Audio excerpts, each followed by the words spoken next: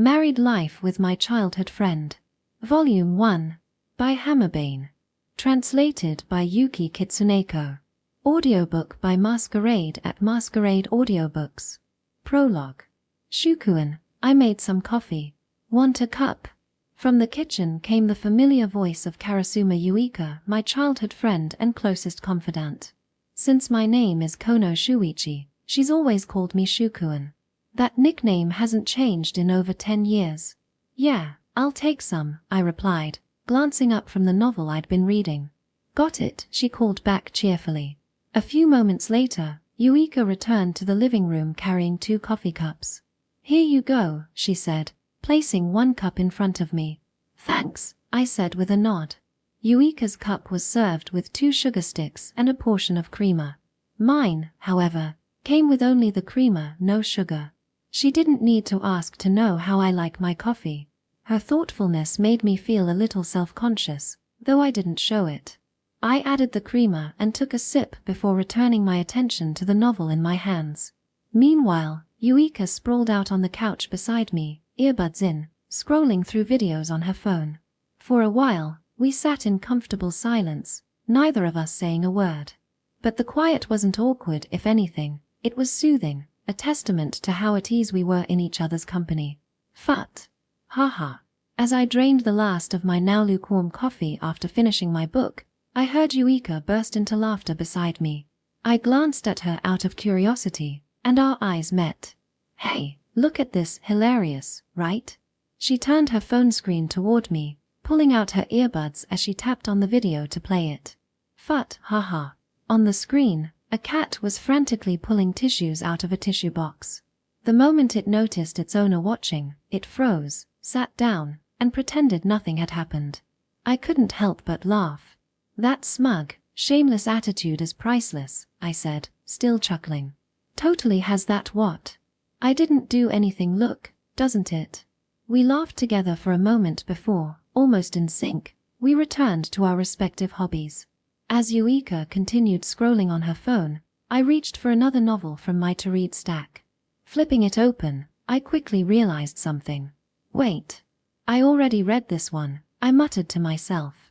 Apparently, I'd grabbed a duplicate from my collection, one I'd accidentally bought twice. My motivation to read deflated, I put the book aside and picked up my gaming console instead. Maybe I'll jump into some online matches with a fighting game, I thought. Feeling like a match. Yuika's knowing grin told me she'd practically read my mind. Care to be my opponent? I replied, smirking right back. As we fired up the game and the match began, our competitive sides came to the forefront. Gotcha, I exclaimed, landing what I thought was a decisive blow. Oh no, you don't, she shot back confidently. What? You blocked that? How could you have possibly read that move? Because, Shukuen, Yuika said with a teasing smile, your moves are totally predictable. TCH. Right back at you. No way. How are you reading my combos like that? The match grew more intense by the second as we both became increasingly absorbed in the game. Section. Yes. I won this round. That was a good move. But now it's 25 wins each. We're completely tied. Looks like the balance of power hasn't changed since back then, she teased. Yeah. Feels like old times. Let's call it a break here, it's a good stopping point. Agreed. With Yuika's approval, I stood and headed for the fridge, returning moments later with 2 bottles of soda, grape and orange. Here you go. I handed her the orange soda without needing to ask. By now, we knew each other's preferences like second nature. Thanks for your service, Yuika said playfully, smiling as she accepted the bottle. We simultaneously twisted off the caps and took a sip. Ah, the sound of mutual refreshment escaped our lips. There's nothing like a cold soda when you're all heated up, she said. Totally, I replied, pointing at her in wholehearted agreement. Party time, Yuika announced, tearing open a bag of snacks. It seemed she'd prepared them while I was grabbing the drinks. Thanks, I said as she handed me a pair of chopsticks, another unspoken rule between us. Snacks and gaming meant no greasy fingers on the controllers. We used to get scolded for this all the time, didn't we? Yeah, I said with a laugh. We thought we were being polite by trying to keep things clean. The memory of those days, us sitting in my room, going through the same routine, brought a nostalgic smile to my face.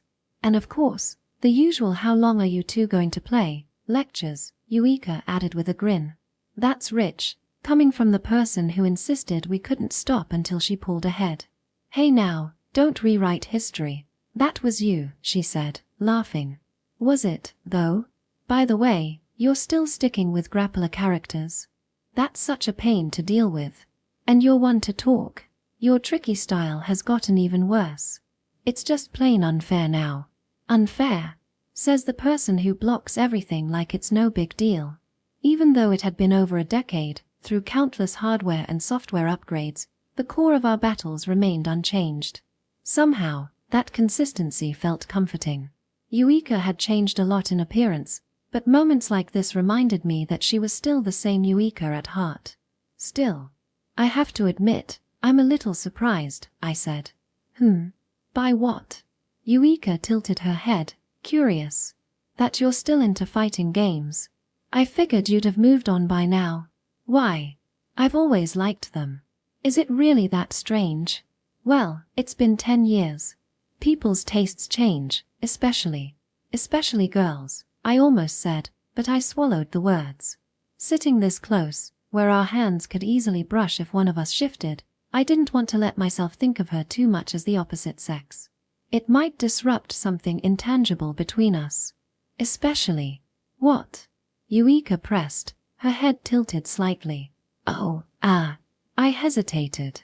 Especially since you've always been a bit quick to lose interest in things, I said, improvising. Okay, fair, she admitted with a laugh. I can't argue with that. Good. It seemed my dodge had worked. But this. Fighting games, I mean.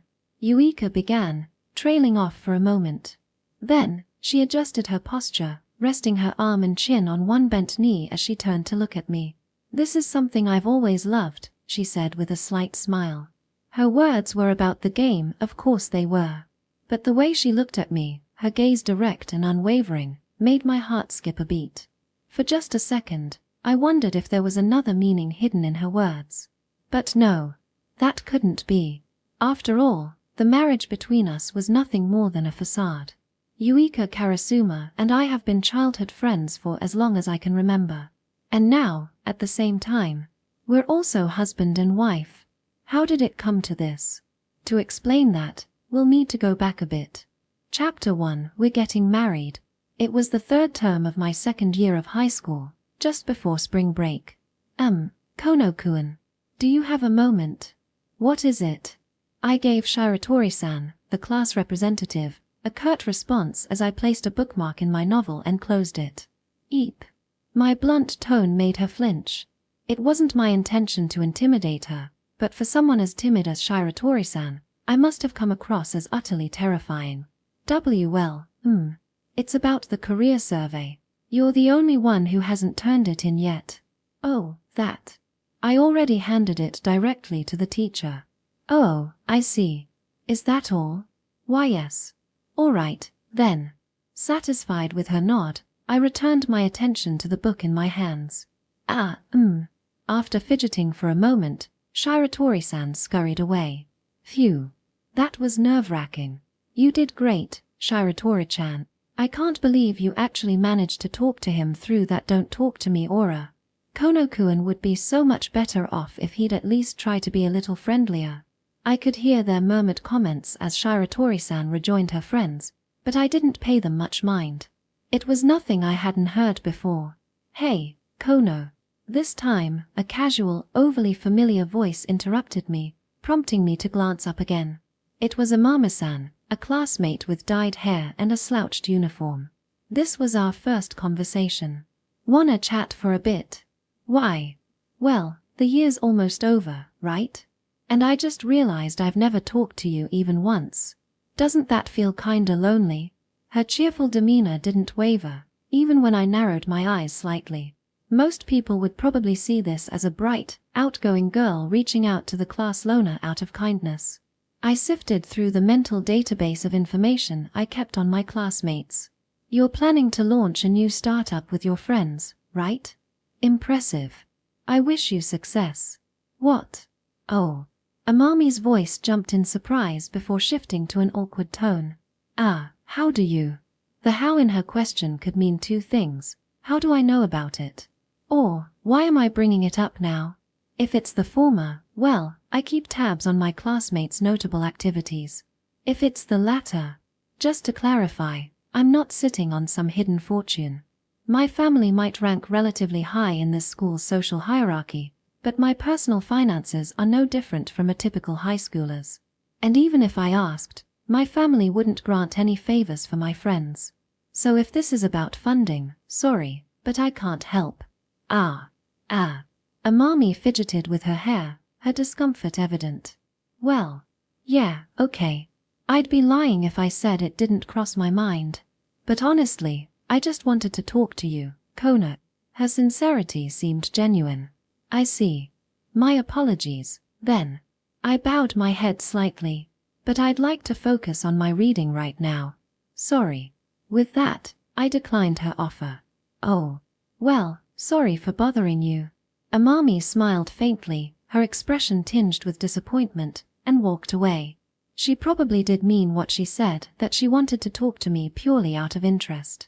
The topic of funding might never have come up if I hadn't brought it up myself. But what about in the future? If their venture ran into trouble, would they still resist the temptation to involve me? My family's influence could solve certain problems, after all. Amami might stay true to her word, but she might not. Judging people case by case is exhausting, so I've chosen to keep everyone at a distance. It's a survival strategy I've honed over the years. Husen Academy, where I've studied since elementary school, is a private institution renowned for its prestige. It's essentially a parade of heirs and heiresses from well-to-do families. Among them, the Kono family holds a relatively high position in terms of legacy and corporate scale. Because of this, I've encountered countless people from childhood to now trying to get close to me for their own gain. It was inevitable that I'd develop trust issues. I've never truly opened my heart to anyone. Well, except for one person. A childhood friend I parted ways with about 10 years ago. Section. This is a memory from my childhood. Hey, why are you always playing alone? Squatting by myself in the sandbox, I looked up at the voice. Standing before me was a boy in a short-sleeved shirt and shorts, his hair cropped short. He looked every bit the mischievous troublemaker. Because everyone looks at me like I'm strange, I replied. I'd seen it before, forced smiles, gauging expressions. Kids who approached me had the same look as the adults at my father's parties, the ones who'd greet him first before turning their attention to me. Their eyes always gleamed too brightly, leaving me feeling uneasy. That's weird, he said, his tone matter-of-fact. I thought so too, but there wasn't much I could do about it. I had already grown used to playing alone. Well then, why don't you be my friend? The boy extended his hand toward me. His offer, though earnest, felt too good to be true. I glanced at his outstretched hand before locking eyes with him. My name's Kono Shuichi. Oh, so that's who you are, he said. It seemed like he knew me already. If that was the case, then maybe he was just like the others. Then I'll call you Shukuen. Ha! I blinked in surprise at his casual tone. His gaze was direct, without a hint of insincerity. My name's Karasuma Yu. The boy started to introduce himself but hesitated, stopping mid-sentence. His mouth opened and closed as if searching for the right words. Maybe he didn't want to say his name. As someone who often avoided sharing my own name, I understood the feeling. Can I just call you Yukuen? My question made him widen his eyes slightly in surprise. Sure. He nodded enthusiastically, a bright smile spreading across his face. Nice to meet you, Yukuen. Finally, I took his still extended hand.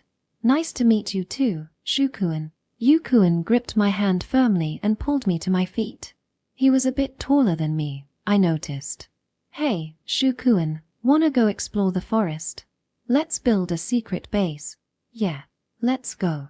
Without hesitation, I nodded and ran off with Yukuen.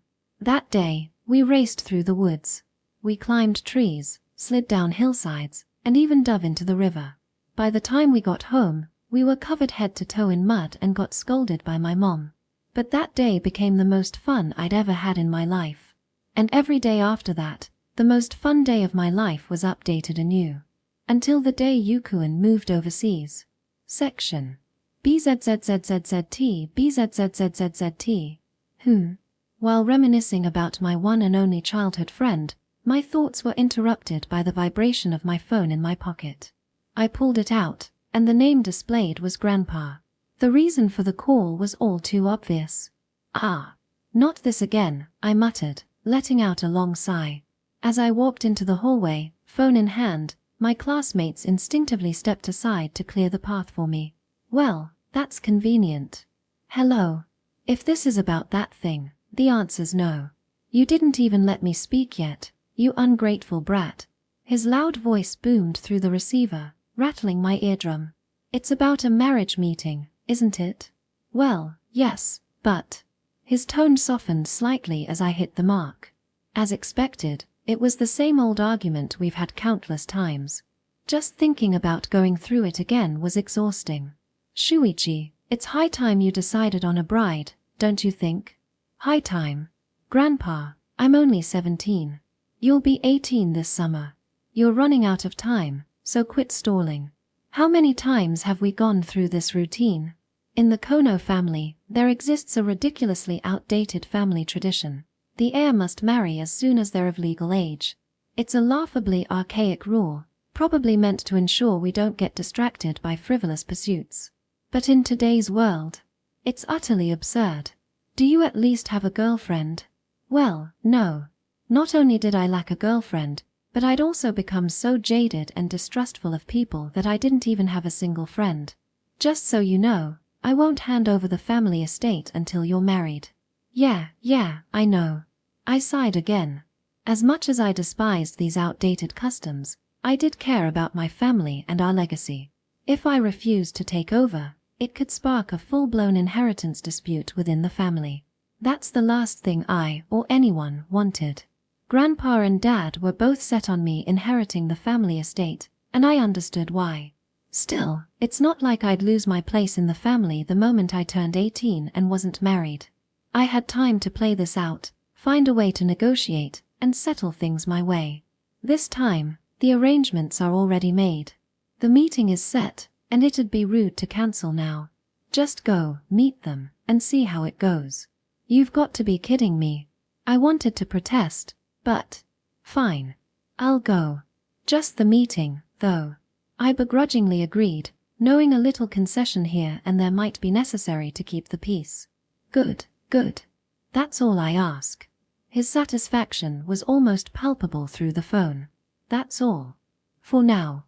Ha! There was something unsettling about his parting words, but before I could ask what he meant, the call abruptly ended. What the hell was that about? The cryptic tone lingered in my mind for a moment. But knowing Grandpa, it was probably just him being dramatic for the sake of it. Shrugging it off, I pushed the matter to the back of my mind and moved on. Section. A few days later. I'm going to turn this down anyway, so it feels wrong to waste their time. With such thoughts weighing on me, I reluctantly entered the venue. Inside, Grandpa sat opposite a woman who seemed to be the mother of the prospective bride. Across from them were myself and the girl I was supposedly meeting. Pleased to meet you, I'm Kono Shu. The polite greeting I'd rehearsed vanished halfway through. Because the moment I looked at her, my thoughts were completely hijacked. Her eyes radiated an inner strength, her nose perfectly sculpted, and her lips a soft sakura pink, a flawless balance of beauty that felt almost otherworldly. Her slightly chestnut-tinged hair was elegantly styled, complementing her deep indigo kimono. It was as if she exuded an irresistible gravitational pull, keeping my gaze locked onto her. This has never happened before. Could this be love at first sight? Ah, wait a second. No, this wasn't romantic infatuation. This thudding in my chest, this overwhelming feeling, it wasn't love. It was nostalgia. Though her appearance had matured significantly, the familiarity was unmistakable.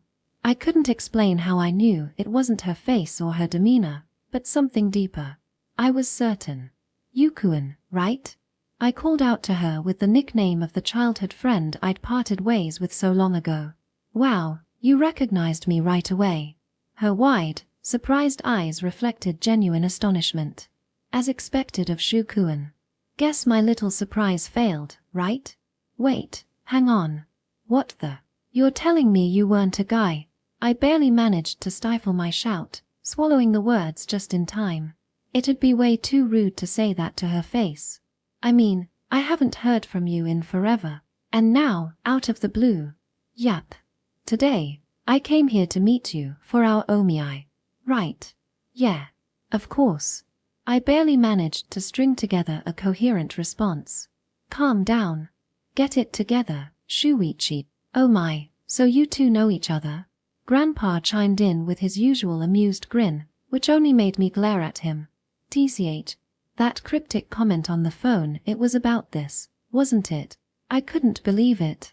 I hadn't even bothered to check the photo of my prospective bride beforehand because I'd already decided to reject the whole idea. Grandpa must have counted on me doing exactly that. Well then, Yukuan's, or rather, Karasuma Yuika's mother chimed in with a composed smile. Since you two clearly have much to talk about, we'll leave you to it. Oh, absolutely. Let's give them some space, Grandpa added with a knowing nod. The two conspirators exchanged glances before rising and leaving the room in perfect sync. So, left alone with an familiar yet unfamiliar beauty, I had no clue what to say. Hi, I'm Kono Shuichi. I finally managed, awkwardly reintroducing myself. Fufu, I know. Well, yeah, obviously. Her refined chuckle felt a world apart from the carefree laughter I remembered. Allow me to introduce myself properly as well, she said, placing her hand gently on her chest and bowing slightly. I'm Karasuma Yuika. It's a pleasure to meet you. Why yeah. The pleasure's mine, I guess. Somehow, I managed to bow back, though I could tell my expression was painfully dumbfounded. You've grown so much since I last saw you, Shukuan, she said with a smile that carried a surprising sense of nostalgia. You sound like a doting uncle. And you've become so handsome. Well, thanks, I guess. Her straightforwardness was disarming, leaving me at a loss for how to respond. And you, I finally managed, you've changed so much too. You're, beautiful. Thank you. Her response was calm, almost nonchalant, as though compliments like that were an everyday occurrence for her now. So, she added, an impish glint in her eye, do you still think I'm a boy? You knew. Oh, absolutely. You treated me like one back then. Her mischievous grin reminded me vividly of the Yukuan I once knew. Ah, my bad. Fufu, don't worry about it. Honestly, it's my fault for acting the part. Wait, really? She nodded, a hint of playfulness still in her smile. Does that mean there's a reason for it? Is this something I can even ask about? Well, ever since I was little, my grandmother was very strict. Girls should be ladylike, graceful, put men first, and cultivate proper manners and education, she used to say.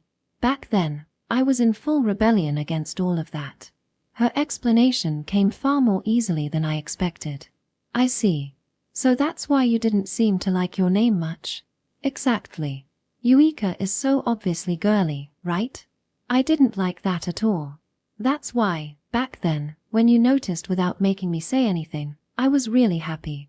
Her expression softened, her eyes narrowing slightly with nostalgia. There was something of the Yukuan I remembered in her expression, though the way she carried herself now was unmistakably feminine. It was throwing me off completely. By the way, before I could process what was happening, Yuika suddenly leaned forward, closing the space between us. I reflexively leaned back. Hey, Shukuan. The smile on her face was the same one she had back then when Yukuan was about to pull some kind of prank. I've got a proposal for you. As she said this, she lightly placed her hand over her chest. Why don't you marry me? Her words were simple, but their meaning couldn't have been clearer. Both our families are pushing us to settle down, right? But marrying a total stranger feels like a gamble. You don't have a boyfriend? If I did, I wouldn't be here. Fair point. The Karasuma family wasn't exactly the kind of family that would let her marry just anyone. And besides, if it's you, Shukuen, I think I'd feel more comfortable. You're really okay with deciding something this important so casually? Sometimes, overthinking things just leaves you stuck. Maybe so. I trailed off, considering her words. To be honest, her suggestion wasn't unreasonable. Actually, it felt like a lifeline. I'd been completely out of ideas on how to deal with my family's demands. And Yukuen was the one person my age I'd ever trusted. Compared to marrying someone I'd just met, this felt like a far better option. This might actually be the easiest choice. Foo. Her soft laughter pulled me out of my thoughts. You still have that habit of tugging your earlobe when you're deep in thought. Ha! Oh. I only realized it when she pointed it out. I'd been unconsciously fiddling with my ear. Come to think of it, Yukuen was the one who first noticed that habit of mine, all those years ago. So, have you made up your mind yet? Yeah, I had. My thoughts were finally clear. Then will you? Wait. I cut her off mid-sentence. Something told me she was about to ask, will you marry me? And somehow, I couldn't let her say it first. What? Am I not good enough? She asked with a teasing smile. That's not it. I took a deep breath and straightened up. This is just something I want to say myself. What? Yuika tilted her head, looking genuinely confused. Karasuma Yuika. Saying her name felt heavy, making my nerves spike as I extended my hand toward her. Will you marry me? I spoke as firmly as I could, bowing my head slightly. I could hear her sharp intake of breath. Logically, I knew she wasn't going to refuse after everything we'd talked about, but still, this was my first time saying anything like this, let alone skipping straight to a proposal. My heart was pounding so hard it felt like it might burst. After what felt like forever, but was probably only a few seconds, she exhaled softly, her voice steady. Yes. She placed her hand firmly in mine, her response as clear as her radiant smile. And just like that, our engagement was set. Section. Well then, see you later, Shukuen. Yeah, see you. When I waved, Shukuen gave me a small wave back. After I accepted his proposal, his grandfather and my mother joined us again. We briefly discussed the schedule moving forward, and with that, the meeting was adjourned for the day. Once I saw Shukuen get into his grandfather's car, I climbed into my own ride. Phew. The moment I settled into the back seat, the smile I had been holding back slipped out. Oh, goodness. I'd been trying so hard, so incredibly hard, not to let it show. Everything had gone perfectly. No, better than I could have ever imagined. Foo. I could feel my cheeks relaxing, the tension melting away. It's fine now, right?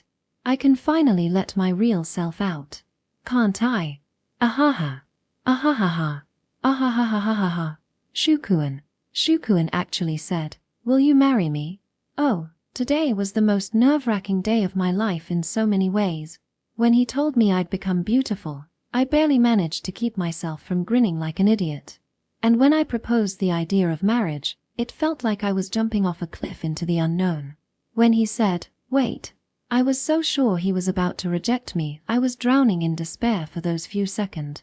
But then, when he turned it around and proposed to me instead, the emotional whiplash was insane. It felt like I was riding an orbital elevator. Honestly, the fact that I didn't scream out loud right then and there might just be the biggest clutch moment of my entire life.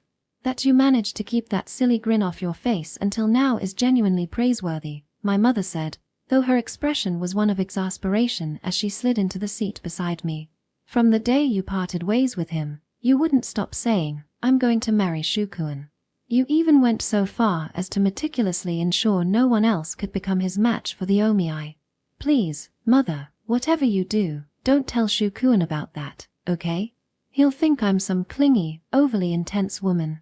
I have no intention of telling him, but I do wonder how my daughter ended up becoming such a clingy woman. From a young age, without even realizing it, I had fallen in love with Shukuen. Even after 10 years apart, that love had never faded. If anything, now that we'd reunited, I could feel it burning more intensely than ever before. Still, If I let all of that show, I'd probably scare him off. To Shukuen, I'm still just a childhood friend, for now. For now, I'll keep acting cool around him, cool and compose. Chapter 2, a fresh start, off to a smooth beginning. Since the day of our omiai, things had been a whirlwind: engagement ceremonies, family introductions, moving preparations, days passed in a blur. We're really going to live together here starting today, aren't we? Yeah, we are. Stepping into the 3LDK apartment, a brand new unit, currently empty while we waited for the movers, Yuika seemed to take it all in with a sense of emotion. Honestly, up until now, I'd just been going through the motions, checking off each event on a list without truly feeling the weight of getting married. But from here on out, this was the real deal. Yuika-san, it's about time we… You know, that's been bothering me since we met again. Yuika cut me off, pointing toward my lips. Why are you calling me that so formally? Well, calling you Yukuen now would feel weird, don't you think? Then just drop the honorifics. Call me Yuika. Honestly, I'd felt a bit awkward calling her Yuika-san this whole time too. Considering our relationship, first names with no honorifics probably made the most sense. Alright then. Yuika. Yep, that's much better. When I finally called her by her name, Yuika nodded in satisfaction. So, Shukuen, what were you going to say earlier? Oh, I was just about to mention that the movers should be arriving soon. But since I'm calling you by name now, shouldn't you drop the Kuen and call me Shu? Fair's fair, right? But this feels right for me. That's kind of unfair, don't you think? Back when we were kids, you never called me Yu-chan, so this is your loss. I see. So the match was decided over 10 years ago. Not that I really mind or anything. Oh, that reminds me, we haven't discussed this yet, Yuika said, as if something had just occurred to her. The bedrooms. What do we do about them? Ha! What do you mean? I tilted my head, unsure of what she was getting at. Are we going to sleep in the same bed? Ga. Yuika asked with a serene, almost playful smile, leaving me coughing in surprise. I mean, sure, that would be natural for a normal married couple, but let's have separate bedrooms. One for each of us, with the last room as a guest room. I think that's the most practical arrangement. Don't you think it'd be fun, though? Like when we were kids, staying up late and chatting while sharing the same futon? That's something we can consider later. Hehe, I'll be looking forward to it, Yuika said, smiling mischievously. I could tell she was just teasing, but seriously, what would she have done if I'd agreed to it right then? Section. Am I doing this right? Is my little devil's smile convincing enough? It feels like I'm using muscles I've never used before, and my cheeks are starting to cramp a little. For now, let's double check that everything in the apartment works properly before the movers arrive. Good idea. Alright, let's do that. Thankfully, Shukuen turned his back to me almost immediately, allowing my face to relax into a more natural, droopy expression. By the way, what would have happened if Shukuen had agreed earlier? Considering I was the one who brought it up, I wouldn't have been able to deny him outright. Maybe I could have brushed it off with something like, "Oh, you took that seriously?" But if that didn't work, and we actually ended up sharing the same bed. The same bed. What? Just imagining it made my heart feel like it was going to explode. Did you say something? Ha! Nope, nothing at all. That was close. Did I fix my face in time before Shukuen turned around to see my love-struck expression? Really? Well, if you say so. But your face looks a little red. Are you feeling okay? You don't have a fever, do you? Ahaha, maybe I'm just a little too excited about the new place. I mean, I've lived at home my whole life. Don't overdo it, okay? Of course. Alright, let's split up and check everything. Got it. Let's do that. Phew, now I don't have to worry about keeping up appearances. Hehe. Sharing a bed with Shukuen. Someday, it'll really happen. Right. Section. That evening, after we had finished moving all the furniture and unpacking most of our things. Thanks for the meal. After eating the traditional moving in soba noodles, we put our hands together in gratitude. Alright, now for some tea after the meal. I'll make the tea, Yuika offered before I could move. Oh, thanks. As the two of us sipped the tea she brewed, a silence filled the room. The atmosphere grew heavier with each passing moment. I glanced around the room, trying to find a topic of conversation. We'll need to pick up a few more things, furniture, appliances, you name it. Yeah, let's go shopping tomorrow. Sure. But that short exchange fizzled out quickly, leaving us in silence once again. Why is this so awkward? Back when we were kids, I don't remember there ever being a gap in our conversations. But now, with 10 years separating us, it's not like we can just pick up where we left off. For the first time, I felt the weight of that lost time. What about you, Shukuen? What do you usually do on your days off? Yuika broke the silence. Her expression was calm, unreadable, as though the awkwardness didn't faze her at all. Section. Mostly reading. Oh, really? Yeah. Wow, this silence is super awkward, isn't it? I'd been so excited and nervous about starting this life together with Shukuen, but 10 years apart is no small gap. I don't know what he likes now, how he spends his time, or what's on his mind these days. But if that's the case, you've gotten pretty into staying indoors, right? Back then, you were always running around outside, getting muddy, and getting scolded by my mom. Then I'll just get to know him again, little by little. Right. That was because you dragged me around everywhere. But you had fun, didn't you? I asked with a playful smile, my heart fluttering just a bit. Yeah, of course. Shukuen smiled back and nodded firmly, and I felt a wave of relief. I could tell he treasured those times we spent together just as much as I did. Thanks to you pulling me all over the place, I got to see places I never would have gone to on my own. I got to experience things I wouldn't have otherwise. And it was way more fun than being by myself. So, thanks for that. His heartfelt words brought a quiet laugh to my lips. Me too. It was so much fun because I was with you, Shukuen. Thank you. Really. It's because of Shukuen that I am who I am today. We did some crazy things back then, though. Like that time we decided to see how far we could bike. Oh yeah, that was a disaster. We didn't save any energy for the trip back, so we were both dead tired by the end. I seriously thought we'd never make it home. We were practically in tears. Exactly. Honestly, Shukuen, I got into so much trouble because of you. Well, sure, I came up with the idea, but you're the one who kept saying, we can go a little further, just a little further, and wouldn't turn around. But you didn't stop me, did you? Well, yeah, but still. And just like that, the conversation started to flow more naturally. Section. And so, I was talking about eating a tangerine, right? Ahaha. And I thought you were still talking about that pretty rock we found earlier. Did you eat that rock? When you yelled that, I was completely dumbfounded. Haha, well, from my perspective, it didn't make any sense at all. Foo, of course not. Speaking of rocks, though, before I knew it, the awkwardness from earlier had completely vanished, replaced by a natural, uninterrupted flow of conversation. Oh, without any coordination, our gazes drifted away from each other at the same time. Whoa, it's already this late? We both glanced at the clock and blurted the exact same thought simultaneously. Another shared laugh followed. Foo, once we start talking, we just can't stop, can you? Yeah, seriously. A moment ago, I'd felt the weight of the 10 years we'd been apart. But now, I found myself thinking, we can fill in those lost years starting now. Well, let's call it a night for today.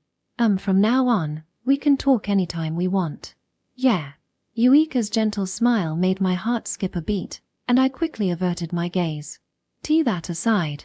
Next on the agenda is dividing up the chores. Heating the bath and washing the dishes are the obvious tasks to split. I'll take care of the dishes, Yuika offered. Could you handle the bath, Shukuen? It seemed she was thinking along the same lines as me. Sure, I replied. But then there was one more thing to decide. You can take the bath first once it's ready, she said.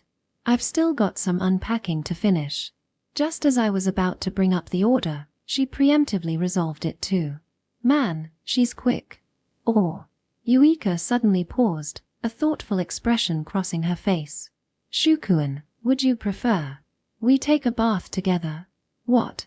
Her mischievous grin and teasing question left me completely speechless. No, I'll take the bath first. Thanks. Really? That's a shame. Her voice betrayed no disappointment at all, and her light chuckle only made it worse. She'd always had a playful streak, but being teased by her like this, looking as she does now, it's murder on my poor heart. Section. All right. Let's get this cleaned up quickly. Gathering the dishes from the table, I carried them to the sink. Taking a bath together. As the words I'd said earlier replayed in my head, I muttered them under my breath. What? That's way too bold, isn't it? The mere thought of it made my face flush as I scrubbed the dishes far more vigorously than necessary, the sponge squeaking under the unnecessary pressure. Section. After swapping places with Yuika in the bath, I spent some time relaxing in my room. Shukuen, do you have a moment? Her voice came from the other side of the door, followed by a gentle knock. Ah, yeah, come in. Since I wasn't planning on going to bed just yet, I answered casually, not thinking much of it. All right then, I'll just let myself in. At the sound of Yuika's voice, I glanced toward the opening door. Exclamation point. And just like that, my eyes were glued to her. Her slightly flushed skin, her pajamas clinging to her in places, and the fact that the top 2 buttons of her shirt were undone, likely due to the heat of the bath, left me momentarily speechless. Despite her slender frame, she definitely wasn't lacking in certain areas. No, stop staring. Get it together. I quickly looked away, taking a deep breath to steady myself before she could notice my reaction. Something wrong? She asked, tilting her head slightly. No, nothing, I replied, confident that I'd managed to keep the shakiness out of my voice. Well, I came to say good night. And lodge a small complaint. A complaint? I tilted my head in confusion. I couldn't think of anything she'd have reason to complain about. Shukuen, you're being way too considerate. That struck a chord. I couldn't exactly deny it. Like, for example, you're the type who enjoys long baths, right? But earlier, you got out of the bath really quickly so I wouldn't have to wait, didn't you? I mean, I used to, but not anymore. You still are. I checked with your family. Yes. I sighed in defeat. It was clear there was no escaping her thorough investigation. And you even went out of your way to clean the tub and refill it with fresh water for me, didn't you? Well, I thought you might not want to use the same water after me. You didn't care about that sort of thing when we were kids, though.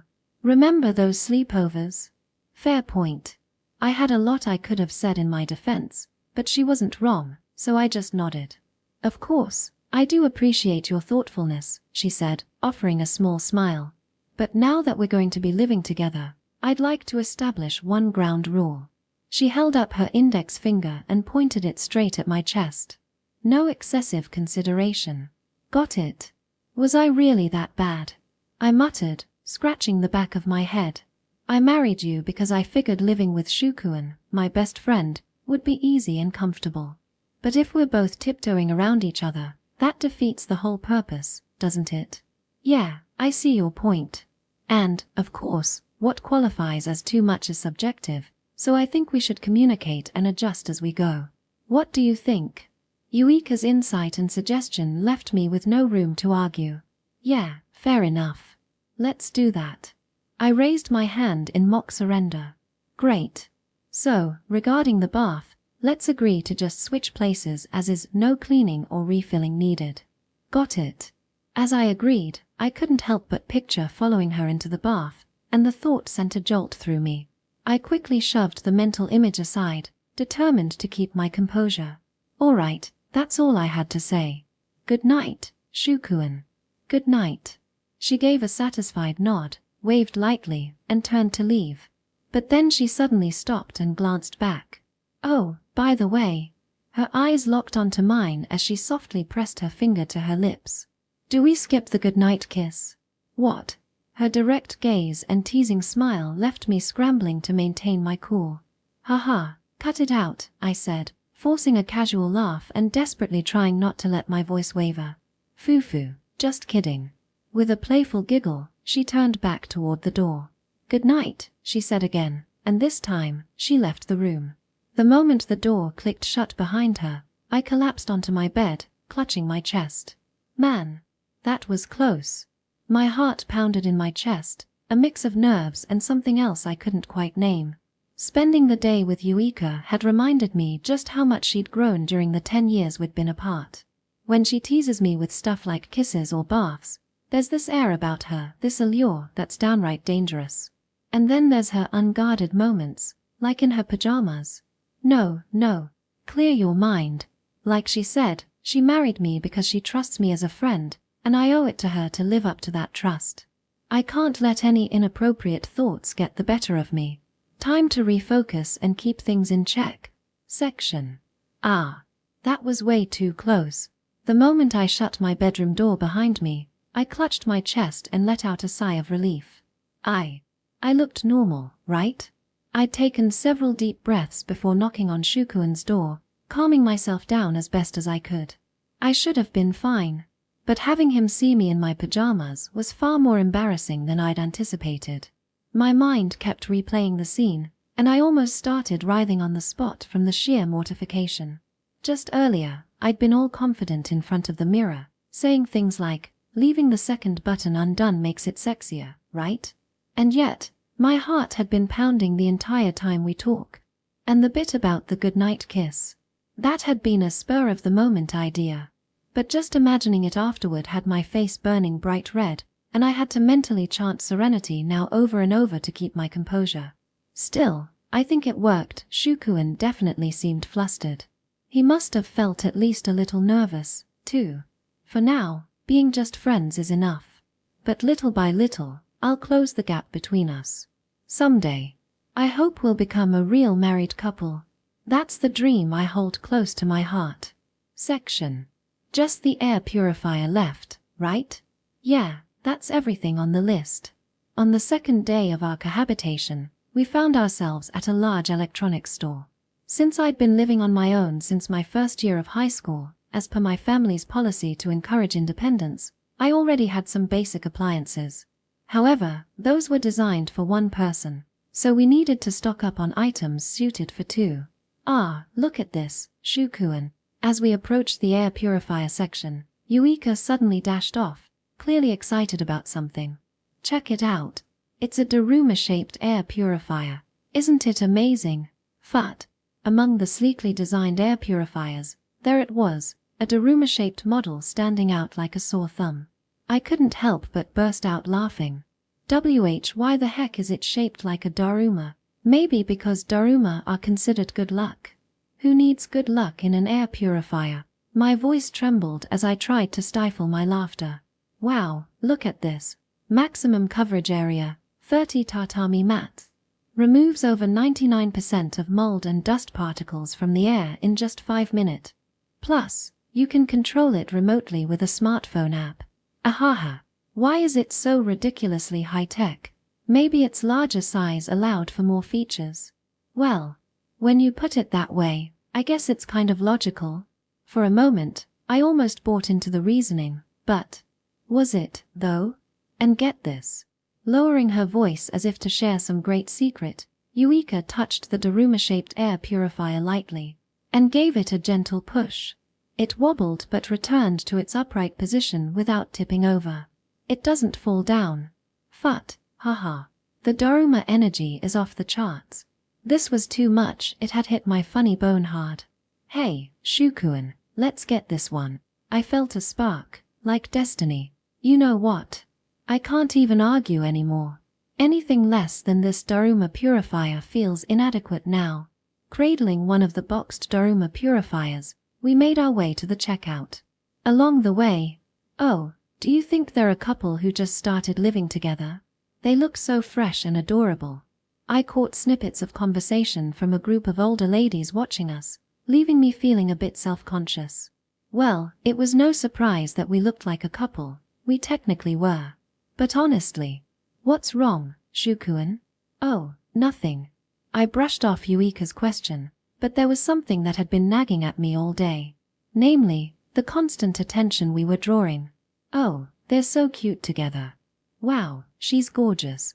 Man, I wish I had a girlfriend like that. People were staring. A lot. The reason was obvious, Yuika's striking appearance. Despite her casual outfit, a slightly oversized pullover and denim jeans, it only served to highlight her natural beauty. Yuika, meanwhile, was humming a tune, completely unfazed by the attention. She was probably used to it. As for me, walking next to her made me slightly tense. I found myself straightening my posture a bit, determined not to appear like someone who didn't deserve to stand by her side. Oh, that reminds me. Yuika's face lit up as if she'd remembered something. Can we stop by the supermarket on the way back? Sure, but why? To buy ingredients, of course. Why? Even after hearing her answer, I couldn't help but ask again. Fufu, I'm going to cook for you today. She flexed her arm playfully, a confident smile on her face. Right. I'm looking forward to it. As I said that, I silently braced myself.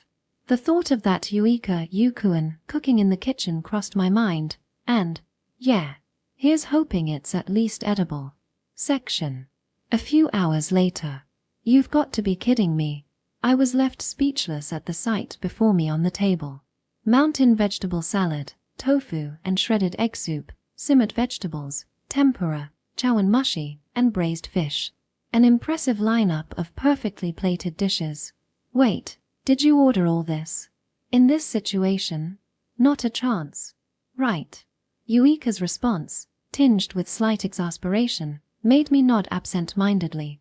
She had insisted I stay out of the kitchen, saying it was embarrassing to be watched while cooking, so I'd entertained the possibility she might have gotten takeout. But clearly, that wasn't the case. Come on, let's eat, she said cheerfully. Ah, yeah. Yuika wasn't bragging. She looked like she genuinely thought this level of skill was normal. Together, we clasped our hands. Itadakimasu. I hesitantly picked up a small portion of the mountain vegetable salad with my chopsticks. While the presentation was flawless, there was always the chance the taste could be less so. Just in case, I erred on the side of caution. Ah, this is delicious. The words escaped my mouth before I could stop them. The flavors were perfect, it was needless worry on my part. I moved on to the soup, the simmered vegetables, and the rest of the dishes in sequence. Wow, this is great. This too. Wait. All of this is amazing. Each dish was delicately seasoned yet packed with flavor. What's more, the dishes complemented each other perfectly, enhancing the experience with every bite. This is insanely good, Yuika. Even as I kept eating, I couldn't help but voice my admiration. I wasn't exactly unfamiliar with good food, having grown up in a privileged household. But Yuika's cooking was on par with, or maybe even better than, the meals I was used to. And to think she managed this with ingredients from a regular supermarket. Hey, I'm so glad you like it. All that practice over the past 10 years has paid off. Wait. 10 years. Her words made me pause, my chopsticks hovering mid-air. Of course, I'm just joking. She coughed awkwardly, her smile looking a bit strained. Seriously, Shukuan, who starts training in the kitchen at 8 years old just to prepare for a wedding 10 years later? No one would be that extreme. Well, I guess that makes sense. Yeah. For some reason, she seemed a bit deflated. But anyway, Yuika clapped her hands together, instantly brightening her expression. You know, since we got engaged through the Omiai, I thought I should pick up some bridal skills. So I took a few cooking lessons, and this is the result. You got this good after just a short time? That's genius level. Honestly, the idea that she'd been honing her skills for a decade felt more believable, but I decided to drop it. Clearly, it was absurd. Yuika, have you considered a career in the culinary arts? Honestly, it'd be a loss for the world if you didn't. Oh, stop exaggerating. I'm being completely serious. I could practically envision Yuika as a star chef, leading the culinary world into the future. But I only want Shukuan to enjoy my cooking. I froze. Well, I mean, she did say she picked up cooking for the sake of our married life. She probably just meant there wouldn't be anyone else to cook for, right? Probably. Thanks. Still, the comment threw me off enough that it was all I could manage in reply. Section. Foo. I'm glad. Shukuan said it was delicious. All those years of training since I was 8 really paid off, didn't they? Ha!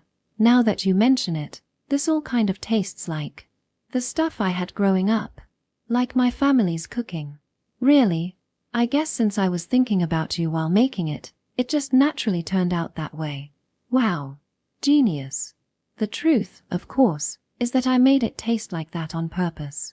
Mimicking the flavors from Shukuan's home was no small feat, but getting those recipes from his mom was a game changer.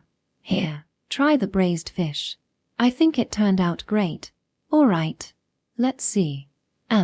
This is amazing too. Although, I've been saying amazing to everything so far, haven't I? If I were to get specific. Don't worry about that. It's not like this is a food review. Just seeing Shukuan's expression tells me everything I need to know. He really thinks it's delicious. It makes me happy just seeing you eat a lot. Then I'll do my best. Watching him dig in so enthusiastically fills my chest with a warm, happy feeling. At the same time, I can't help but think. Maybe I've already got his heart. Through his stomach.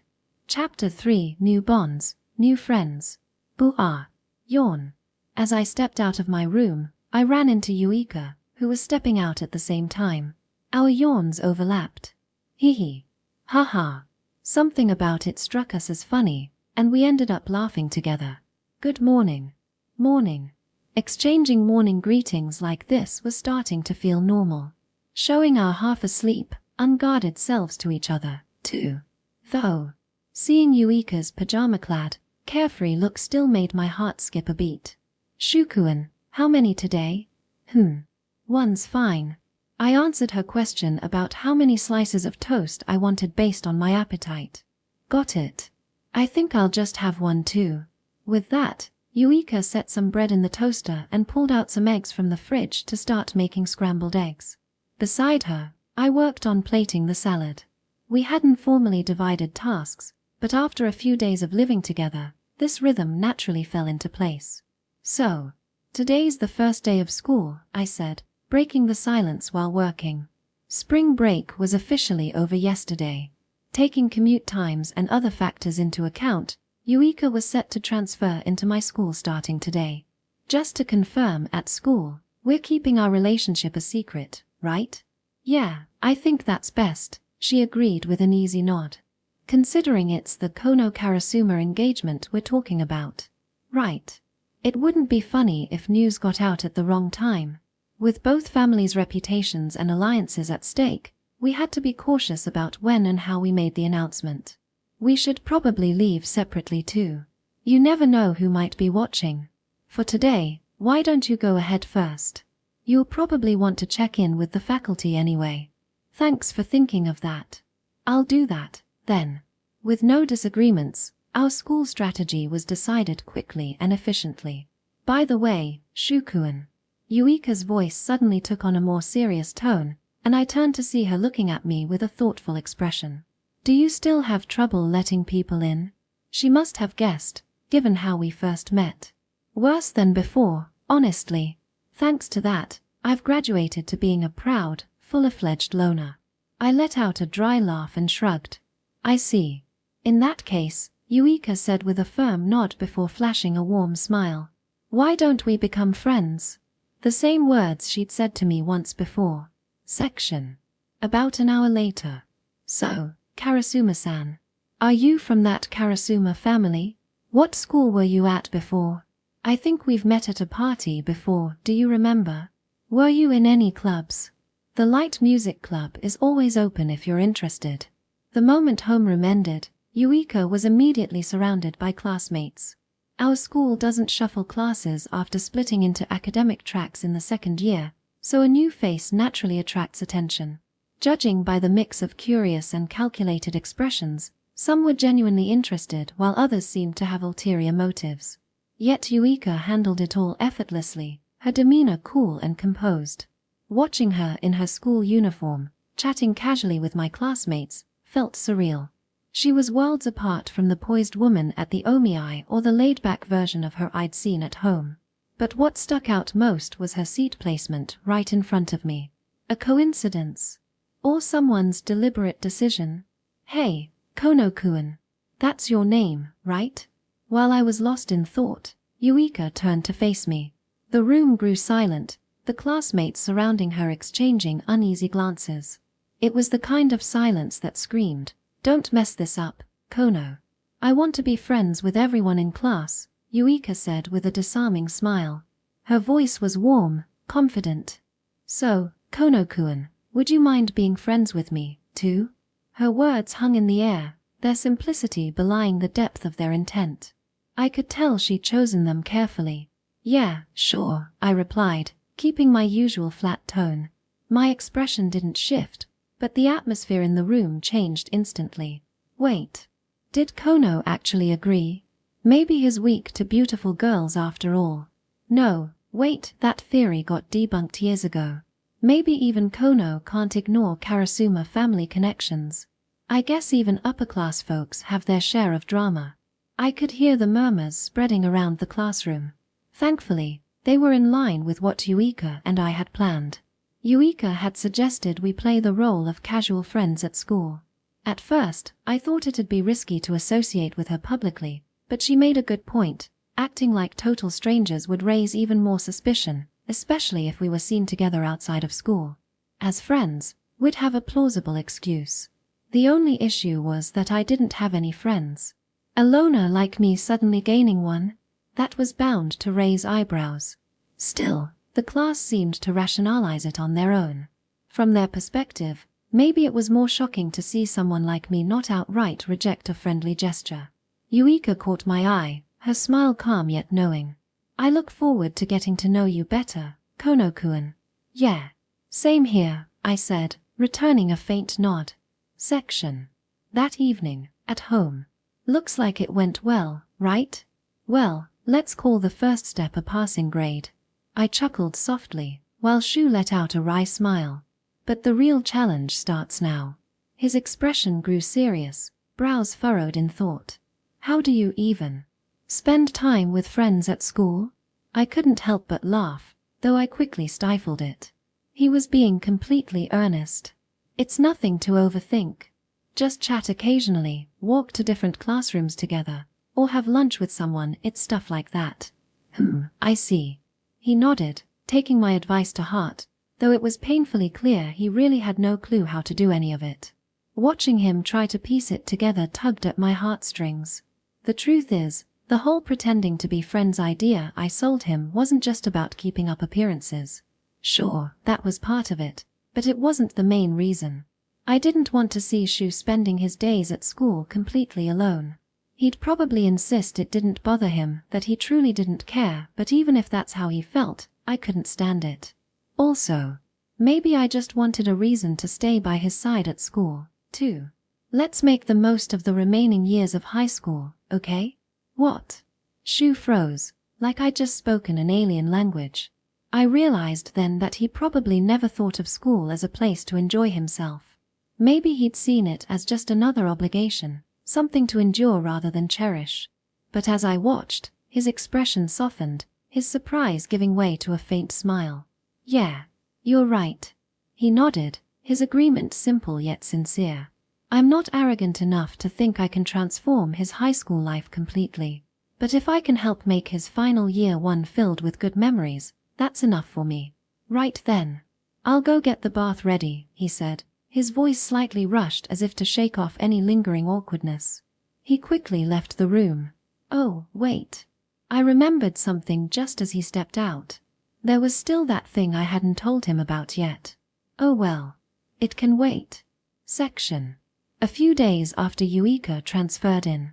"See you tomorrow." "Yep, see you then. Bye-bye."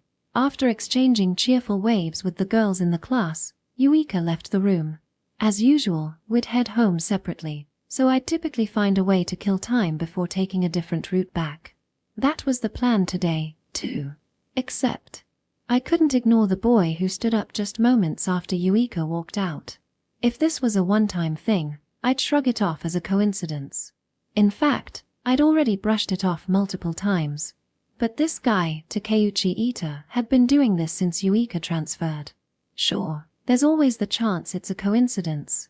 But just to be safe, maybe I should check it out. Section. Even after leaving the school, Takeuchi-kun maintained a consistent distance behind Yuika, walking the same route. If they lived in the same direction, it wouldn't be unusual. But still, I had to confirm my suspicions. Yo, Kono-kun, what's up? Oh. Just as I turned the corner, I found Takeuchi-kun waiting for me. His tone was overly friendly, but the sharpness in his gaze betrayed a sense of caution. Following me? Not much fun to be had there, don't you think? His abrupt remark made it clear I'd hit the mark. And what about you? Are you tailing Karasuma-san because you find it fun? At my sarcastic inquiry, Takeuchi-kun gave me a sly smile before wiping it off his face entirely. Whatever I do, it's none of your business, is it? He leaned in, attempting to intimidate me, but I refused to back down. Whether it's my business or not, I'll decide that. I squared my shoulders and responded firmly. His presence carried the kind of pressure that suggested he practiced some form of martial arts, but I wasn't about to take a single step back. Oh. His lips curled into an intrigued smirk. For the record, I'm not the type to let family circumstances hold me back. Cry to mommy and daddy all you want after this. Like I'd do something that lame. Seriously, if I relied on my family for something this petty, I'd never hear the end of it. Our eyes locked in a tense standoff. I'd been trained in self-defense from a young age and was confident in my abilities. That said, I wasn't going to escalate this into a fight unless he made the first move. For now, I just needed to stand my ground. Fut, ha ha ha ha. And then, out of nowhere, Takeuchi-kun burst out laughing. Man, sorry. Guess I got a little carried away. With a broad grin, he dropped the tense act as if it had never been there. I just wanted to see what kind of guy Yuika-chan's partner really is. Wait, hold on. Before he could reveal too much, I clamped a hand over his mouth. You know? He nodded, confirming my suspicions. That cleared up most of my questions. Right. I guess the Takeuchi family has ties to the Karasuma family, right? Belatedly, I recalled the connection between their families. I couldn't believe I'd overlooked such a basic detail. I'd let my focus narrow too much because it involved Yuika. Oh, you even know my name? We're classmates. Of course, I know your name.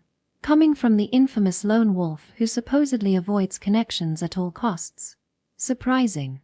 I never said I avoid people entirely, nor do I lack interest in others.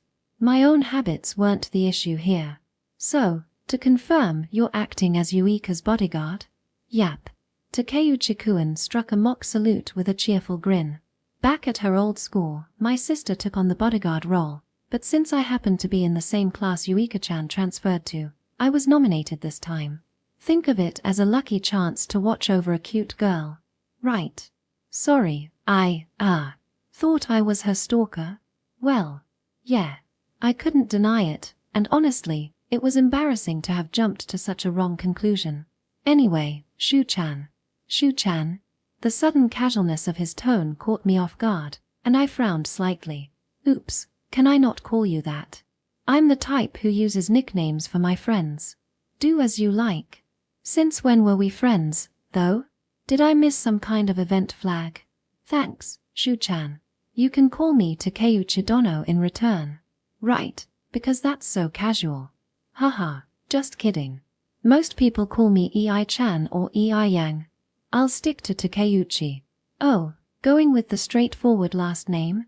A bold choice. I'll take it as a sign of deep friendship. It's nothing like that. I just didn't feel comfortable calling him by a nickname, that's all. Anyway, sorry for interrupting you earlier. What were you going to say? Oh, right. Takeuchi, no. Ita clapped his hands as if remembering. Shu-chan, you've got sharp eyes. I didn't think anyone would notice me tailing Yuika-chan. I even waited for moments when no one was paying attention. Unless... You're always watching her? He grinned, his tone playful but laced with a knowing edge. Not like I'm always watching her. I just happened to notice you this time. Honestly, though, my eyes do tend to follow her more than I'd like to admit. Still, saying that out loud felt weirdly embarrassing, so I settled for this half-hearted excuse. Oh, I see now. Sure. Takeuchi grinned knowingly, his smug smile all but screaming that he wasn't buying a word of it. Actually, now that I think about it. Anyway, how about this? Shu-chan, why don't you join me as Yuika-chan's co-bodyguard? No, I think I'll leave it to the professionals. Come on, don't be like that. Join in, man. It'll be fun. And hey, as a bonus, I'll even give you my half-eaten anpan. I don't want your anpan. And why are you so desperate all of a sudden? Dude, guarding someone is boring as hell. You can't even mess with your phone. Having someone who knows the situation to talk to, that's like a dream come true. Way to overshare. This guy had zero chill when it came to closing the distance, didn't he? Section. So yeah, that's what happened. That evening, I recounted the whole series of events to Yuika. For some reason, she found it absolutely hilarious. Oh, sorry for laughing so much. Something about your back and forth with Ita just really got me. She wiped away the tears pooling at the corners of her eyes, still chuckling. And also, thank you for looking out for me. Then, her expression softened into a warm smile. Well, I mean, all I really did was unnecessarily bother the guy who's actually protecting you. But your actions came from a desire to protect me, didn't they? That's what makes me happy. Being thanked for something that was clearly a misunderstanding just makes me feel even more embarrassed. Anyway, sorry.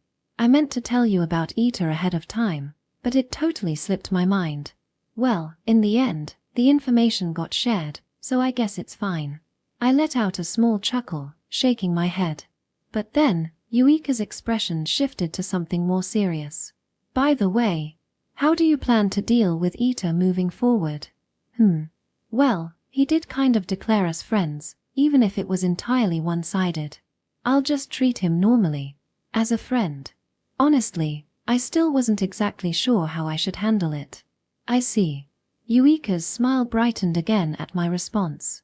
I think it's good for you to have at least one person like that in your life, Shukuin. Maybe. Ita seemed to have the impression that I had no interest in other people, but that wasn't exactly true. It was just easier to keep everyone at arm's length rather than bother trying to figure out who had ulterior motives and who didn't. You can trust Ita. I guarantee he'd never try to use you for anything shady. Well, if he has the Karasuma seal of approval, that's reassuring. If I know someone is genuinely trustworthy, I don't have any reason to push them away. Yep. I mean, honestly, he's way too dumb to come up with anything sneaky in the first place. Oh, that wasn't quite the type of endorsement I was expecting. Oh, but, you know, he's got some great qualities too. He might seem laid back, but is actually very diligent when it comes to his duties. Once he recognizes someone as a friend, he's the type to go all out for them without hesitation. And despite how carefree he seems, he's surprisingly honest and sincere at heart. I see. What is this feeling? Hearing Yuika talk about Ita's good points made my chest feel strangely unsettled somehow. Section.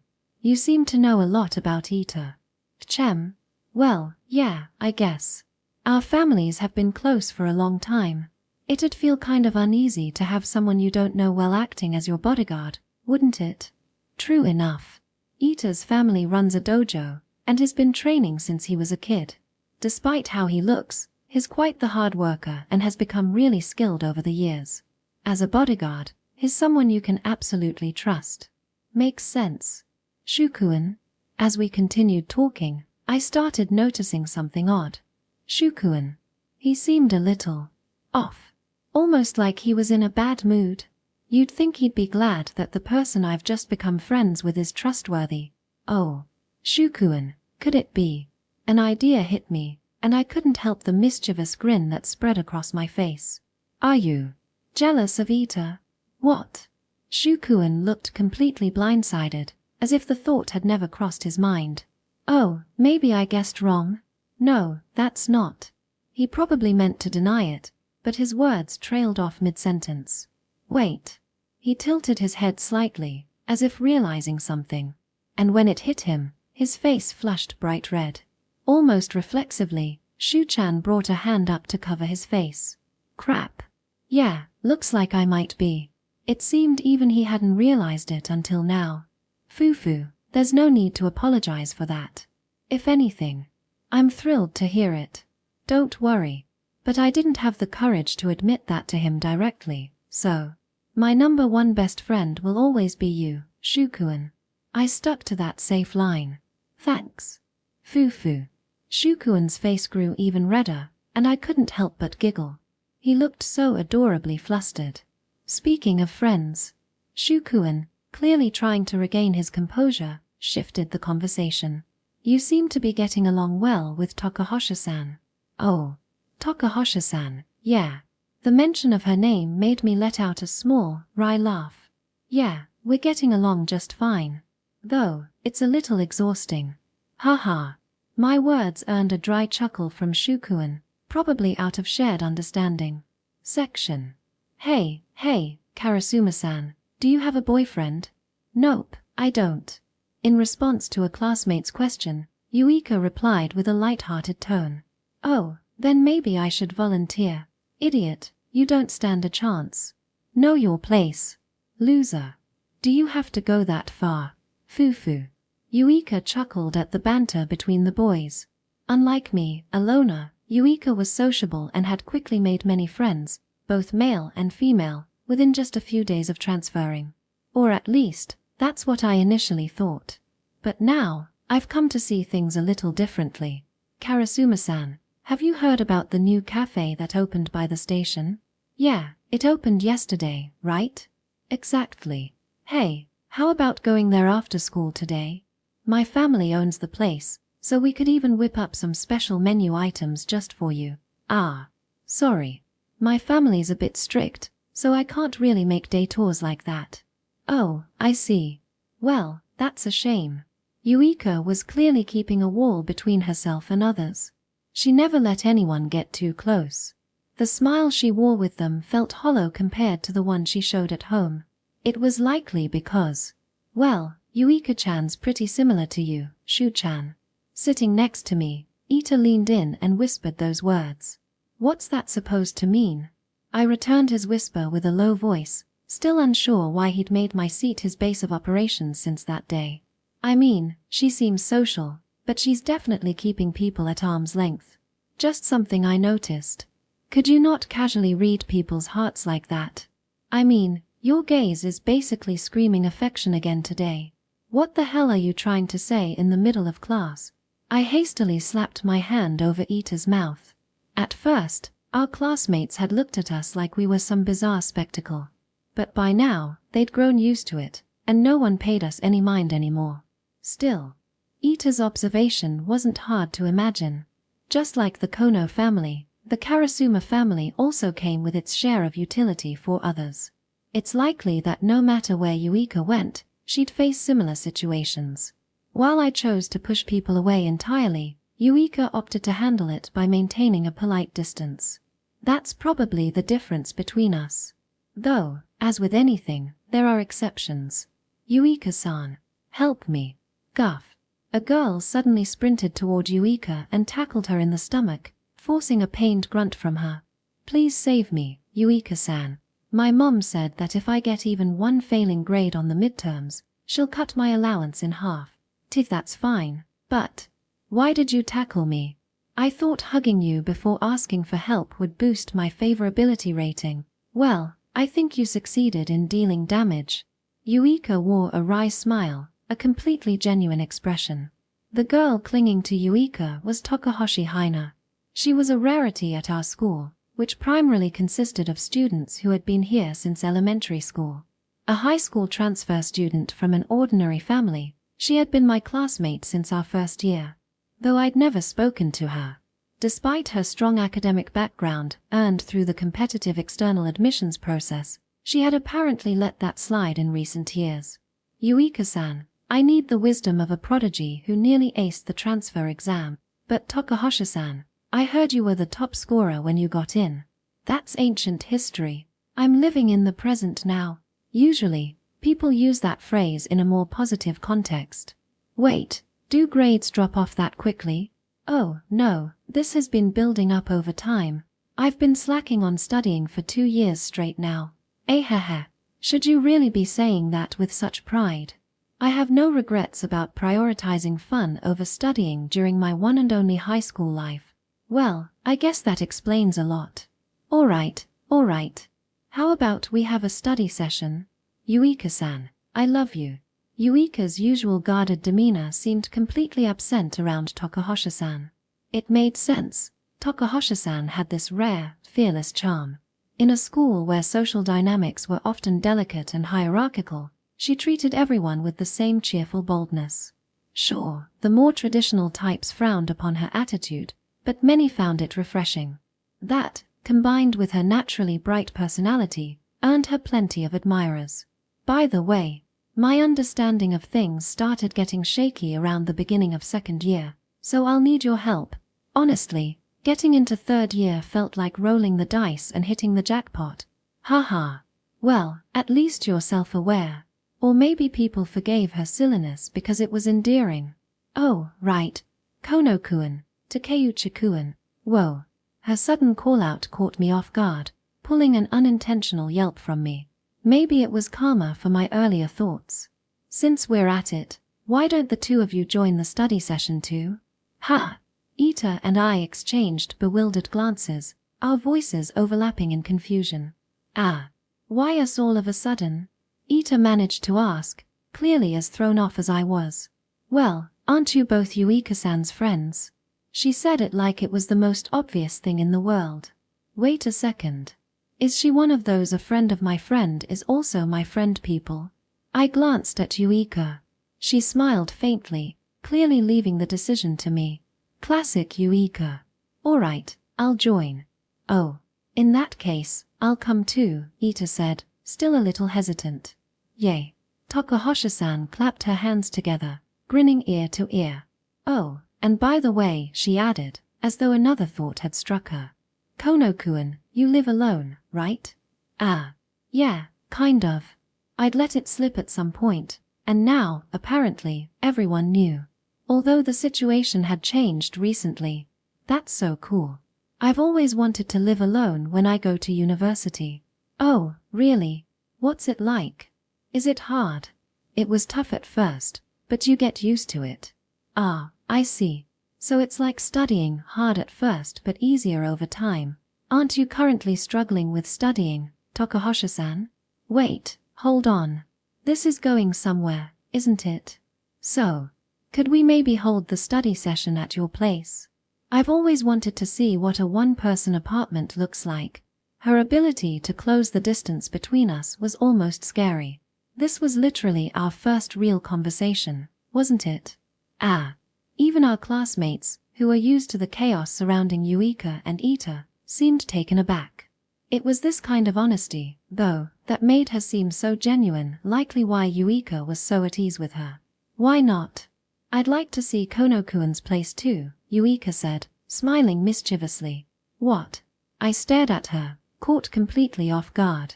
She smiled sweetly, but the twinkle in her eye hinted at mischief. So, she wants me to go along with this. Fine. Alright, we can have it at my place. Yay. Thank you so much. Tokuhosha-san practically jumped for joy. Should we meet there on the day of the session? Tokuhosha-san asked. That works. If you know where I live. It's Comfort Shintani, room 203, near the station, right? Wait, how do you know that? Oh, it's pretty common knowledge. My personal information. I mean, I lived near the school, so I guess it wasn't too surprising. Well, I've actually moved since then. Oh, so address leaks are a bad thing after all? I thought rich people just didn't care and admired that about you. No, I didn't move because of that. And I just learned my address was public knowledge, so thanks for the heads up. Honestly, it's terrifying to have your address spread around when you live alone. Wait. Rich people feel fear? Of course. But you can solve everything with money, right? I figured nothing could scare you. There are some things money can't fix. Like erasing your address from people's memories. Exactly. I need to be more careful about hiding the fact that I'm living with Yuika. Section. Alright. Let's get started. Okay. Snapping on a pair of disposable gloves, I announced the start of the cleanup. Yuika raised her hand in enthusiastic agreement. Tomorrow, we'd be hosting a study session with Takahashi-san. To make this place look like a single living apartment, we had to tidy up thoroughly. Still, why was Yuika so adamant about this? When I asked, she just grinned mischievously and said, I just want to see Shukuin's surprised face. Somehow, though, I couldn't shake the feeling that she had another motive. Well, since Yuika didn't seem inclined to share, overthinking it wouldn't get me anywhere. Alright, Yuika, move your personal stuff to your room. I'll handle this. Sure, but... I held up a lint roller as I spoke. Yuika tilted her head slightly, looking confused. We clean pretty regularly, right? Isn't it already spotless? Well, for example. I narrowed my eyes at the sofa and plucked a stray hair from its surface. See? Stuff like this. The long, slightly chestnut-colored strand was unmistakably Yuika's. Even traces like these need to be erased. Do you really think Takahashi-san will notice something that small? It's about being prepared for anything. Well, if it puts your mind at ease, go ahead. Yuika chuckled softly, amused. With that, we both got to work. Yuika began gathering her belongings from the living room, while I rolled the lint roller back and forth across the surfaces. Just keep rolling. And rolling. And rolling. And rolling. Yep. I'll admit it, this level of attention to detail is entirely self-imposed. But man, is this dull. Just as I was starting to feel the monotony set in, Yuika's voice broke the silence. Our friendship is eternal. She was singing the theme song of an anime we used to watch as kids. If it's you and me, we're unstoppable. Without thinking, I joined in, humming along to the lyrics. It had been 10 years, but the words came back to me effortlessly. When I glanced over at Yuika, I caught her smiling. Our eyes met, and I couldn't help but smile back. No enemy can take us down. Ah. It brought back memories. Back when Yukuin and I would get in trouble for getting covered in mud while playing. As punishment, we'd have to pull weeds in the garden. But even a boring chore like that felt like it flew by when we sang together. Our friendship is eternal. Ha! The melody wavered as Yuika suddenly stopped singing. Hey, Shukuin. Yeah. Something about her tone felt unusually low, almost serious. I turned around to see her standing by the doorway, holding something in her hand. This. Her expression was unnervingly neutral as she held up a strand of hair. Whose hair do you think this is? What? The unexpected question made my voice crack. Whose? What? How should I know? The hair was light brown, long enough to suggest it belonged to a woman. Strange, isn't it? Since moving in, the only ones who've been here are us and the movers. Could it be? Shukuin, you've been sneaking someone in while I wasn't around. Wait. I seriously have no idea where that came from. The movers were all short-haired guys. How did this even get here? Well, I mean, maybe it's... Phut. Yuika suddenly burst out laughing, her previous stoicism evaporating as if it had never been there. Just kidding. Ha! What? I think it's Takahashi-san's hair. It probably stuck to your uniform when she tackled you the other day. I found it earlier and thought I'd have a little fun. Don't scare me like that. My heart nearly stopped. Sorry. I didn't think you'd panic so much. It's not like there's any truth to it, so why not stay calm and composed? Easy for you to say. Honestly, Yuika was a little scary just now. Besides, don't worry. Yuika shrugged with a teasing smile. I'm not the clingy type. If you cheat once or twice, I'll totally forgive you. Like hell you would. I brushed off her joke with a laugh. You're the only one for me, Yuika. That's something I can promise will never change. Saying it out loud felt a little embarrassing, but I meant it wholeheartedly. Even if our marriage was in name only, I'd never betray her. Yuika blinked in surprise, then broke into a soft chuckle. Good attitude. I approve. With that, she pointed at me dramatically before turning on her heel. Well, I'm off to put these in my room. She left the living room. But something felt off. Wait a second. Didn't she just put everything away earlier? And wasn't she empty-handed just now? Section.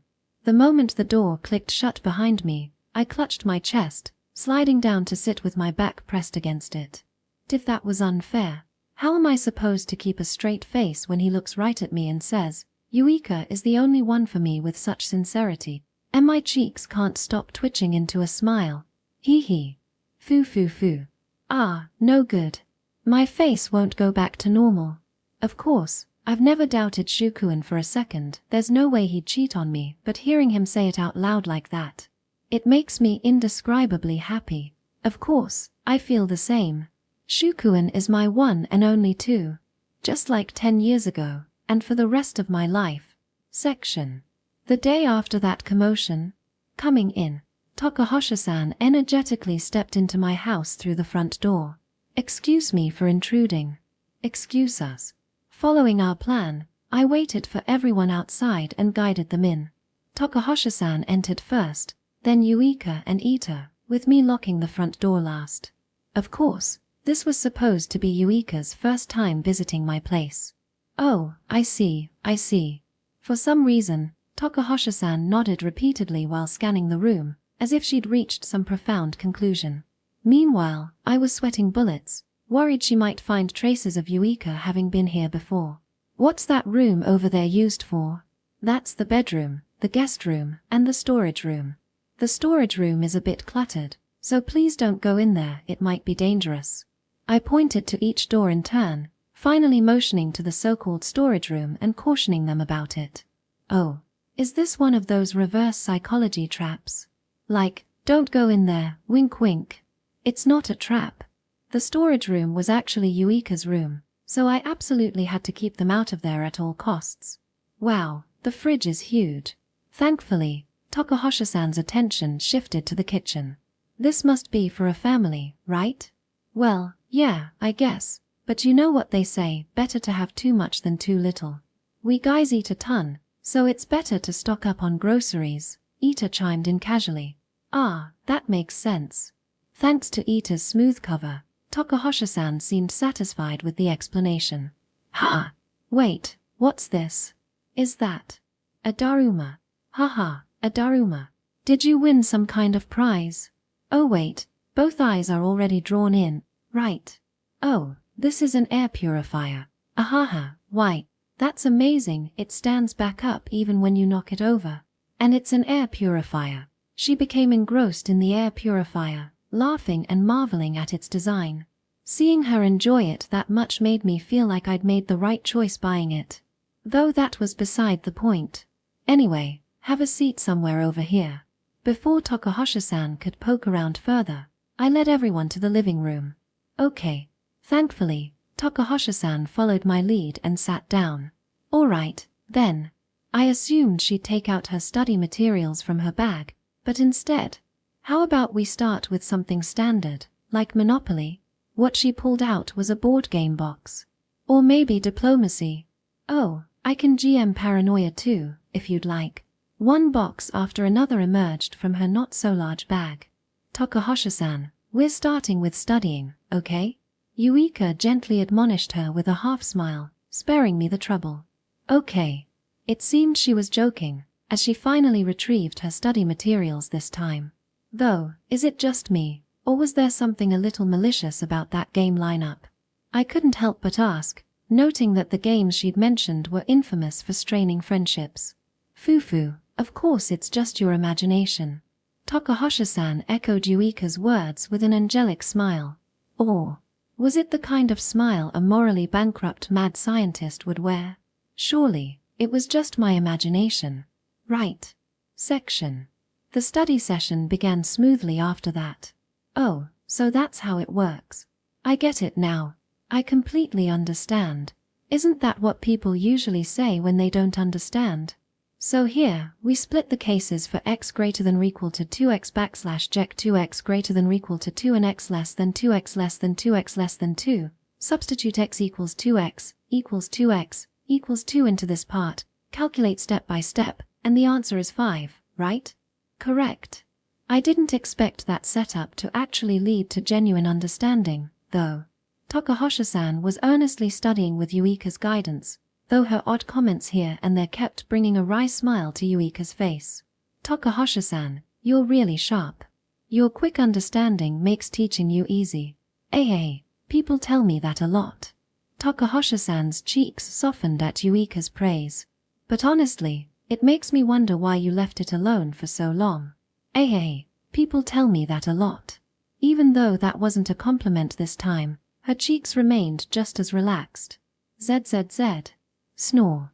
Meanwhile, Ita had been dozing off ever since the study session started. Why is this guy even here? Takahashi-san seems to be at a good stopping point, so why don't we take a break? Oh, perfect timing, Shu-chan. Right on cue. At my suggestion, Ita suddenly sat upright, as if on command. Timing. You've just been sleeping this whole time. I'll grab some drinks. Thanks so much. Thanks. Cheers. With their voices of gratitude behind me, I headed to the kitchen. Hey, Takahashi-san, Yuika said, catching my attention as I poured juice into glasses. Yes. I noticed you use polite speech with everyone. Is there a reason for that? Oh, about that, when I started high school, my dad said something like, if you accidentally offend someone important, it could spell the end of my career as a company man. So at least use polite speech to soften the blow of your inevitable rudeness. So being rude was a given. Isn't that rude of him? Most people are kind enough to overlook minor offenses, you know, so being rude was a given. As I prepared snacks and glanced over, I saw Yuika smiling faintly at Takahashi-san's explanation. Well, Yuika-san forgave me too, didn't she? Chem. Did you do something rude to me? When we first met, I didn't kneel and bow my head while introducing myself, did I? What kind of person do you think I am, Takahashi-san? What? But I heard that at this school, if you don't do that, it's considered rude. A senior told me that during my first year. That's definitely a joke or some sarcastic remark from someone who values social hierarchy too much. Takahashi-san, you should learn to be a bit more skeptical of people. Well, I always get so excited talking to new people that I forget about that ritual every time. I've never managed to do it even once. Would this count as a case of two negatives multiplying into a positive? Apparently, if you forget the ritual, you could be cut down as a disrespectful fool on the spot. But everyone's so kind, they always let it slide. Should I be criticizing you for believing that, or praising your nerve for repeatedly forgetting it even while believing it? Haha. Takahashi-san really is an unusual person, right? Sorry to keep you waiting. With 4 glasses and some snacks on a tray, I returned to the living room. Ha! As I set the glasses down, Takahashi-san tilted her head curiously. I didn't know single-person households had matching mug sets. Crap. Out of habit, I'd used the mugs Yuika and I normally use together. Well, you know, they're just something people have. Yeah, totally common. You find a nice set of mugs, and they're only sold in pairs, Ita chimed in smoothly, reinforcing my flimsy excuse. Ahaha, that does happen sometimes. Thankfully, Takahashi-san seemed convinced. Oh, now what? Kono-kun, you play games? That's a bit unexpected. Really? I play fairly often, actually. Chem. Takahashi-san picked up a controller, examining it closely. Both controllers look pretty well used. She might seem a bit scatterbrained, but she's surprisingly observant. Since Yuika and I started living together, we've been using them pretty frequently. Obviously, it's the record of epic battles between me and Shu-chan. Ita interjected before I could come up with an excuse. Oh, so Takeuchi-kun's been here before? Of course. I practically live here. Fufu, that kind of relationship is a little enviable. Once again, Ita's quick thinking saved us.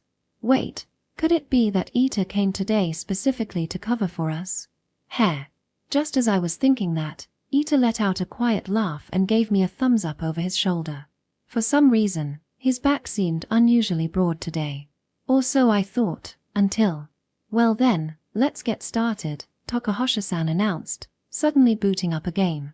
I mean, it's break time, so I guess that's fine. Yuika remarked, her tone laced with a hint of exasperation. So, who's our first challenger? Step right up if you're ready to get absolutely destroyed, Takahashi-san declared, striking a self-assured pose. For the record, despite all her talk and confident demeanor, Takahashi-san was very much a beginner. Section. I'm so tired. Ahaha. Good work, Shukuen, Yuika said, offering a gentle word of encouragement as I collapsed face down onto the table. I really need to properly thank Ita later. He'd helped out so much today, covering for us multiple times when similar situations arose. Ita's kind of an idiot, but he's surprisingly quick on his feet when it counts. Still, mostly an idiot, though, Yuika commented, her appraisal of him as blunt as ever. But, you know, she continued, her tone casual yet reflective. It was fun, wasn't it? Having everyone over, hanging out and making noise like that. Hearing her say that, I paused to think back on the day. It was true I'd been exhausted from keeping up with Takahashi-san's antics, but even so, yeah, it really was. We studied together, joked around, and spent our breaks playing party games and board games. It was a kind of time I'd never experienced before in my life. Yeah, it was fun, I repeated, certain of it this time. I see. Yuika's gaze softened, her eyes carrying a warmth that made me realize something. Wait. Could this be it? Did you suggest using my house as the venue so I could experience something like this? Fufu, you're reading too much into it, she said with a playful laugh. But I was pretty sure I wasn't wrong. Well then, I'll go put back everything I moved to my room to hide earlier. It seemed like that was the end of the conversation, as Yuika stood and stretched slightly. I'll help. Thanks, that'd be great. With that, we headed toward Yuika's room, chatting lightly along the way. Section. As expected of Shukuen, he's so sharp. His guess was spot on this time. Though, Fufu, it's also true that I just wanted to see his surprised face. Wanting him to make memories with friends not just at school, but in all sorts of places. Is that a little too selfish of me? Oh, right, Shukuen muttered casually as he followed me into my room. This is the first time I've been in your room. What? Really? Now that he mentioned it, he was right. Well, I always keep it tidy, just in case Shukuen comes over, so… It's fine, right? Oh, this. Hearing Shukuen's voice, I turned to find him staring at something on my desk, one of the capsule toys of his favorite hero from back in the day. You still kept it, he said, his eyes narrowing with nostalgic warmth. Of course I did, I replied with a light laugh. Because it's proof of the bond we've shared all this time. The scene from 10 years ago, from that bittersweet moment when Shukuen and I had to part ways, vividly came back to life in my mind. Section. This is a memory from my childhood. You're really leaving?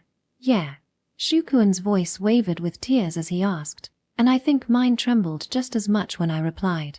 Even as kids, we both understood this would be a separation lasting years at the very least. Yukuen. Here. Shukuen held out his clenched fist toward me. When he opened his hand, what appeared was a capsule toy, a rare one. I clearly remembered him saying it was his greatest treasure among all his collection. I want you to have it, Yukuen. What? His words completely caught me off guard. That's way too important. I can't take something like that. I want you to have it, he insisted, his hand unwavering despite my frantic refusal. Think of it as me, okay? Don't forget about me, all right? Of course. I nodded immediately. We were moving abroad because of my father's business, and when we'd return would depend on how things progressed. But no matter how many years passed, I was confident I would never forget Shukuen. But… I know. It didn't feel right to just accept something so valuable without giving him anything in return. That's when an idea hit me. Then, let's trade. Let's exchange something. Rummaging through my pockets, I hastily searched for anything to give him. Here. How about this? Without even checking what I had grabbed, I extended my hand toward Shukuan. A groan escaped my lips when I realized what it was. What sat in my hand was a pebble. Not a meteorite, not a gem, just an ordinary rock I didn't even remember picking up. Why was this even in the pocket of the clothes I wore on moving day? Do think of this as me. It's proof of our bond, something that will never change no matter how far apart we are. There was no turning back now, so I blurted it out, desperation coloring my words. Thank you, Yukuan. Rather than getting upset, Shukuan smiled and accepted the pebble. Then, he handed me the capsule toy in return. It was an utterly unbalanced exchange. Fufu, I'm so happy. And yet, Shukuan looked genuinely thrilled. I think it didn't matter what I gave him, anything from my hands would have been enough to make him happy. Knowing how deeply he cared about me filled me with joy. At the same time, my chest felt like it might burst. By this point, I had already realized the nature of the feelings I held in my heart. For me, they weren't just friendship. But I couldn't tell him that, not now, not in this moment of parting. Saying something like that would only confuse Shukuan. And more than anything, he still thought I was a boy because I'd always acted that way. But that ends today. I'd already decided. When I come back, if we can meet again, let's stay together forever next time. For the rest of our lives, always. My voice trembled as I spoke, filled with a desperate hope that my wish would come true. Yeah. Next time, we'll always be together, Yukuan. I promise, absolutely. Holding back tears that threatened to fall, we clasped hands tightly one last time before we parted ways. Section. After that, we spent 10 long years apart. But now we've reunited, and this time, for sure. Hey, Shukuan. Do you think you'll keep your promise from that day? To stay with me forever? Pchem, what's wrong? As I gazed at Shukuan with those thoughts in my heart, he tilted his head curiously, puzzled by my stare. I was just thinking. You've probably thrown away that random pebble by now, haven't you? I deflected with a casual remark. Asking the real question lingering in my heart would have been way too heavy-handed. What? Don't tell me you didn't notice. Shukuan's expression shifted to one of mild surprise. Here, look. He pulled out his phone, pinching the lone strap hanging from it to show me. Until now, I had only vaguely registered the strap, but taking a closer look, bound tightly with thin cords, dangling from it, was none other than that pebble. Not a meteorite, not a gemstone, just the same ordinary rock from all those years ago. I've kept it with me all this time. Honestly, the reason I got through being friendless for so long was because you were always with me, Yukuan, in some way. As he spoke, Shukuan smiled softly at the pebble. Is that so? Even something as small as that pebble had been a source of comfort for him. The thought made my chest swell with warmth, and I almost teared up. But, man. Shukuan's gaze drifted somewhere distant, his tone taking on a contemplative edge. When you came back, we promised to stay together forever, for the rest of our lives, didn't we? Thinking about what he might feel about that promise now made my heart pound for a completely different reason. Who would have thought that it'd mean being together for life in the form of marriage, right? As if it were the most natural thing in the world, he reaffirmed, together forever. The words I had wanted to hear most. Ayahaha. Barely managing to hold back the tears welling up in my eyes, I forced myself to smile. Yeah, really. It's just like that. That's what I said to Shukuan. But back then, when I made that promise, I had fully intended for it to mean, when we meet again, please make me your wife. Chapter 4. The Unexpected Strikes Without Warning. One night. Phew. Time for a break. Taking a pause from studying for exams, I stepped out of my room. Hey there, good work, Yuika greeted, turning to me from the couch where she had been watching TV. Want one? She held out a box of 6 ice creams. It looked like she had just opened it since all 6 were still untouched. Oh, there's a heart-shaped one in here. There is. Finding the rare heart-shaped ice cream, said to only appear in one out of several dozen boxes, made Yuika's voice light up with excitement. Somehow, it gave off a little feeling of good fortune. Since it's special, I'll give it to you, Shukuan. Seriously? Thanks. Gratefully accepting it, I speared the heart-shaped ice cream with the small pick and popped it into my mouth. The sweetness and chills spread through me, easing my tired mind. Chewing on the ice cream, I sat down beside Yuika. Taking a break from studying? Yeah, something like that. Good effort, as always, she teased. Rotating my slightly stiff shoulders, I gave a non-committal nod, and Yuika looked at me with mild admiration. By the way, are you okay for the exams, Yuika? I'll manage somehow. Yuika never seemed to study much, at least from what I'd seen, yet she spoke with her usual carefree confidence. Well, she's naturally efficient at most things, so if she says she's fine, I guess she's fine. Oh, I know. As I was mulling that over, Yuika's face lit up with a sudden idea. How about we make a bet on our midterm results? Let's wager a do-anything ticket. Ah, here we go, the classic do-anything ticket bet. This rule had been a staple of our occasional competitions since we were kids. The premise was simple. The winner could make the loser do anything they wanted. Of course, neither of us ever made outrageous requests. It was more like a fun little addition to make things interesting. Still, you're confident, Yuika? Doesn't look like you've been studying much. Who knows? I can't give away my secrets. Haha, so the game's already begun, right? Exactly. With Yuika as my opponent, the potential consequences of a do-anything wager felt a little risky. For example, she might request a massage or something equally bold. Yuika could be startlingly casual about those kinds of things when it came to me. I'd have to put in extra effort for the exams starting tomorrow. No room for slacking off now. Section. This time's do-anything ticket bet. To be honest, I don't really mind whether I win or lose. Actually, I'm pretty sure I'll end up losing. Shukuan's been working so hard on his studies, after all. But precisely because of that, I feel like he deserves a little reward for all his effort. Just something small to show appreciation. Foo-foo. Of course, it's not like I'm planning to lose on purpose or anything, okay? Section. Today, all the midterm exam results were finally out. Yuika-san. Ugh. In a scene reminiscent of a previous event, Tokuhasha-san tackled Yuika with full force. Thank you so much.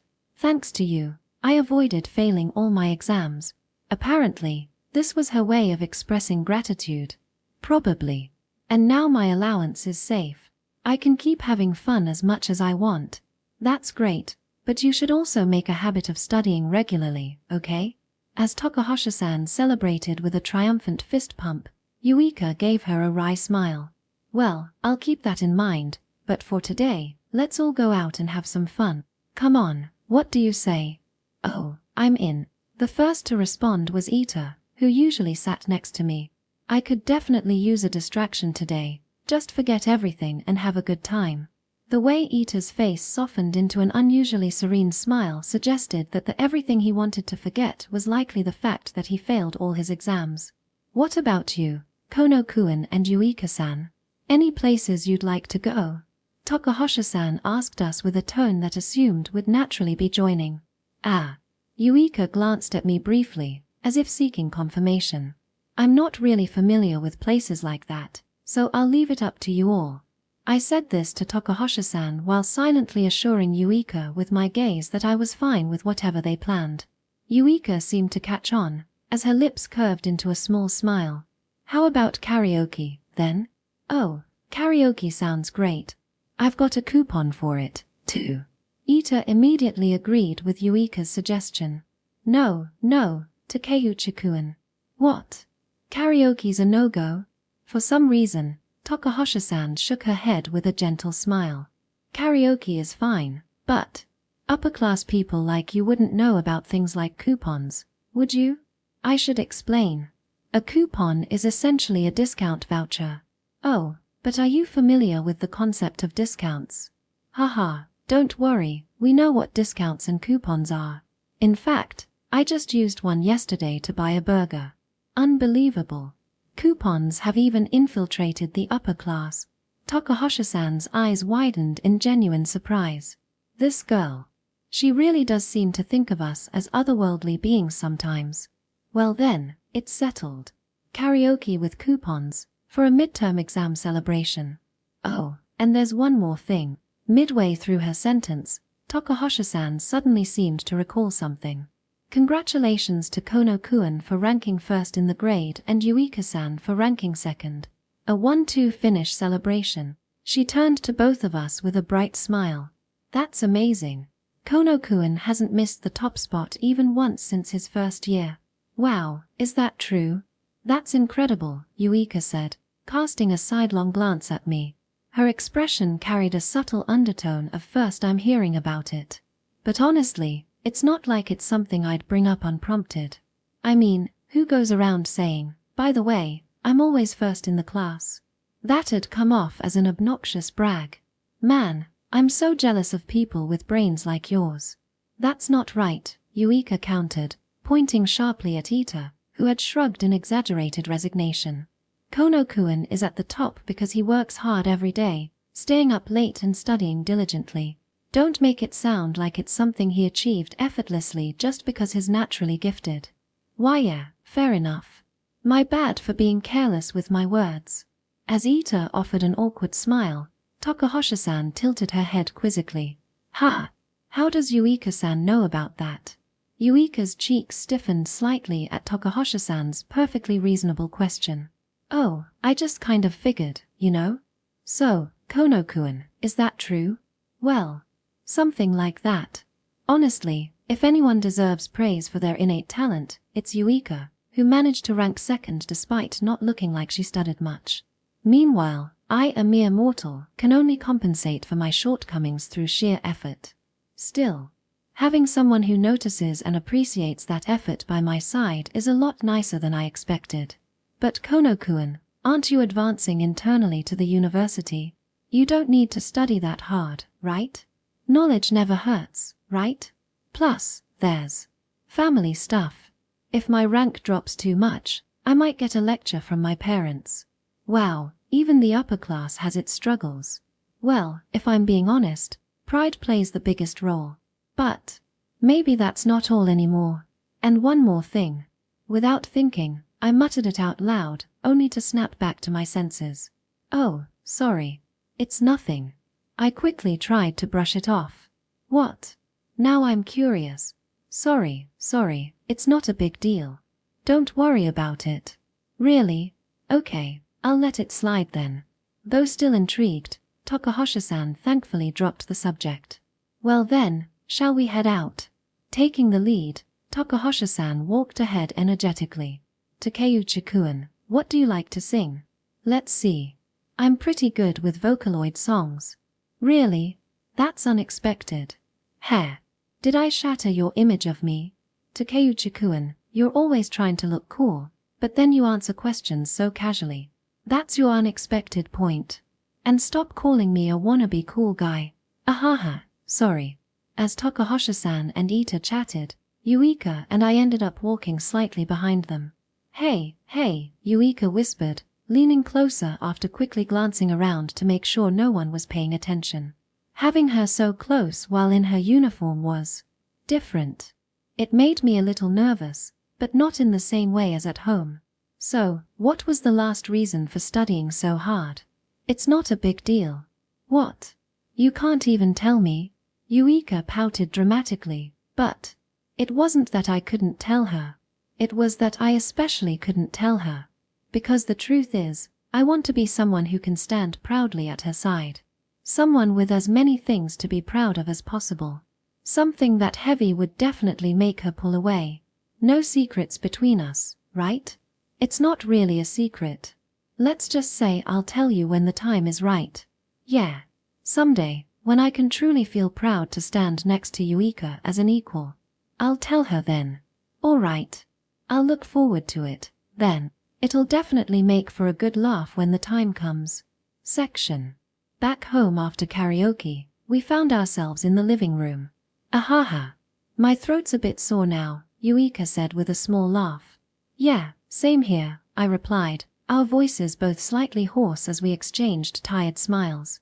By the way, Shukuan, this was your first time at karaoke, right? Yeah. Not just karaoke, any place like that where you'd usually go with friends is uncharted territory for me. I never had anyone to go with. Haha. I wasn't trying to sound self-deprecating, just stating a fact, but Yuika responded with a dry laugh. So, how was your first karaoke experience? It was a lot more fun than I expected. I'd like to go again. Fufu, I'm glad to hear that. When I shared my honest thoughts, Yuika smiled in satisfaction. Just like during the study session, she seemed happy that I'd enjoyed spending time with others. Shukuan, she called, her tone suddenly more serious. Not just karaoke, let's keep experiencing lots of firsts together from now on, okay? Yeah. Her words made me pause for just a second, as my mind wandered to less innocent interpretations. Anyway, Yuika clapped her hands lightly, breaking the moment. Congratulations again on being the top of the grade, Shukuan. Oh, thanks. I could already guess what her next words would be, and my mouth curled into a wry smile before she even said them. Hiding the fact that you've been at the top all this time is so unfair. Sure enough, her complaint, paired with a faintly accusing look, was exactly as expected. It's not like I was hiding it. You just never asked, so I didn't bring it up. I went with my usual excuse. If I'd known, I wouldn't have challenged you to that bet. Ahaha, no way. If anything, the tougher the opponent, the more motivated you get, right? Yuika grinned with a competitive glint in her eyes, just as I predicted. Well, either way, I'll admit it, I was completely defeated this time. There wasn't much of a gap in our scores, though. So, what's it going to be? Yuika tilted her head, clearly referring to the do-anything ticket. Let's see. Maybe I'll have you make courage for tomorrow's dinner. Boo, that's so boring. When I threw out a random suggestion, Yuika pouted in dissatisfaction. Courage, something I'd make for you anytime. You need to push for something I wouldn't normally do, walk the fine line, so the do-anything ticket comes with entertainment value, huh? Still, it had been 10 years since we last played this game. Maybe it'd be a waste to spend it on something so ordinary. Alright, I'll think about it for a while. Fufu, I'll be looking forward to it. Yuika smiled innocently, then leaned in close to whisper by my ear. Hey, Shukuan. Her breath tickled my ear slightly. The do-anything ticket means anything, okay? Her voice, strangely sultry, made me glance at her in surprise. The smile she wore was equally captivating, and my heart skipped a beat. But anyway, she continued, instantly returning to her usual cheerful tone. In the blink of an eye, the moment was gone, leaving me wondering if I'd imagined it. Shukuan, do you have plans tomorrow? Ha! Oh, no, nothing in particular. Still flustered, I responded a bit absent-mindedly, my heart not yet back to its usual rhythm. Then let's go out, just the two of us. Yeah, sounds good. Let's do it. I agreed without even asking where we'd go. Because as long as I'm with Yuika, I know it'll be fun, no matter where we end up. Section. The next morning. Today is the day I get to go out with Shukuan, just the two of us. Hee. I was so excited about it that I could barely sleep last night. It felt kind of like the night before a school trip, so thrilling and fun. Good morning, Yuika. Good morning, Shu-kuan. Seeing Shukuan's face first thing in the morning, I felt a strange sense of discomfort. Somehow, he looks shinier than usual today. Chem, is something wrong? And no, it's nothing. I hurriedly shook my head, trying to dismiss the thought, but I couldn't help wondering. What is it? What's different about him? Yuika. Noticing my absent-minded stare, Shukuan tilted his head slightly. Are you feeling okay? You're not sick, are you? What? No, nothing like that. I'm totally fine, full of energy. To emphasize my point, I flexed both arms, trying to show how healthy I was.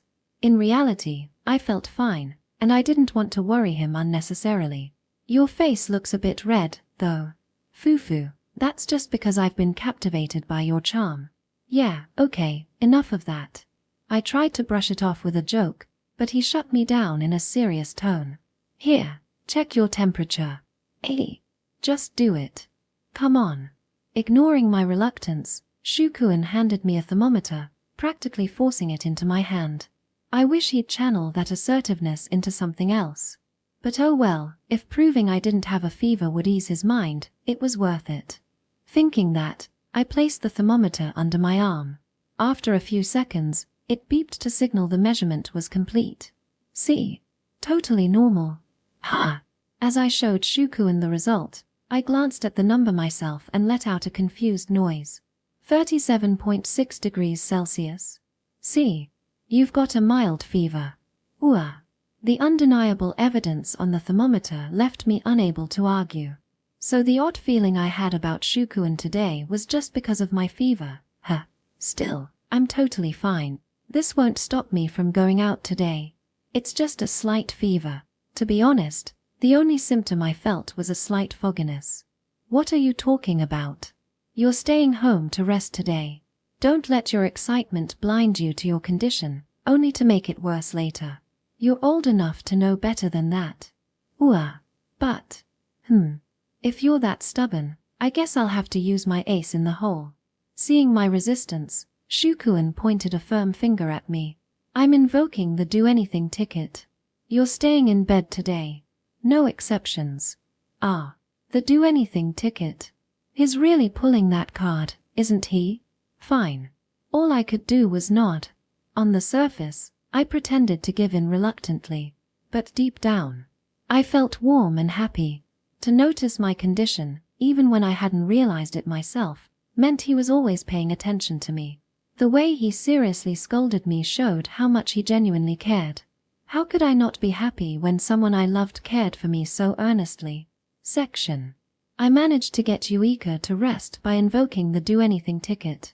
She ate her lunch, a simple bowl of rice porridge, without any complaints and seemed relatively fine until then. But by evening, her fever had risen, and she looked far more exhausted. With a tray in hand, I gently knocked on her door. Yuika, are you awake? Yeah, I'm awake. Her weak response came through the door, so I entered to find Yuika sluggishly sitting up in bed. Her fever must have spiked since the afternoon. She was clearly having a hard time. I brought you some grated apple. It should be easy on your throat. Want some? Considering how weak she looked, even porridge might be too much for her now. This was the least I could do. Feed me.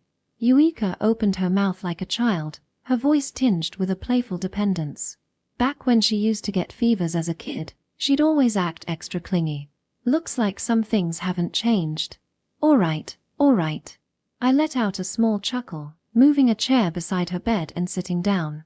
Okay, here comes the first bite. I scooped up some of the grated apple with a spoon and brought it to her mouth. Nom. Yuika took the spoonful eagerly, chewing slowly for a bit. It's delicious. She smiled a carefree smile that made her look even younger than usual. It was so disarming that, for a moment, my heart skipped a beat. Here's the next one, I said, quickly clearing my throat to brush off the feeling as I offered her another spoonful. We repeated this routine several times. Thank you, Shukuin. When she finished the bowl, Yuika thanked me in a warm, sincere tone. She seemed a little more alert now, probably thanks to the apples. It's nothing, really. It wasn't much effort on my part. Not just for the apples. I mean for noticing I wasn't feeling well in the first place. Yuika's words were honest, though her cheeks were tinged with a bit of embarrassment. If I'd gone out as planned, I might have collapsed somewhere and caused you a lot of trouble. It wouldn't have been a problem, but your fever might have gotten worse, and that would have been bad. Sitting here with her like this, memories of the past started to resurface.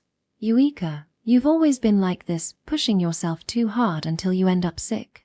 Not because you're frail or anything, but because you get so carried away. Haha. Yeah, I guess so. She let out a sheepish laugh, clearly recalling similar instances. You're right, she admitted, nodding softly. Maybe I've been getting a little too carried away lately. Her eyes narrowed, as though reflecting on the days leading up to now. But that's because I'm having so much fun with how things are right now. I feel the same. It wasn't that my days before this had been devoid of joy or meaning. I'd lived my life in my own way, and it had been fulfilling enough. But ever since Eureka came back into my life, everything had been so much more vibrant and fun. Well, we've still got the rest of high school to enjoy. Let's pace ourselves and not overdo it. Haha, yeah, you're right. Eureka nodded with a small laugh, a mix of agreement and self-awareness. Fwah. She let out a tiny yawn next, her eyelids drooping. All right, I'll be in the living room. If you need anything, don't hesitate to call me. What? You're leaving already? Her voice sounded drowsy, but her lips formed a pout, making her look like a sulking child. It was honestly kind of cute. Fine, fine. I'll stay until you fall asleep, okay? I sat back down and gently took her hand in mine.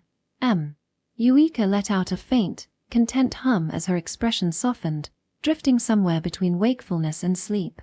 Before long, ZZZ, ZZZ. Her steady, peaceful breathing filled the room. I carefully let go of her hand, making sure not to wake her. Good night, Eureka.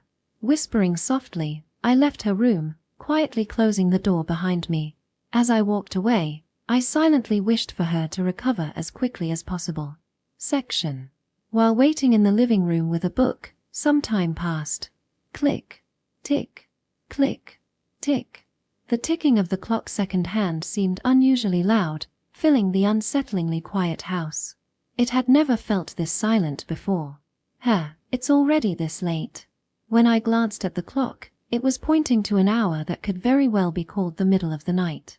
Eureka seemed to be sound asleep, so it was probably time for me to turn in as well. Did I just hear something? Coon. That voice. Was Eureka calling me? Could her condition have worsened? Eureka, are you okay? Considering it might have just been sleep talking, I carefully entered her room, speaking softly. Shukuen. Eureka was lying face down on the bed. What's wrong? Is there something you need me to do? Her small nod confirmed it wasn't sleep talking after all. What is it? Just tell me, and I'll take care of it. I hurried to her bedside, waiting for her response. I'm hot. Oh, right. Sorry, I should have noticed. Assuming it was the fever making her feel overly warm, I lowered the air conditioning a bit. That's not it. Eureka groaned in discontent, her voice faint. It's hot. She tugged at the neckline of her pajama top, her frustration evident. The motion made her chest almost visible, and I instinctively averted my gaze. Ah, I see. You want to change clothes. Got it, I'll get something for you. That's not it. As I turned toward her dresser, she weakly grabbed my wrist. Because it's hot. Shukuen, this. Still tugging at her pajama top, she continued. Take it off for me. What? What did you say? Take it off. I wondered if I'd misheard or was hallucinating. I prayed that was the case, but... Come on. Hurry up and take it off for me. Unfortunately, it wasn't. Why, Eureka, I'm hot. Whether or not she registered my flustered response, Eureka murmured while fumbling with the buttons on her pajama top, clearly unable to unbutton them herself in her feverish state. I sighed. There was no avoiding it. For Eureka's sake, I had to step up. All right, fine. After taking a deep breath to steel myself, I nodded. Eureka, I'm going to undo your buttons now, okay? Her faint response was hard to interpret, but I cautiously reached out and unbuttoned the second button of her pajama top. I tried not to look, but it wasn't easy. Her face relaxed slightly, as if the release brought her some relief. Encouraged, I continued unbuttoning her pajama top carefully, doing my best not to touch or see anything unnecessary. Eureka, can you sit up for a moment? I slipped a hand behind her back and gently lifted her into a sitting position. All right, I'm taking it off now, okay? Hurry. I know. With her impatient urging, I removed her sweat-soaked pajama top, trying to ignore the brief glimpse of her undergarments before looking away. This was enough. All I needed to do now was get her into a fresh, lightweight pair of pajamas. Sweaty. Ha! She muttered something that made me pause. The sweat. It feels gross. Oh, right. That makes sense. If she wore new clothes without cleaning off the sweat, they'd just stick to her again. It was better to wipe her down first. Okay, hold on. I'll grab a towel. I quickly fetched a bowl of water and a towel, returning to her side. Alright, I'll wipe you down now, okay? I squinted slightly, keeping my vision as narrow as possible to avoid looking anywhere inappropriate. Hiya. When the damp towel touched her back, Yuika let out a small yelp. Ah, sorry. Was it too cold? I quickly pulled the towel away, but it feels good. Relieved, I resumed my careful movements. For a while, the room was silent, except for the faint sound of the towel brushing against her skin. Shukuen. Yeah. What's up? I responded as gently as I could, bracing myself for whatever request might come next. Thank you. Haha, it's no big deal. I laughed softly, relieved at her gratitude. Thank you. Thank you. Yuika repeated her thanks, as if she hadn't heard my response. I chuckled lightly, but then, thank you. For always being with me. What? Her next words sent an unexpected ripple through my chest. Thank you. For accepting me. Could this be what Yuika always carries in her heart? Thank you. For marrying me. If that's the case. Oh, come on. No, it's me who should be thanking you. It's exactly how I feel all the time. Thank you, Yuika. I didn't know if she could fully understand me right now, but I expressed my gratitude sincerely. Shukuen. I love you. I love you too. It was a little embarrassing, but it was the truth. Suddenly, Yuika turned her head to the side, as if she were troubled. That's not it. Not it. I couldn't grasp her meaning and instinctively voiced my confusion. What do you mean? It's not the same as what I mean. What? What could she possibly mean by that? What do you? Shukuen. Just as I was about to ask, Yuika interrupted. Wipe the front too. Ha! Oh, you want me to wipe the front of your body? Got it. Distracted by her sudden change of topic, I reflexively nodded. Wait, what? It took me a moment to process what she'd just asked. I managed to stop myself from shouting, but barely. Yuika, I think you should wipe the front yourself. Wipe it. That's really not appropriate, you know? Wipe it. Here, hold the towel and do it yourself. Wipe it. There was no end to this loop. Fine. If it's come to this, I'll do it. I am air. I am void. I am without form. Suppressing every shred of my awareness, I detached my senses and carefully wiped her down. Then, responding to her next request, take off the rest and wipe, I cleaned her entire body and helped her into a fresh, lightweight pajama set, finally completing the arduous mission. Ah, I feel so refreshed. That's good to hear. Seeing Yuika's relieved expression, I let out a deep sigh of relief, glad the ordeal was over. All right, good night. No. Just as I began to stand, Yuika grabbed my hand. All right, I'll stay until you fall asleep again. Remembering the earlier incident, I chuckled softly and held her hand in return. No. Whoa. Before I knew it, she pulled me down onto the bed with surprising force. Sorry, I'll move right away. Just as I tried to get up. Yuika hugged me tightly from behind. Sleep with me. Sleep with you. Her words were so unexpected that I couldn't stop my voice from coming out louder than usual. Wait, this is a joke, right? I recalled her antics from the first day we started living together and asked cautiously. ZZZ. But the only response I got was her calm, steady breathing. Her arms held me firmly, and her warmth, or rather, her elevated temperature, pressed against my back. ZZZ. ZZZ. I could feel her relaxed breathing against the back of my neck. She's finally asleep. Moving now would just wake her up, and that would be unfair, wouldn't it? So, with no other choice, I muttered softly to myself. I am air. I am void. I am without form. I am but an inorganic body pillow. And once again, I chanted to suppress my sense of self. Section. And so, the next morning. Good morning, Shukuen. Yuika greeted me cheerfully as she poked her head into the kitchen, her voice brimming with energy. Oh. Good morning, Yuika. In contrast, my response was a bit less enthusiastic, carrying a slightly gloomy undertone. Are you feeling okay now? Yap. I slept soundly and made a full recovery. I even checked my temperature earlier, it's perfectly normal. Well, that's a relief.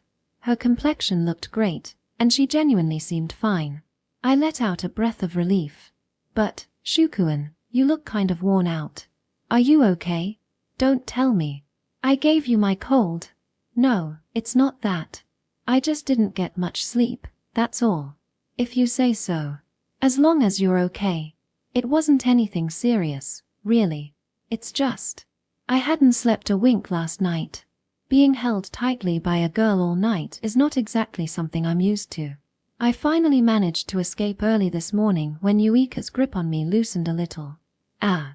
Yuika. What is it? I hesitated, finding it awkward to look her in the eye. Meanwhile, Yuika seemed completely unfazed. Having her sweat wiped down while in her underwear and then sleeping together didn't seem to bother her in the slightest. Maybe that's just how it is with a best friend. About last night. It wasn't a topic I wanted to bring up, but there was something I needed to confirm. Last night? You mean when you fed me the apple? No, I mean after that. After that? Ah. Wait. Could it be that Yuika? I didn't wake up even once after that. Did something happen while I was asleep? Nope. Yeah, nothing happened. So she doesn't remember a thing about it. Well, considering she was burning up with a fever and clearly out of it, I guess it makes sense. Sorry. Never mind. Really? If you say so. That one thing she said about it being different had been nagging at me, but, well, if she doesn't remember, I guess there's no helping it. Section. And so, I'm sorry. I totally remember everything. From start to finish, every little detail. But it's not like I did it on purpose or anything. At the time, I was so out of it from the fever that I couldn't think straight, and everything in my head just spilled out. Even so, having Shukuen wipe my sweat. What was I thinking? I mean, come on. And now, I feel like I can still feel his hands on me, which makes my heart race. No, wait. That's not it. I feel so guilty about putting him in that situation. Shukuen was nothing but a gentleman, kind and careful as he wiped me down. But to think my first time showing someone my underwear would be like this. It was not part of the plan. And then, to top it off, I apparently fell asleep while hugging him. When I woke up this morning and saw him right there, I was so shocked. Somehow, I managed to hold back a scream and quietly let go, and Shukuen immediately got up and left the room. But I can't help thinking he must have been awake the whole time. I feel awful about it. Because of all that, I have no idea how I'm supposed to face him now. Thanks for everything yesterday, Shukuen. You stayed with me and took care of me until I fell asleep. I've decided to pretend it never happened. I remember nothing. If the world is based on subjective perception, then a forgotten past might as well not exist. Please. Let's go with that. Besides, I said a few things that were dangerously close to crossing the line. My love for Shukuen is different from his love for me. That's something I need to keep locked away in my heart. At least for now. Haha. I've said it before, but I didn't really do anything special. Thankfully, Shukuen seems to genuinely believe that I don't remember a thing from last night. I feel guilty for deceiving him, but, for now, I'll keep it to myself. But honestly, Yuika, you were kind of cute last night, like you turned back into a little kid. Oh, he must be talking about when he fed me the grated apple, right? Hey, are you saying I'm not cute normally? I deliberately pouted in exaggerated mock annoyance. No, of course not. Yuika is the cutest in the world, always. Hee hee. The cutest in the world, right? That's so sweet. Wait, no. I almost let my face relax. Even if he's joking, those kinds of unexpected compliments really hit me hard. I've got to stay cool. Cool and composed in front of Shukuen. Well then, if being sick makes me even cuter, maybe I should catch a fever regularly. Eureka. As I was about to follow up with a playful just kidding, Shukuen placed his hands firmly on my shoulders, his expression completely serious. You need to take care of your body. Ah. Even though his voice was calm, the intensity behind it made me flinch. Seriously. Take care of yourself. Why yeah. The unyielding pressure in his words left me with no choice but to nod. It felt like Shukuen had made up his mind to ensure nothing like last night ever happened again. That aside, I tried to smile, though I could feel my face stiffening awkwardly. I'm feeling all better now, so let's go out today like we planned. No, hold on. What? I was sure he'd agree right away. Just in case, let's take it easy and stay home today. Better safe than sorry. Oh no, I totally walked into that one. But, well, this is my fault, isn't it? Okay. So I nodded obediently. Besides, I know his words come from genuine concern for me. And that makes me happy. Section. So, Shukuen, what should we do? Play a game? Watch a movie? Or maybe we could finally try out that new board game I bought recently. It's still unopened. Although I had rather firmly vetoed going out, Eureka quickly bounced back, her enthusiasm intact. Let's see. Whatever we decided to do, spending time with Eureka was sure to be fun. As I started to think of options, something crossed my mind. Right. If Eureka doesn't remember what happened yesterday. Before that, can I say something? What is it? Eureka tilted her head curiously as she noticed my more serious expression.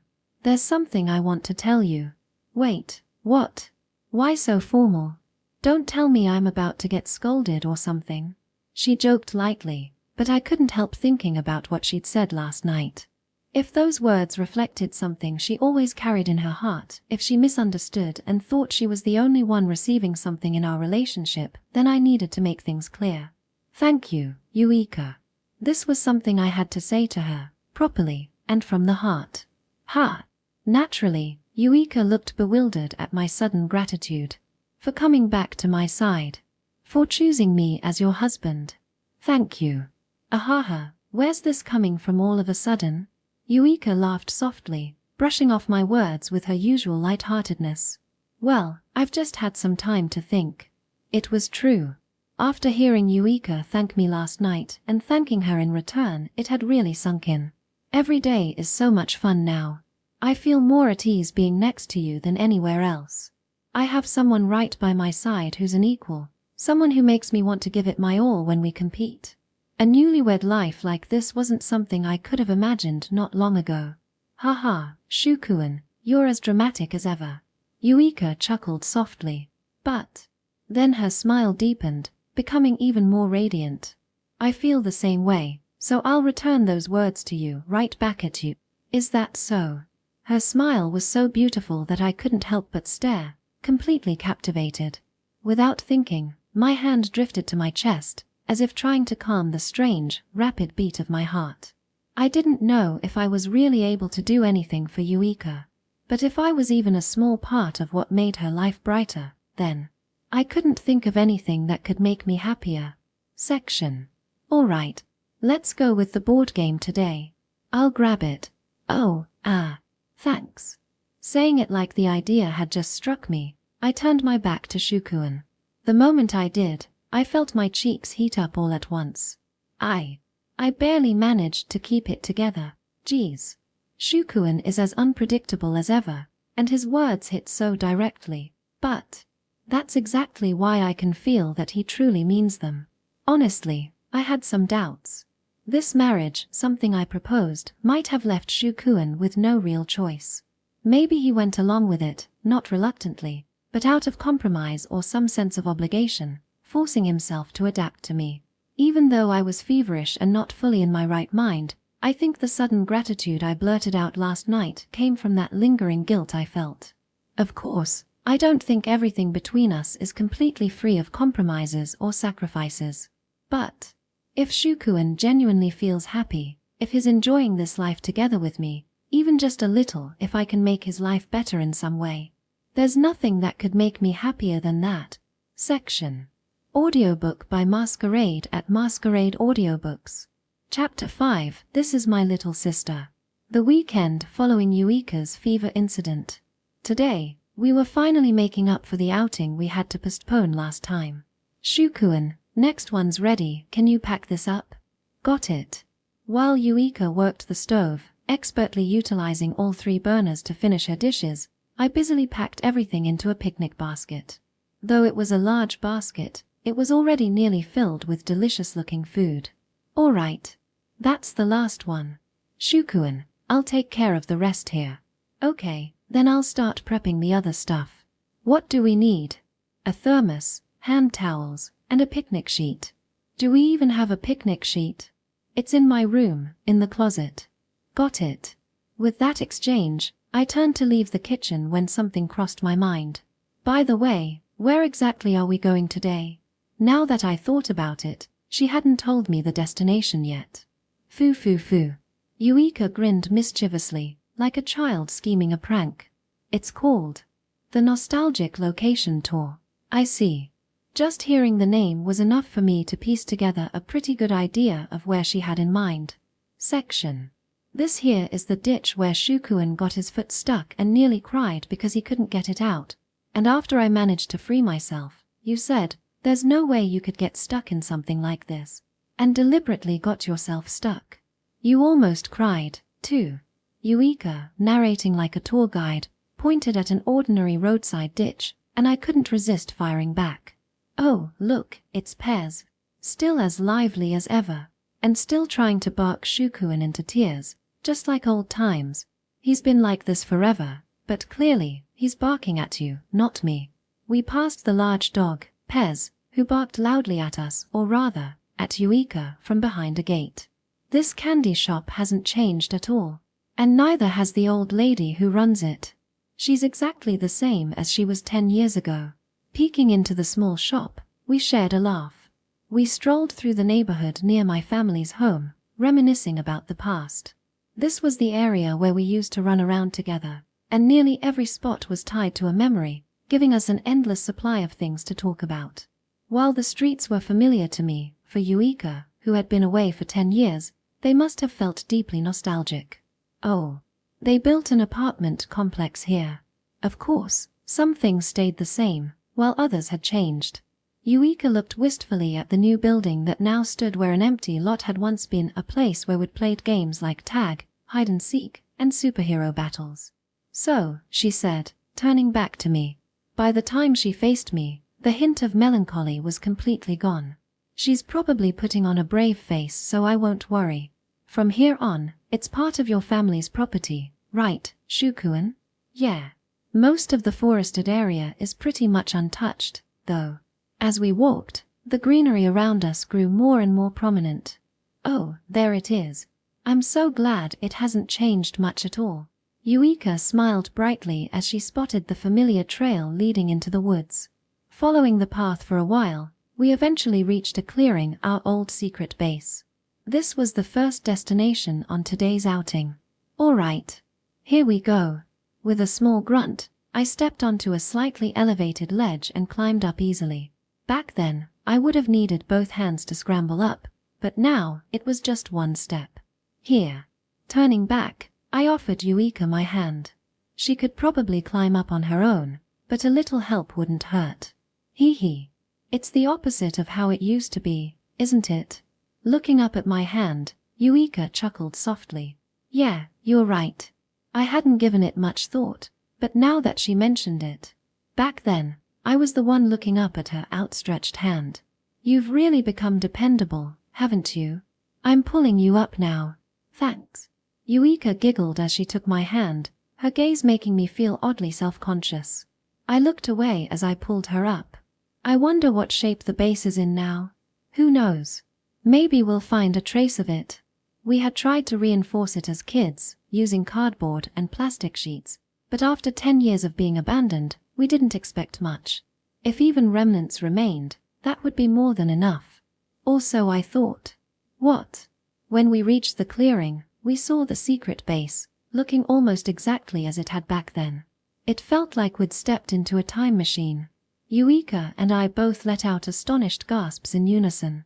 Wow, amazing. It's exactly the same. How is this even possible?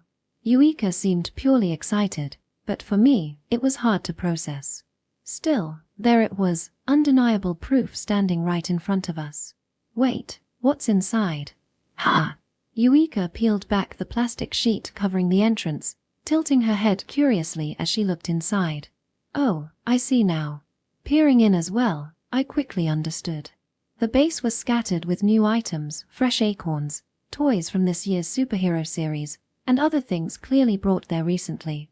On closer inspection, the exterior wasn't exactly the same as we'd left it. It seemed like others had made their own modifications. Looks like our juniors have taken over the base, haven't they? Yeah, that must be it. After we stopped coming here, other kids must have found the base and made it their own, gradually renovating it. The reason it was still in such good condition, even after 10 years, was probably because it had been passed down through several generations of kids. Foo foo foo. Ha ha. Without saying a word, Yuika and I exchanged glances and laughed, understanding each other perfectly. It felt a little like pride, and a little like having an old secret exposed. Let's drop by for a bit, shall we? Yeah. As the original owners, I'm sure they won't mind if we borrow it for a while. Still smiling, we stepped inside. Hehe, it's so cramped. Yeah, it is. Naturally, the base, built to child-sized proportions, felt tiny to us now. Sitting cross-legged next to Yuika, our arms were completely touching. While Yuika seemed to be having the time of her life, I, on the other hand, was pouring most of my energy into not letting my nervousness show. Section. You know, this distance between us. It's making my heart race so much. What should I do? Is my nervousness showing? If I suddenly go quiet, it'll be way too obvious. I need to think of something to talk about. As I panicked internally, a vivid memory floated to the forefront of my mind. Hey, Shukuin. Do you remember? That day, I had stormed out of the house, rebelling against my grandmother's insistence that I act more like a proper young lady. I came here, waiting for Shukuin to find me. When he called me Yukuin, it felt like I could truly be myself, even if just for a little while. But then a thought crossed my mind. Shukuin saw me as Yukuin, a boy. Even though I never meant to deceive him, it felt like I had. What if he found out I was actually a girl? Would he hate me? The thought was terrifying, and I felt tears welling up. That time when I asked you, what would you do if I were a girl? When Shukuin peeked his face in to check on me, I couldn't help but blurt out the question. To him, it must have been such a strange and nonsensical thing to ask. He probably doesn't even remember it. I wouldn't do anything differently. Ha! His response back then was, whether you're a boy or a girl, Yukuin is still my friend. That won't change. He hadn't brushed it off or laughed at me. He'd answered sincerely, just like he was doing now. You remembered. It left an impression on me, I guess, Shukuin replied, still facing forward, a faint, sheepish smile on his face. You know, those words really saved me that day. Haha, you're exaggerating. I'm not. Because Shukuin accepted me, it made me feel like, someday, I could accept myself, even the part of me that was a girl. Well, I didn't put that much thought into it when I answered back then. Shukuin chuckled softly and said, but if it helped you even a little, then I'm glad. He smiled at me, a smile that showed he truly cared about how I had felt back then. His warmth spread through my chest, making my heart race even faster. Then, as if suddenly realizing something, Shukuin snapped his gaze forward. Anyway, we'd better head out before the current owners of the base show up. Let's move on to the next spot. He spoke quickly, probably because he'd become too aware of the closeness between us. His cheeks were slightly flushed. Yeah, let's do that. Even though I felt a twinge of regret, I nodded in agreement. After all, my heart was about to hit its limit, too. This distance alone had my heart pounding, but then he brought up that memory on top of it. Shukuin, you're just too unfair. Section. Whoa. That's still pretty cold. Haha, no kidding.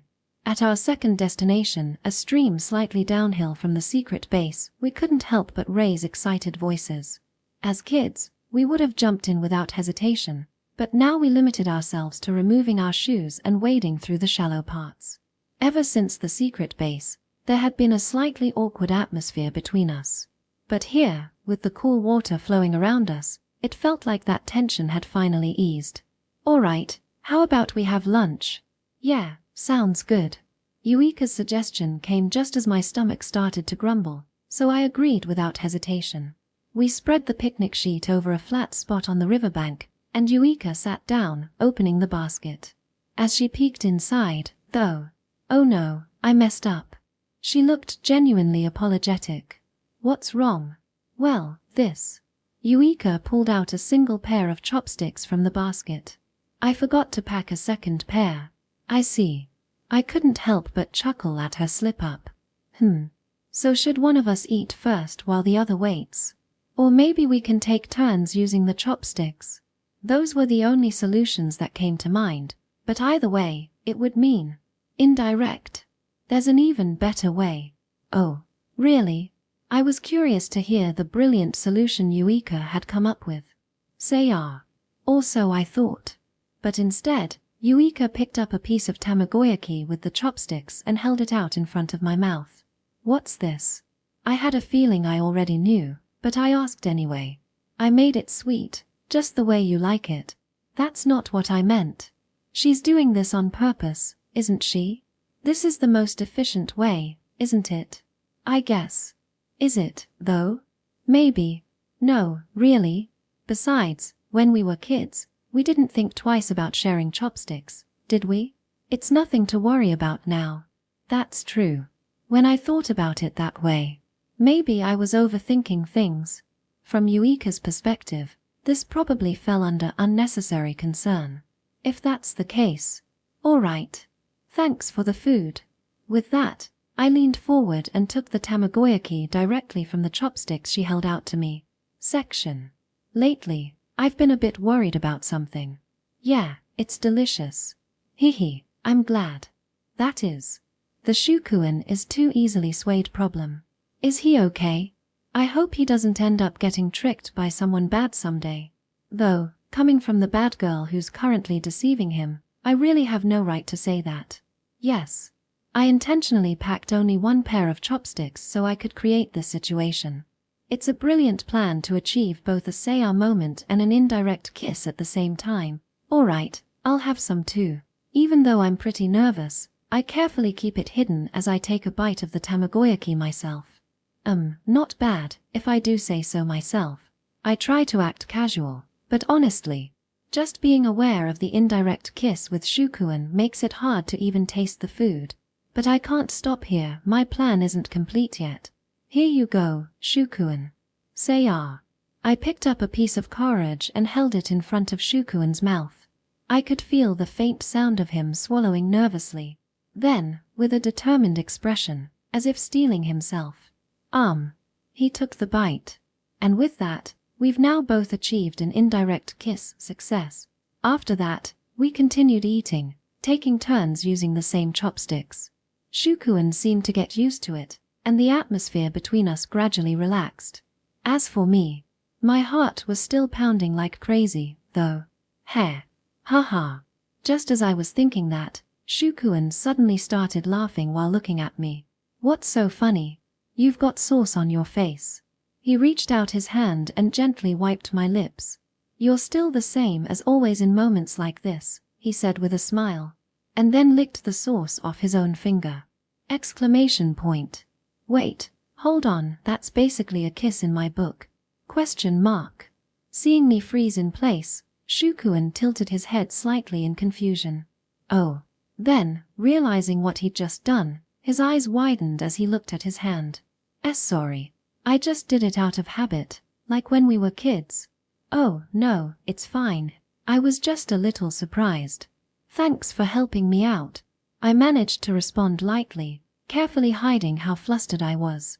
I pressed a hand to my chest, trying to calm the wild beating of my heart.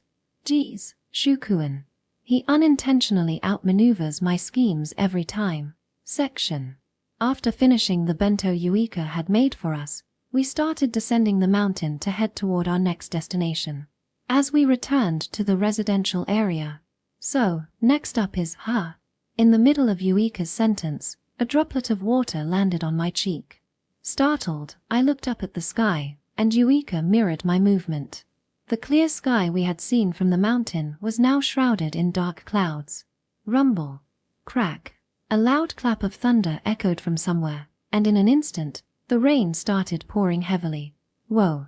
It's coming down like crazy. For now, let's find somewhere to take shelter from the rain. Got it. Exchanging a quick shout, we both took off running. At the same time, I mentally reviewed the area map, trying to think of nearby spots where we could wait out the rain. Wait. Who knows how long this rain will last? In that case. Alright, let's head to my parents' house. We can just stay there for the night. Oh, good idea. Fortunately, my parents' place wasn't far from here. Dropping in unannounced might throw them off a bit, but given the circumstances, I hoped they'd understand it as an emergency. Section.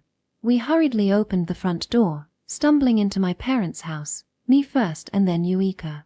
Phew. I'm home. Excuse me for intruding. Oh, I'm back home too. Following my greeting, Yuika corrected herself and smiled sheepishly. She used to visit my house a lot when we were kids, but saying I'm home might still feel unfamiliar to her. I thought I recognized those voices. As I mulled over her reaction, a soft, calm voice came from deeper inside the house. It really is you, brother. And sister-in-law. Peeking out from the hallway was my younger sister, Kazuha, who was 2 years my junior. Her glossy black hair was long and smooth, framing her delicate, doll-like features. She had a quiet, sleeper-looking gaze, and her lack of overt expressions gave her an almost ethereal beauty. Then again, maybe I was just being a doting older brother. Welcome home, both of you. An unexpected visit, I see. Sorry for dropping in unannounced. We got caught in the rain while we were nearby. I see. I'll fetch some towels. Thanks, that'd be a big help. With a small nod to acknowledge my gratitude, Kazuha turned on her heel and left. We got pretty soaked, right? Yeah, really soaked, whoa. As I let out a casual agreement and glanced back at Yuika, my breath caught. Sorry. Ha! Yuika tilted her head, confused by my sudden reaction. Oh, could it be because of this?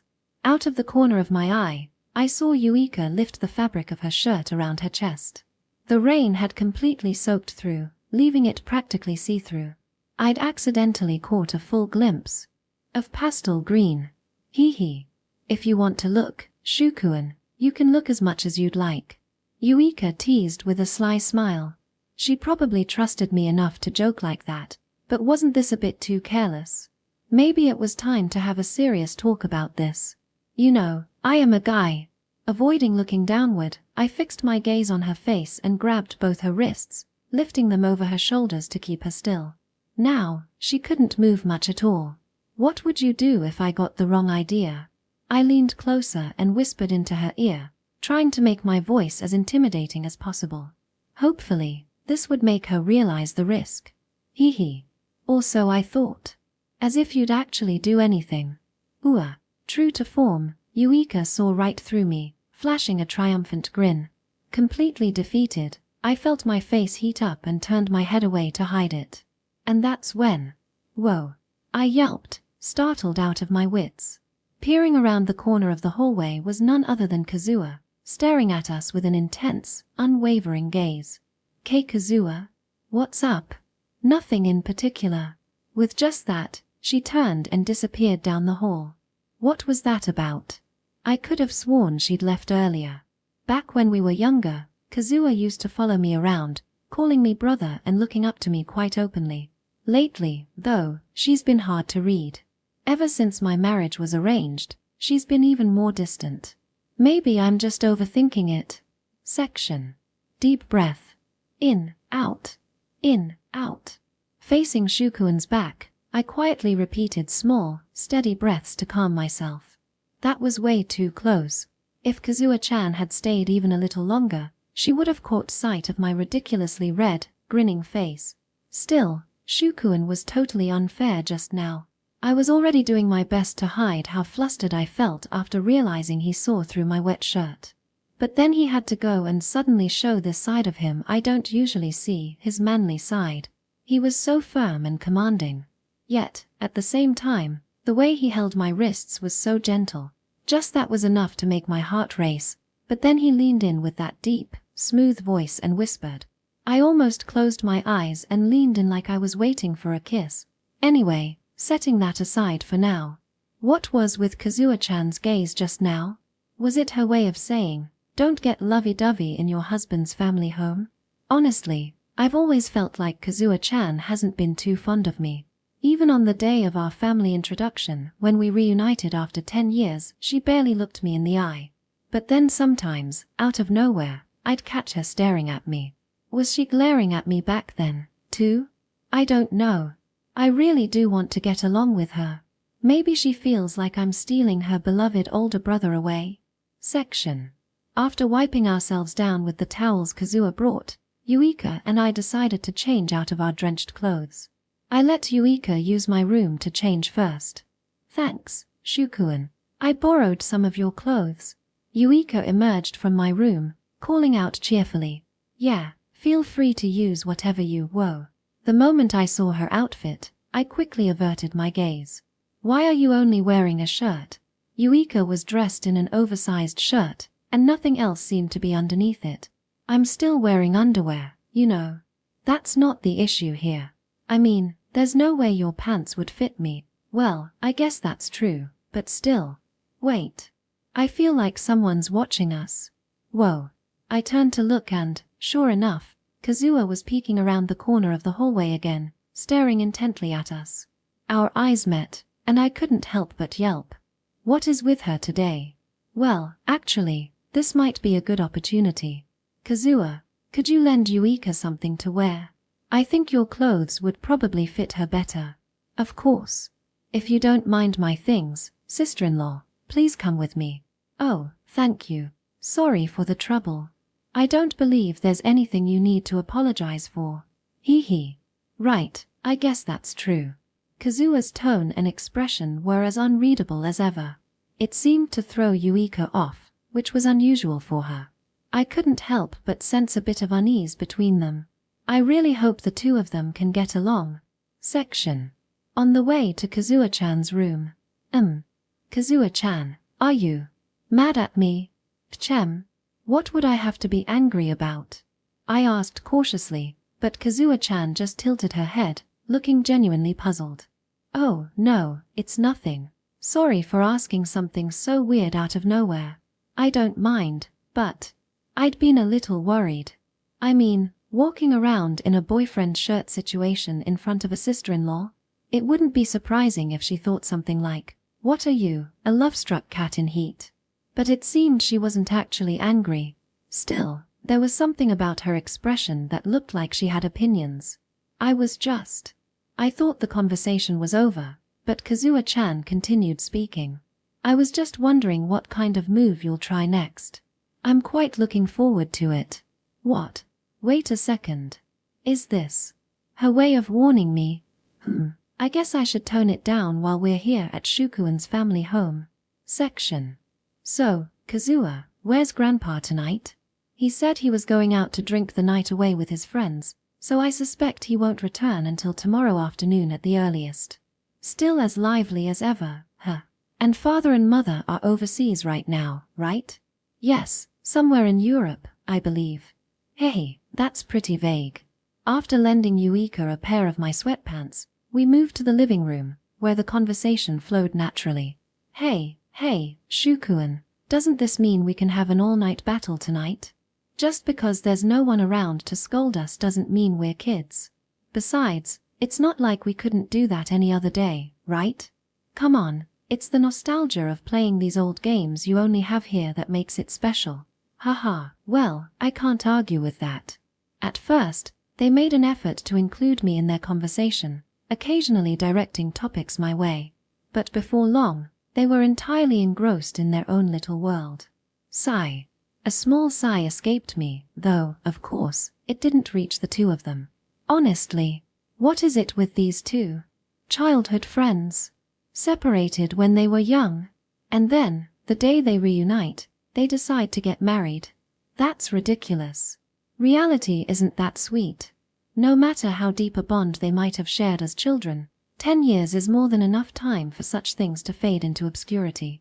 There's no way a marriage based on we used to get along would ever work out. And yet, if it's possible. Oops. My emotions got the better of me, and I accidentally let my thoughts slip out. Not good, not good. Seriously though, Shuichi said, his tone shifting slightly. Yuika, you woke up early this morning to make the bento, didn't you? Let's call it an early night. I get that, but do you really think you can fall asleep that early, Shukuin? Well, I'm not the one who needs to. I'll stay up with you until you're ready to sleep. If such a thing is possible. If, after 10 years, their bond remains unbroken. If they can think of one another, respect one another, and cherish a relationship that feels at once like best friends, like lovers, and like something entirely their own. If they can maintain the same closeness as always, while also building a marriage, then that would be. Alright, fine. Let's set a time limit right from the start, 10 p.m. and no later. Oh, that's no fun. Come on, Yuika. It's because you're the most important person to me that I want to make sure you rest. Ak-ua, that's such a sneaky thing to say. Seriously? You two are too much. That glimpse of Yuika's blushing, bashful expression just now. She's fully in trying to win me over mode, isn't she? No, scratch that, she's outright conquering me. Huh. Yes, as much as I hate to admit it, Kazuo Kono. I just want to protect that adorable seductive face. I'm a hopeless otaku, utterly captivated by my brother and sister-in-law's two pure interactions. Section. When I was a child, I didn't particularly like Yuika-san back then, known as Yukuin. It was because Yukuin always took my beloved brother away. Kind as he was, my brother still made time for me. But the frequency of those moments noticeably decreased after Yukuin appeared. So, when I heard that Yukuin was moving away, to be completely honest, I felt happy. However, my brother's despair during that time was so evident that even my young heart could clearly recognize it. It took many years for him to finally stop showing signs of that sadness. And now, after a full 10 years, Yukuin finally returns only to announce marriage. How much more are you planning to disrupt my brother's life? Fueled by that anger, I went to the family introduction meeting determined to say, I won't accept this marriage. Hey, Shukuin. The sister-in-law who used to be rough and lacking even a trace of femininity had grown into a stunningly beautiful woman. I'm really happy to be able to talk with you like this again. The emotion reflected in her eyes as she looked at my brother was unmistakably more than just friendship. It makes me so happy. It was the gaze of a girl in love. Yeah, me too. On the other hand, my brother's response, at least outwardly, seemed to be purely platonic. However, I could see hints that he had started to notice her womanly charm, and he seemed to be trying to discipline himself for feeling that way. Both of them likely believed the other only saw their bond as pure friendship. But, at the very least, my sister-in-law wanted more. The moment I realized the delicate, slightly off-kilter balance of their relationship. This is a prime emotional masterpiece. Such pure wholesomeness. I understood the concept of preciousness with my soul. Section. Thus, a troublesome otaku was born, one who delighted in the real-life stream of her brother and sister-in-law's interactions. Chem. What's wrong, Kazuo? Are you feeling unwell? Oh dear. Was my breathing a little too heavy just now? No, on the contrary. I am in an exceptionally elevated mood. To avoid causing unnecessary concern, I quickly composed myself, straightened my posture, and adopted a calm expression.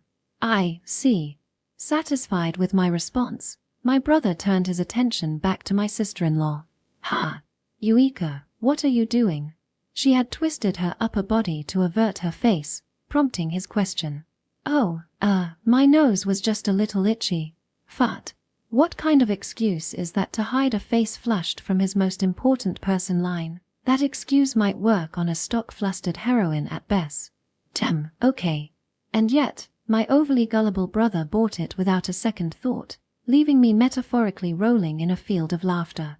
This dynamic was their classic pattern. Every now and then, my brother would land a critical hit that nearly knocked out my sister-in-law's maidenly heart. However, the general balance of power lay firmly in her hands. So, dear sister-in-law, what ingenious strategy will you employ next to further ensnare my brother after the boyfriend's shirt move? What? Why are you glancing at me, sister-in-law? Sorry, I'm feeling a little cold. Would it be all right if I took a shower? Then, turning her gaze back to my brother, she politely asked this question. Oh, of course. Also, Kazuha-chan, sorry to trouble you, but could I borrow something to wear after my shower? Ah, so that's what that glance was about. Not satisfied with just the boyfriend's shirt tactic, she plans to level up with the post-shower flushed look strategy, does she? Very well. If it's for such a noble cause, feel free to use anything from my sexy collection. Of course, I'd be delighted. True to my words, I nodded, savoring the joy of this most delightful request. Section. However, sometime later. What on earth is this? I found myself muttering aloud. Oh yeah, the flying sushi incident. That was a classic. It was when Shukuin tipped over the plate, and just one piece of sushi went flying through the air. The outfit Yuika-san had chosen turned out to be an oversized sweatshirt, significantly reducing any skin exposure. At first, I didn't think much of it. Perhaps she'd decided that increasing exposure wasn't the only tactic in her arsenal. Instead, I was eagerly anticipating what kind of strategy she would employ next. But for some reason, I just stared up at it as it flew. And then it landed right in your mouth. While I was standing there frozen in shock, Shukuin just casually chewed it up and said, "Yeah, the fat's just right. Delicious." Like it was no big deal. Yeah, looking back, it's like, why was I giving a taste review in that situation? The two of them were thoroughly enjoying reminiscing about their childhood, the warm nostalgia of close childhood friends filling the air. It was charming in its own way, but the atmosphere remained far from anything remotely romantic. By my calculations, derived from a formula I meticulously researched, enough time had passed for Yuika-san to have attempted at least 2 moves. Could there be some obstacle preventing her from acting? If so, while direct intervention isn't exactly my style. Section. Sister-in-law. Yes. What is it? As Shukuin stepped away to use the restroom, Kazuha-chan approached me with a question. Thank goodness, it doesn't seem like she's completely avoiding me or refusing to talk. Is something the matter? What? Her vague inquiry was hard to decipher. Sorry. Could you clarify what you mean? I simply wondered if something has occurred. After returning home and promptly engaging in flirtatious behavior, followed by deploying the ultimate weapon known as his shirt, you've been surprisingly reserved ever since. Ah, is this dislike? Or perhaps something else? Oh, sorry about earlier. I didn't mean to make you uncomfortable, especially in front of you. I'll be more mindful. Excuse me. Suddenly, Kazuha-chan's eyes widened dramatically, and she practically shouted. Refraining from such actions would be utterly unacceptable. Please, act as though I don't even exist. I assure you, I hold no intrusive desires whatsoever to insert myself between the two of you. I'm sorry, what exactly am I being told here? Section. So, if you keep changing your stream content to cater to viewers' preferences, your core identity will waver. Just completely ignore any negative comments from haters. You're not streaming for them, you're showing them what you want with the mindset of I'm letting you watch this. Let's go with that attitude. Whoa, that's some seriously rapid-fire talking. My apologies. I got so caught up in the moment that my emotions ran high. Not good, not good. But still, I didn't realize I was getting in the way of you too. From now on, I'll do my best to stay out of your sight and keep my presence hidden. No, you're not a bother at all. I was berating myself when my sister-in-law waved her hands frantically. It's just, you know. Seeing that side of family members can feel a little awkward, you know? If anything, I enjoy it. Enjoy? No, forget I said anything. Once my self-control slipped, It seemed my mouth wouldn't stop running. This won't do. In any case, even here at my parents' house, you and my brother should enjoy your time together as much as you like, no, rather, as you usually would. Please, go ahead and act as you normally would at home. Alright. Maybe it was the way I said it, but my sister-in-law seemed a bit taken aback. But still, I'm relieved. Her expression soon softened into one of relief. I was worried that you didn't like me, Ichio-chan. What? To think she'd ever feel that way. Why would you think that? Well, I always felt like you were glaring at me. That's because I was staring intently, trying not to miss a single moment of you two together. Why? Because real life doesn't have archived streams. Archived streams. Every live moment is a once-in-a-lifetime event. Alright. I don't really get it, but, oh no. I got carried away and started shouting again.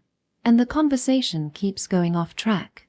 It's like dealing with a troublesome fan who keeps derailing the chat. That said, it's true. I calmed myself down and brought the conversation back on course. When I was a child, I had some unpleasant feelings toward you. I thought you were taking my brother away from me. I resented you. Ahaha, I figured as much. Her gentle smile turned wry at my frank confession. But that's all in the past. Thinking about my sister-in-law now filled me with warmth, and I couldn't help but smile. Now, there's no way I could dislike you. I looked her straight in the eye. Your family, after all. I conveyed my heartfelt words. Ah, I see.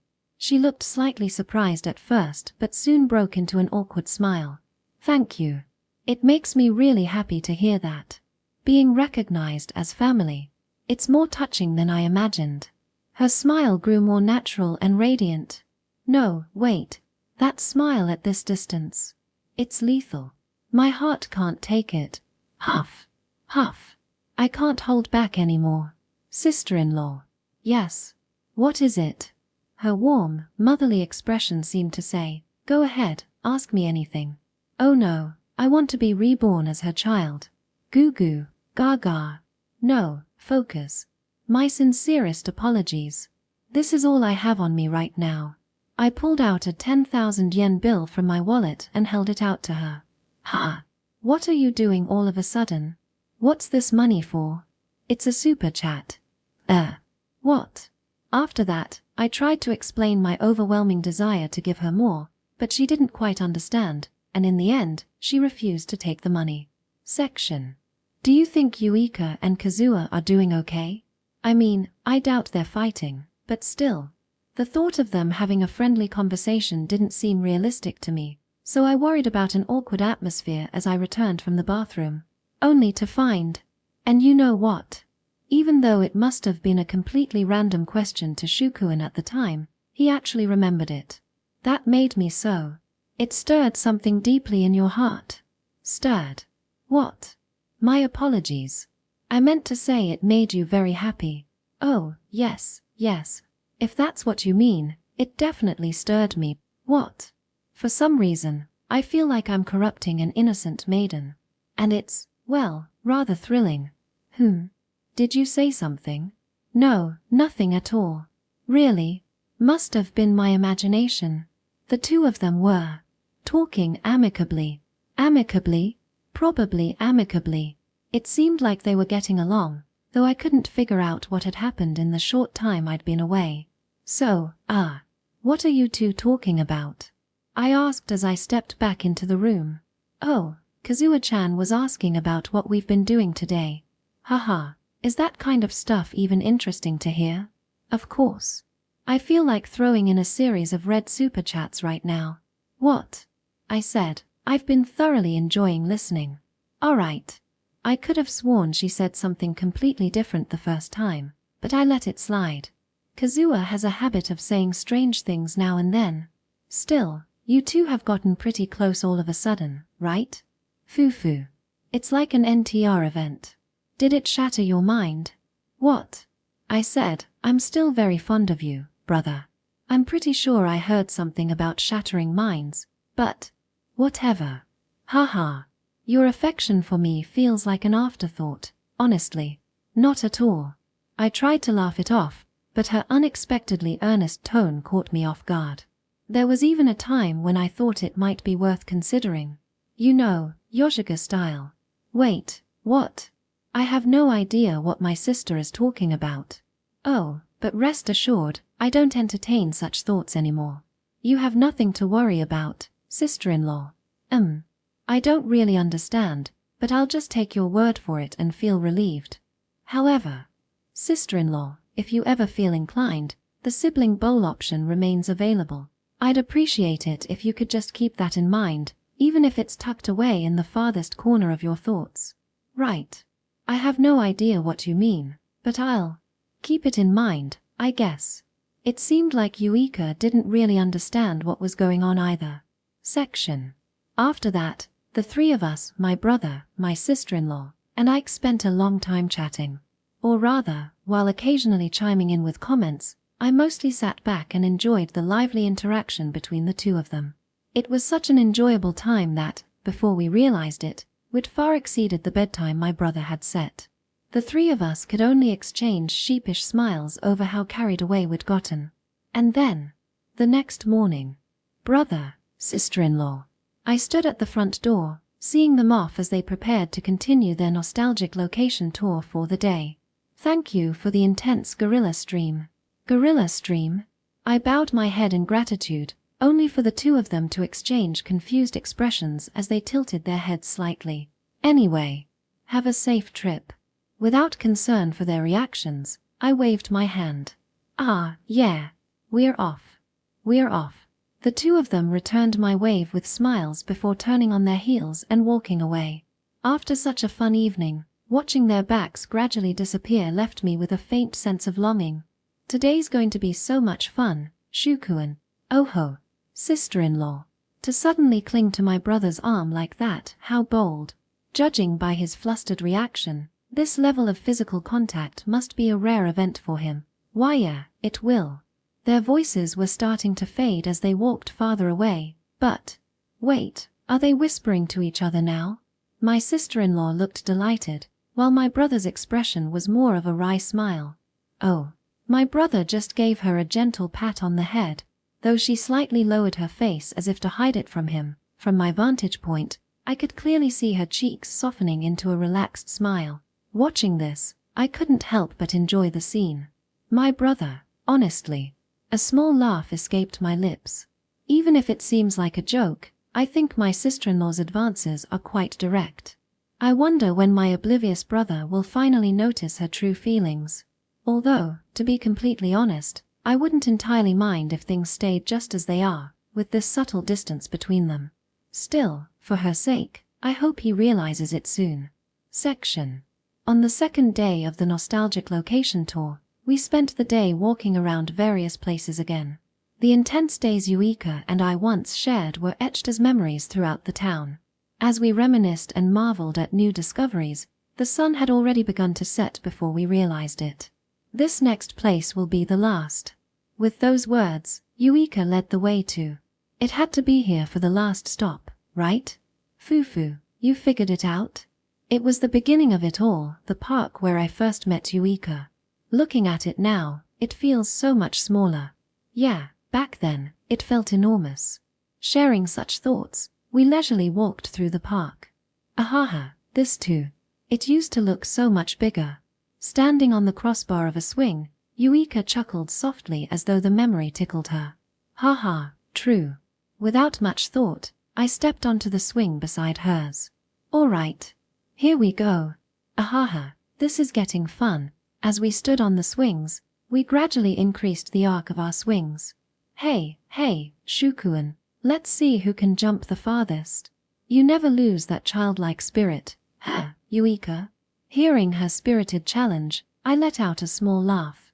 But still, we'll jump together on 3, all right? Got it. Of course, I didn't dislike this kind of thing either. 1, 2, 3. With perfect synchronization, we leaped from the swings. I jumped higher than I expected, soaring through the air, feeling a brief rush of freedom. The landing, though, was less graceful, with a rough slide across the ground. Fufu. I win. Yuika smirked triumphantly as she stood a little farther ahead of me. Seriously? You've got some incredible hang time. Swing jumping has always been my specialty. When I praised her, Yuika puffed out her chest proudly. Now that you mention it, you were always good at that. I remember losing to you all the time. As a kid, losing to her was frustrating. But at the same time, you were my idol back then. To me, she was dazzlingly brilliant. You'd pull off amazing things effortlessly. You had such courage, and you were always leading me. I lost more often than not in our competitions, but losing to you always made me feel a strange sense of pride. Ahaha, thank you. Yuika smiled, looking a little embarrassed. But you know, Shukuin. Her smile softened into something nostalgic, her eyes narrowing gently. I felt the same way. What? Her unexpected words drew a surprised response from me.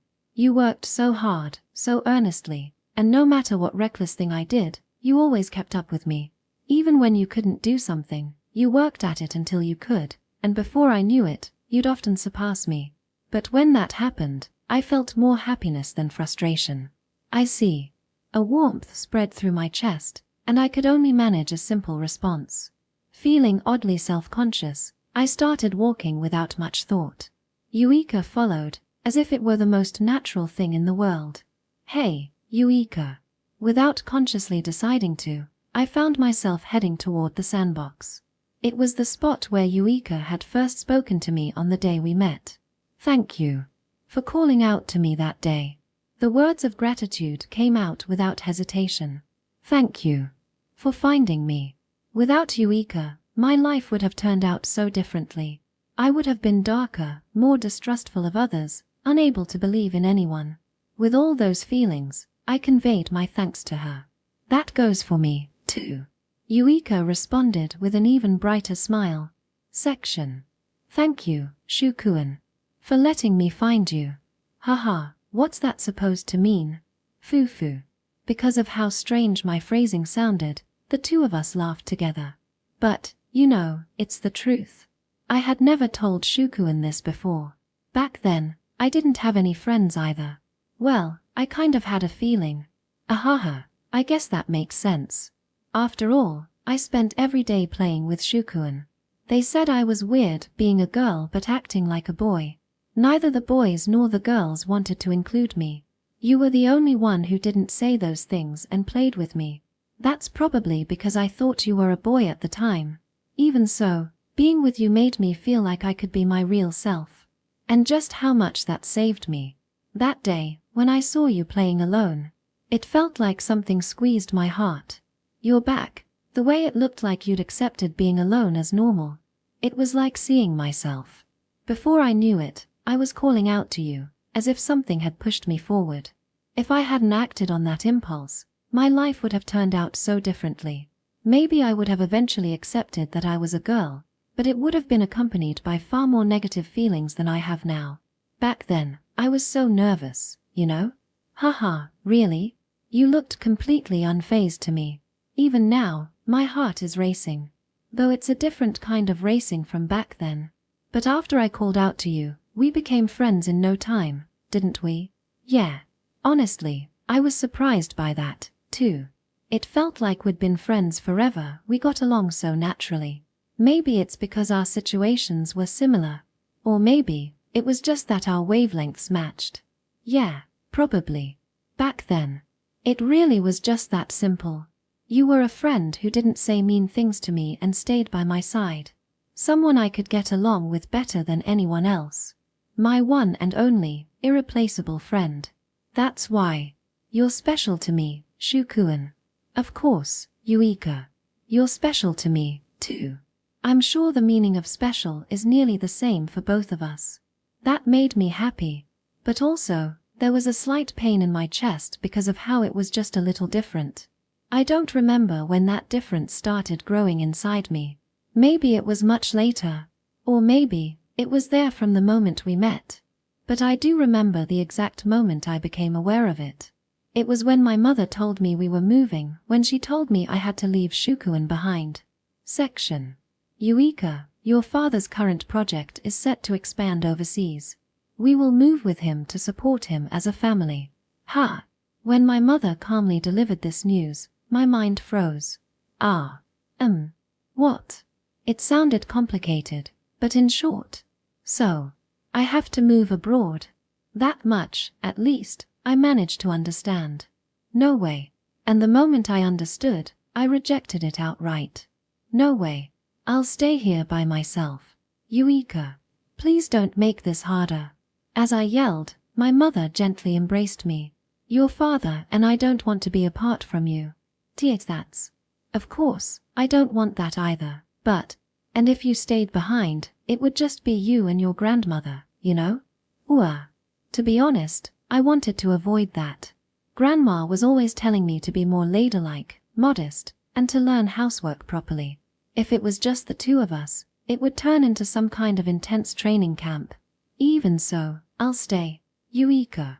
My mother's grip on me tightened just a little. Deep down, I already understood. No matter what I said, this wasn't something that could be changed. I was just a child. I had no power and couldn't live on my own. You'll tell your friends about the move, won't you? I also understood that it had to be me who told Shukuan. So, through my blurry thoughts, I gave my mother a small nod. That day, we had planned to meet at the park where we first met. Yukuan. In the sandbox, Shukuan turned to me with a curious expression as I trudged over. Did something happen? It seemed like my face gave everything away. I wanted to cry right then and there, but I forced a smile instead. It wasn't even a real smile, just a twitch of my mouth. If I cried, it would make the move real. If I didn't cry, maybe it could stay a lie. Of course, I knew that wasn't true. But even so, I held back my tears. It looks like I'm moving abroad. I said it lightly, like a joke. At first, Shukuan blinked in confusion, as if he couldn't process what I'd said. I see. But as he slowly understood, he must have realized it wasn't a joke. Yeah.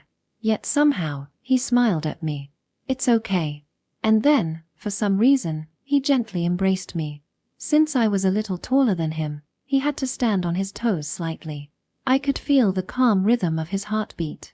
We'll definitely meet again. His words struck right at the core of my anxiety. But, even if I come back, it might be years from now. No matter how many years pass, we'll still be friends. Ever since you spoke to me here, we've always been, and always will be, friends. In a calm voice, he whispered reassuringly in my ear. But, if years go by, I'll change so much. You won't even recognize me. No matter how much you change, I'll recognize you right away. He doesn't know the real me. I almost shouted that out but swallowed the words. After all, I was the one who let him believe I was a boy this whole time.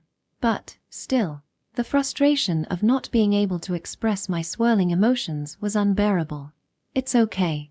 Shukuan gently patted my back, soothing me.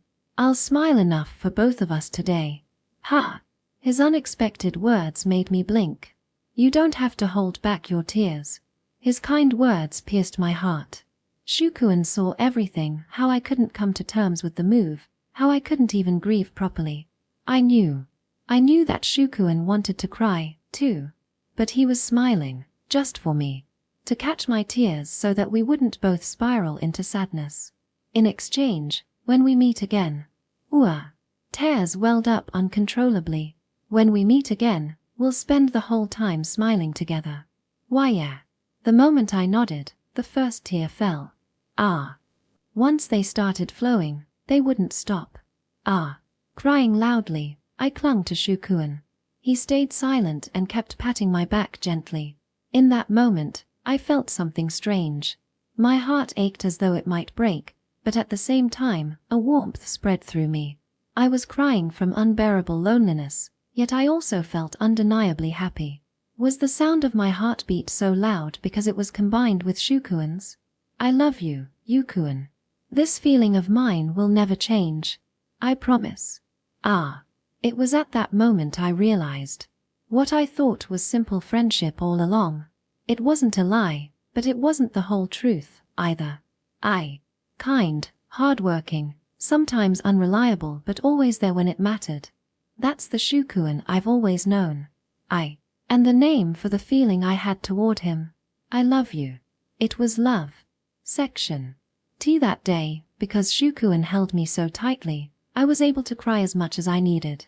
And on the final day, I managed to say goodbye without tears. The promise we made that day. Shukuen's voice pulled me back from my memories to the present. I kept it, didn't I? He was probably thinking about the same day as I was. Yeah, you really did. You recognized me immediately. It surprised me so much. Back then, I was truly shocked. But more than that, I was so happy. No matter how much you change, I'll recognize you right away. He had promised me that. But on the day we reunited at the matchmaking meeting, I thought it was impossible. After all, Shukuen had misjudged my gender entirely back then. I didn't expect him to recognize me, and I had no intention of blaming him if he didn't. Honestly, I was just looking forward to seeing his reaction when I revealed the truth. I thought I'd completely changed my look. Does that mean I didn't actually change that much? No, you look totally different. It's just, how do I put it? Your vibe. The air around you. That's what gave it away. Wow, that's such a vague explanation. He really did recognize me immediately. I had to try so hard to keep my face neutral, or else I would have been grinning like an idiot. Hey, Shukuen. Suddenly, an idea popped into my head, a playful little tease. Have you kept all the other promises from that time, too? I already knew the answer, but I asked in a slightly mischievous tone. Of course I have. We met again, we're still friends, we've spent most of our time smiling. Anne. He trailed off, counting on his fingers before pausing slightly. Anne. My feelings haven't changed since back then. Really? Not even a little? Not even the type of feelings? I stared at him intently. Yeah, of course not. He nodded confidently. Even though I was the one who pushed him to say it, a tiny pang shot through my chest. Then, say it properly. I continued, covering up my complicated feelings. You can tell that from how I act, can't you? Girls need to hear it spelled out clearly to feel secure, you know? He gave me a look like he was seriously considering the logic of that. As always, he's so easy to read. Or rather, just genuinely straightforward. All right. He raised both hands in surrender. Yuika, He faltered briefly. I like you. He said it while looking away, and this time, my heart skipped a beat. Honestly, I'm so selfish. Even while thinking that, I smiled brightly and said, not good enough. What? There's a grade. When I declared him not good enough, his face was a picture of surprise. Because you said it differently from back then. Well, I mean. He groaned softly at my observation. Now that you've failed once, the bar for the next attempt is even higher. What kind of system is that? This time, he let out a wry laugh. Here. I opened my arms slightly toward him. What's this? He asked, though his expression made it clear he already knew. Say it the same way as back then. That's a bit much. If you could do it back then, you can do it now, right? That logic doesn't make sense. Though he protested at first, after letting out a deep sigh, he gave in. Is this okay? He gently embraced me. His touch was so careful, like handling a delicate piece of art, that it tickled a little. I love you, Yuika. My feelings haven't changed since back then. They'll never change, for as long as we live. A complicated mix of emotions swirled in my chest, but the warmth spreading through me was stronger. Foo-foo. Resting my ear against his chest, I smiled softly. Shukuen, your heart's racing. Sorry. He apologized awkwardly, looking a bit embarrassed. There's nothing to apologize for. Back then, his heartbeat was calm and steady. Now, knowing that I made it race like this made me happy. Hey, Shukuen. Can you feel my heartbeat, too? I love you, too. Since back then, and even more so now. When I said those words, pouring all my feelings into them, I could feel Shukuen's heartbeat quicken even more. Alright, that's it. End of discussion. You see now that I've kept all our promises, right? And just like that, Shukuin quickly let go of me and jumped back as if retreating. Foo foo foo. I guess I'll generously give you a barely passing grade. Isn't that a little harsh? If he had said I love you with the exact same meaning as mine, he would have gotten a perfect score. But I suppose I'll let him off the hook for today. After all, the time I have with Shukuin will continue from here on out. I'll take my time, slowly and thoroughly winning him over, so you'd better prepare yourself, Shukuin. Chapter 6: A Sudden Turn of Events. It was during a break on a day when the weather had noticeably warmed up. Summer vacation's almost here. Takahashi-san started the conversation with that cheerful announcement. Why don't we go on a trip together? Oh, that sounds like fun. I responded to Takahashi-san's suggestion with genuine enthusiasm. From the corner of my eye, I caught a glimpse of Yuika smiling happily. So, should we go to the beach? Or the mountains? Or maybe something in between, like a city trip? I'd vote for the beach. Nothing feels more like summer than that, right? I think I'd prefer the mountains, seems cooler and more refreshing. Oh, does that mean it's up to me to advocate for the city? The city. Oh, I know. How about Kyoto? Kyoto sounds great. It has both mountains and beaches. Not sure many people pick Kyoto specifically for the beaches or mountains, though. Still, depending on our schedule, we might be able to pull off a plan that includes a little bit of everything. As we tossed around ideas, I felt an unusual sense of excitement bubbling up. Before Yuika came into my life, I couldn't have imagined myself like this. I'd never even wanted to feel this way. But now, it's nice, I thought. Section. That night, at home. Hey, Shukuin, about summer vacation. I brought up the idea that had been on my mind since our group conversation earlier in the day. Besides the trip with everyone, why don't the two of us go on our own trip, just the two of us? That sounds like a good idea. Since it looks like the group trip will lean towards the mountains, we should go to the beach, right? Sure, but, come to think of it, I don't have a swimsuit I can use for something like this. Ahaha, then we'll need to go swimsuit shopping first. I want to buy a new one too. How about we go early in the summer vacation? Around then, Ita will probably be stuck with remedial classes anyway. Foo-foo, true enough. This is fun. I'm so happy. Oh, right, speaking of shopping. Tomorrow's the day we're supposed to do the grocery run, but the forecast says it's going to pour. Should we push it to the day after? Yeah, good idea. Then tomorrow, why don't we just relax at home and watch a movie? Sounds great. Not if we meet again someday, but talking about tomorrow, the day after, and even the days beyond that. This is exactly what I'd wished for during all the time we'd been apart. The thought that days like this could go on forever. It feels like a dream. Or so I thought. Why had I been so naive? Why had I believed so innocently, without a shred of doubt, that these happy days would go on forever? Even though I, of all people, should have known better that things can suddenly come to an end. Section. It was an ordinary weekday. At least until after school. Like always, I was killing time to stagger my return home with Yuika's. BZZZZZZ. BZZZZZZ. My phone vibrated. When I checked the screen, it was a call from Yuika. Hello. Hey, Shukuin. Where are you right now? About halfway through the shopping district, I guess. Yuika's voice sounded casual over the phone, so it didn't seem like anything important. I responded just as casually. Oh, perfect timing. I just realized we're out of soy sauce. Could you pick some up for me? Got it. No problem. Thanks. You're a lifesaver. Oh, wait. What?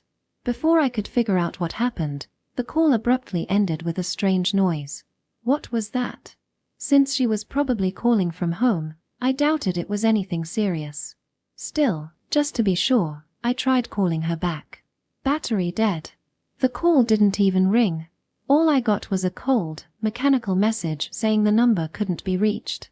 No way. Is this another one of Yuika's pranks? I could easily imagine her back at home, grinning to herself, thinking about how she'd reveal the joke. At least, that's what I thought at the time. I'm home, huh? The moment I stepped inside, something felt off.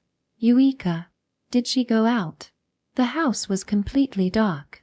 I'd assumed Eureka would be home, so it caught me off guard. Still, it wasn't impossible that she'd stepped out for a quick errand. Chem. A note. When I turned on the light in the living room, a loose-leaf piece of paper on the table immediately caught my eye. Finding it strange that she'd leave such an old-fashioned note, I picked it up. What? The moment I read it, my mind froze. What? No. Way. Confusion filled my thoughts, questions swirling endlessly. Why? The message was simple, clear, unmistakable. Just one short sentence. I'm going back to my family's home. Section. Kono-kun, you look awful. Did you pull an all-nighter?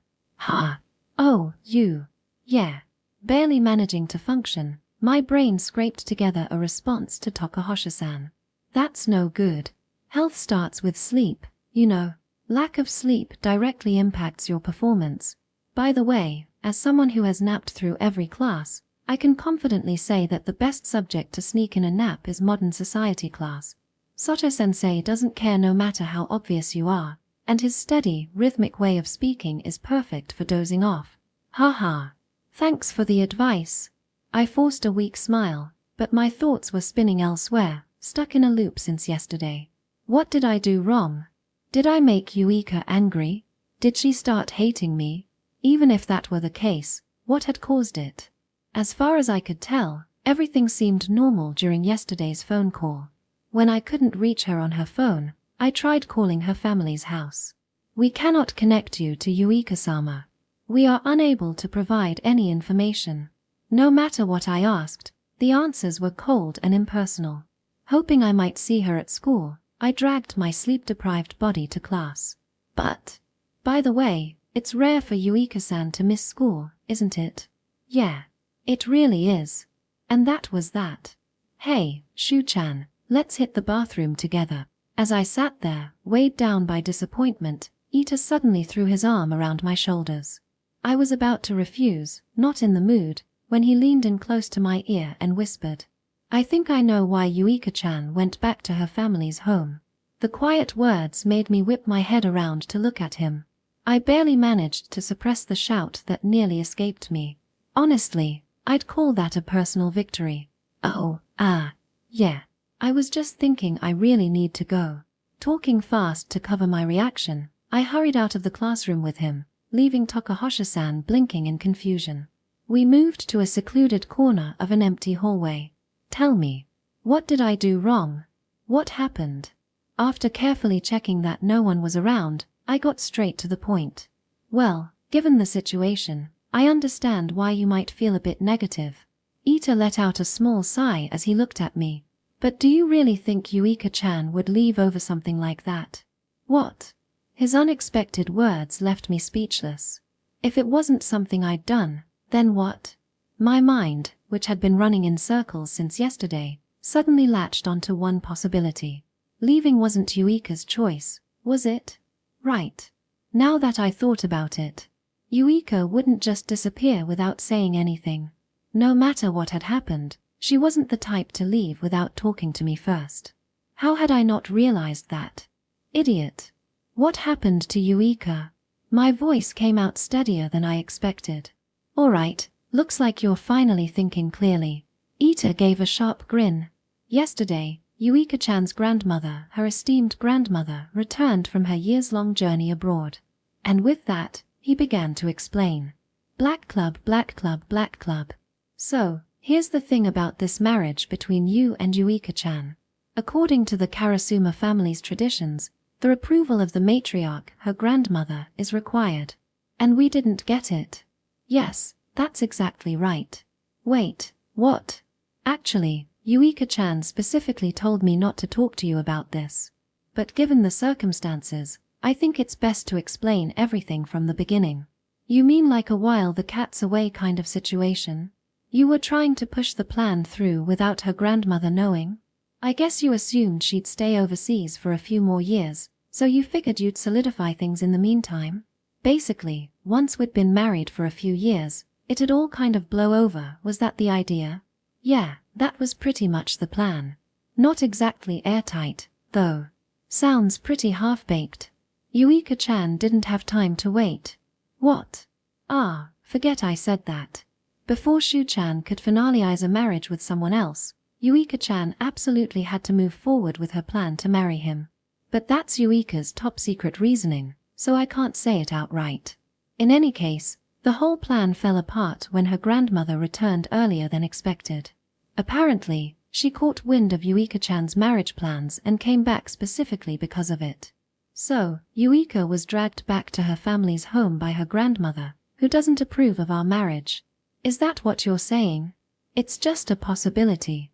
I didn't see her leave or anything, but given the circumstances, it seems likely, doesn't it? I see. I wasn't sure what Shu-chan was thinking, but he lowered his gaze in silence. Even though she's technically retired now and spends her time traveling abroad, Yuika-chan's grandmother was the head of the Karasuma family for years. Her influence is still very real, and crossing her is no joke. If you make her mad, who knows what might happen? Honestly, going up against her is, well, pretty rough. Wait, what?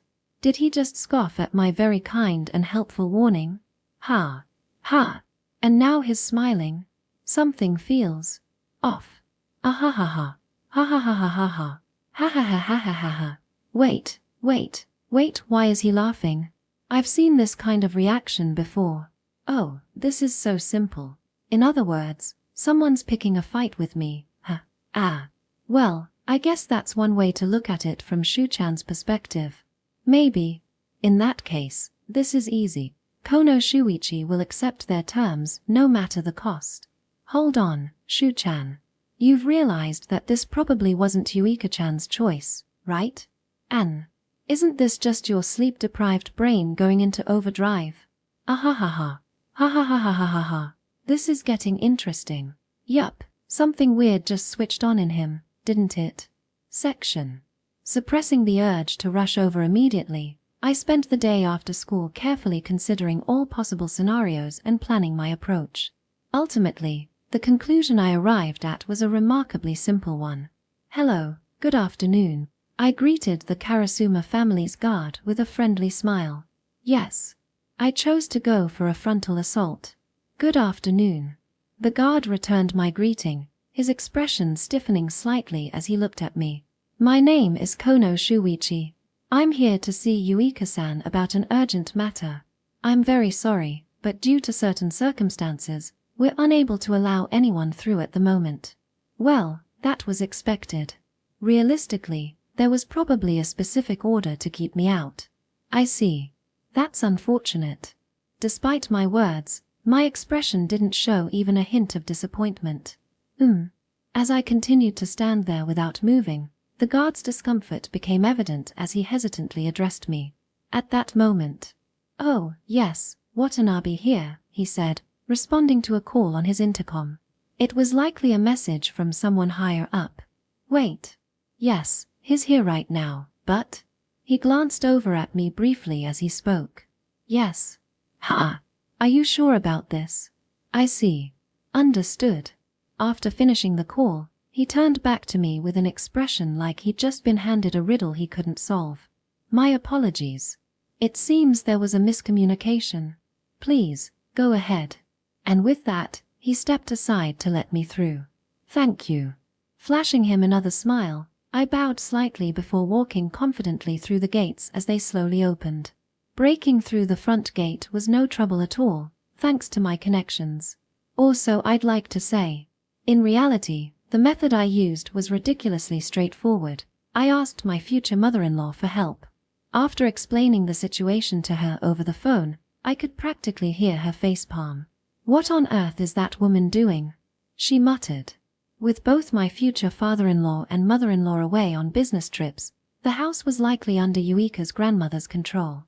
Still, I asked her to arrange for the gate to be opened, just temporarily. Relying on my future mother-in-law to pick up Yuika, it couldn't be more uncool. But that didn't matter. Even if it was lame or forceful, As long as I achieved my goal, that was enough. That said, I expected to face a bit more resistance at this stage. Could it be that her grandmother is preoccupied with something else right now? Section. Grandmother, please, hear me out.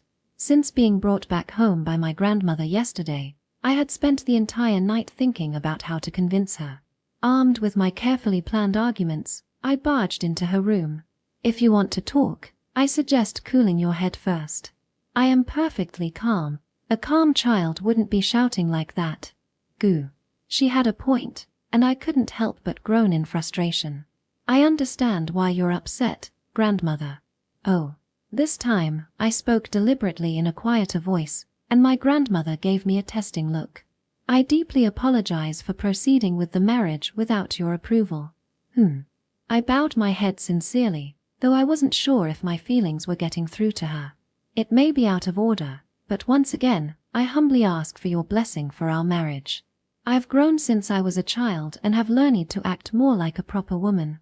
I follow your teachings now and see no reason for you to oppose this marriage.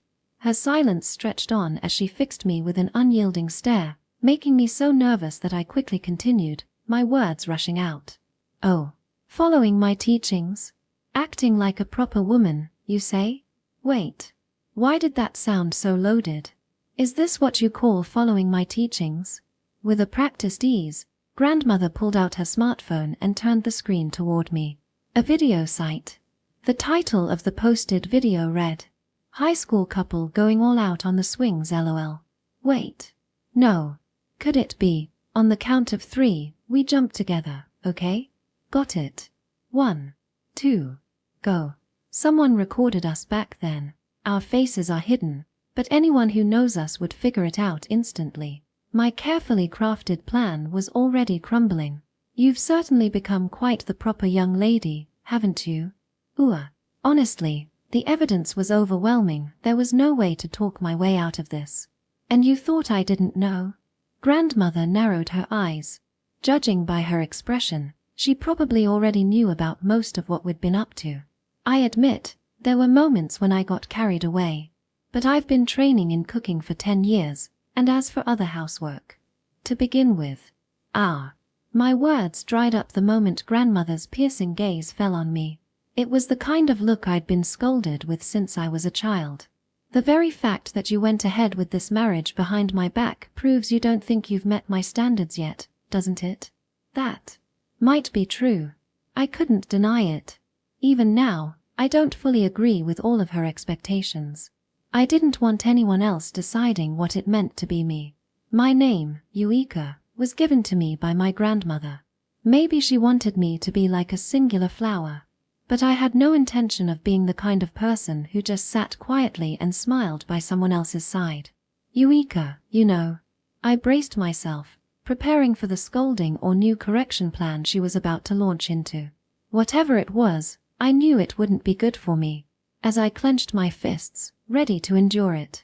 Wait, you can't go in there right now. My apologies for the disruption. A formal apology will follow shortly. Voices echoed from the hallway, accompanied by hurried footsteps. The first voice belonged to our housekeeper, Takakura-san. The second, there was no mistaking it. Is it here? The sliding door burst open, and there he was. Oh, found you. Shoo. I was so shocked I couldn't even finish saying his name. I never expected him to show up here of all places. Well, if it isn't the heir of the Kono family. Showing up uninvited and without permission. Has the Kono family fallen to such disgraceful thuggery in my absence? Oh, my apologies. May I come in? Grandmother smiled thinly, while Shu gave a defiant smirk, lightly knocking on the sliding door. Although, for a thug who kidnaps someone's partner when they're not looking, I'd say my manners are appropriate. You've got quite the sharp tongue. Oh. Grandmother's grin deepened as she shifted into full-on battle mode. If your family had followed proper protocol, I wouldn't have had to bother returning from abroad to intervene myself. Your so-called protocol isn't my concern. This is bad. Do you think a marriage built on disrespect for the other family can succeed? I respect your family, But respecting everything doesn't mean I'll blindly follow outdated and unreasonable customs. I know this isn't the time to be thinking about it, but coming from someone who agreed to a marriage under those very customs, that's rich. Admittedly, there were times I felt it was unfair, but in the end, I chose this marriage of my own will. It wasn't forced, nor a compromise. As they glared at each other, sparks practically flying, Shu's expression was fiercer, harsher, and more arrogant than I'd ever seen it before. So, what brings you here today? Fufu, how coy of you to ask. Even as Shu smiled, there was no trace of his usual warmth or gentleness. His tone was polite but cutting. This time, with a strong, reassuring grip, he pulled me close. I've come to reclaim what's most important to me. Oh my gosh. He's so cool. This side of Shu is so fresh and amazing. I love him even more now. Section. Well, I'd made a bold statement, but now came the hard part. That said, I truly believe that having your blessing would be the greatest happiness for both of us. Dropping the smug smile, I deliberately set my expression into one of seriousness. Oh, you're shifting gears to persuasion now? Interesting. Let's hear what you have to say. Without any visible sign of anger at my earlier impudent attitude, Yuika's grandmother, Kano-san, laughed in a way that felt like she was testing me. Thank you. I smiled and offered my gratitude for her patience. I don't intend to outright deny your values, nor can I fully criticize you for wanting to instill them in your granddaughter. I'm sure, in many cases, that approach would lead to success. But then, I continued. However, I believe that what we envision as ideal is fundamentally different. I glanced at Yuika, who, for some reason, seemed to be breathing a little heavily. No, now wasn't the time to get distracted. Sure, Yuika might still have a bit of a wild streak, but that energy is what gives her the strength to pull me into unknown and exciting places. Memories of my time with Yuika flashed through my mind. The freedom and spontaneity she brings constantly surprise and inspire me. Though our time together hasn't been that long, the number of cherished memories feels endless. And the parts of her that haven't changed, those have been a great source of comfort for me. They remind me that the days we've shared weren't just a fleeting dream. I wasn't sure if my words would reach her, but I poured everything I had into them. Yuika has expanded my world. Yuika has connected me to so many meaningful bonds. It's because she stayed true to herself that I am who I am today. I tightened my arm slightly around Yuika's shoulder. To me, the Yuika standing here now, just as she is, her true self is. Admittedly, saying this out loud was a bit embarrassing, but she's the perfect wife for me. I declared it with a straight face. Please. I ask that you also acknowledge Yuika for who she truly is. Kano-san glared at me in silence, her piercing eyes holding steady. Then, unexpectedly, the corners of her mouth began to lift. Fut, ahaha, ha ha ha ha. She burst out laughing, her amusement uncontainable. Ha ha ha. That wasn't persuasion, that was just you bragging about how much you're in love. What on earth did you come here for? If you must ask, my answer would be that I came here to bring Yuika home, I replied, scratching my cheek awkwardly as Kano-san's laughter continued. Section. If I'm not careful, my cheeks might completely relax into a grin. Chim-mph. Actually, since Shukuin wasn't looking at me, my face was already doing a decent job of betraying my feelings. Because seeing him stand up so boldly against grandmother was just so incredibly cool. More than that, the way he spoke about me with such heartfelt sincerity, it made me feel so deeply cherished. And the perfect wife for me, he said. Honestly, I deserve a pat on the back for resisting the urge to roll around on the floor in sheer happiness right now. Sigh.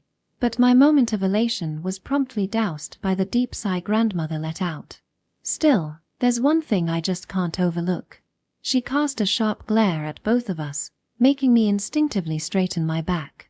All this talk about taking her away and getting her back, it's as if you're accusing me of being some kind of kidnapper. Wait, what? She's bringing that up now? I mean, she did technically take me away, right?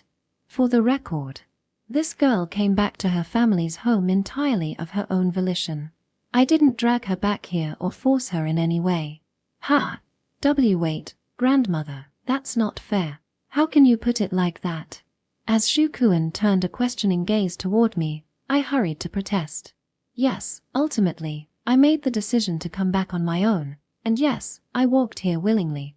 But that was only because grandmother orchestrated everything to push me into that choice. Is that really what happened? What? Her unexpected words made me blink in confusion. Think carefully, now that you've had time to cool down.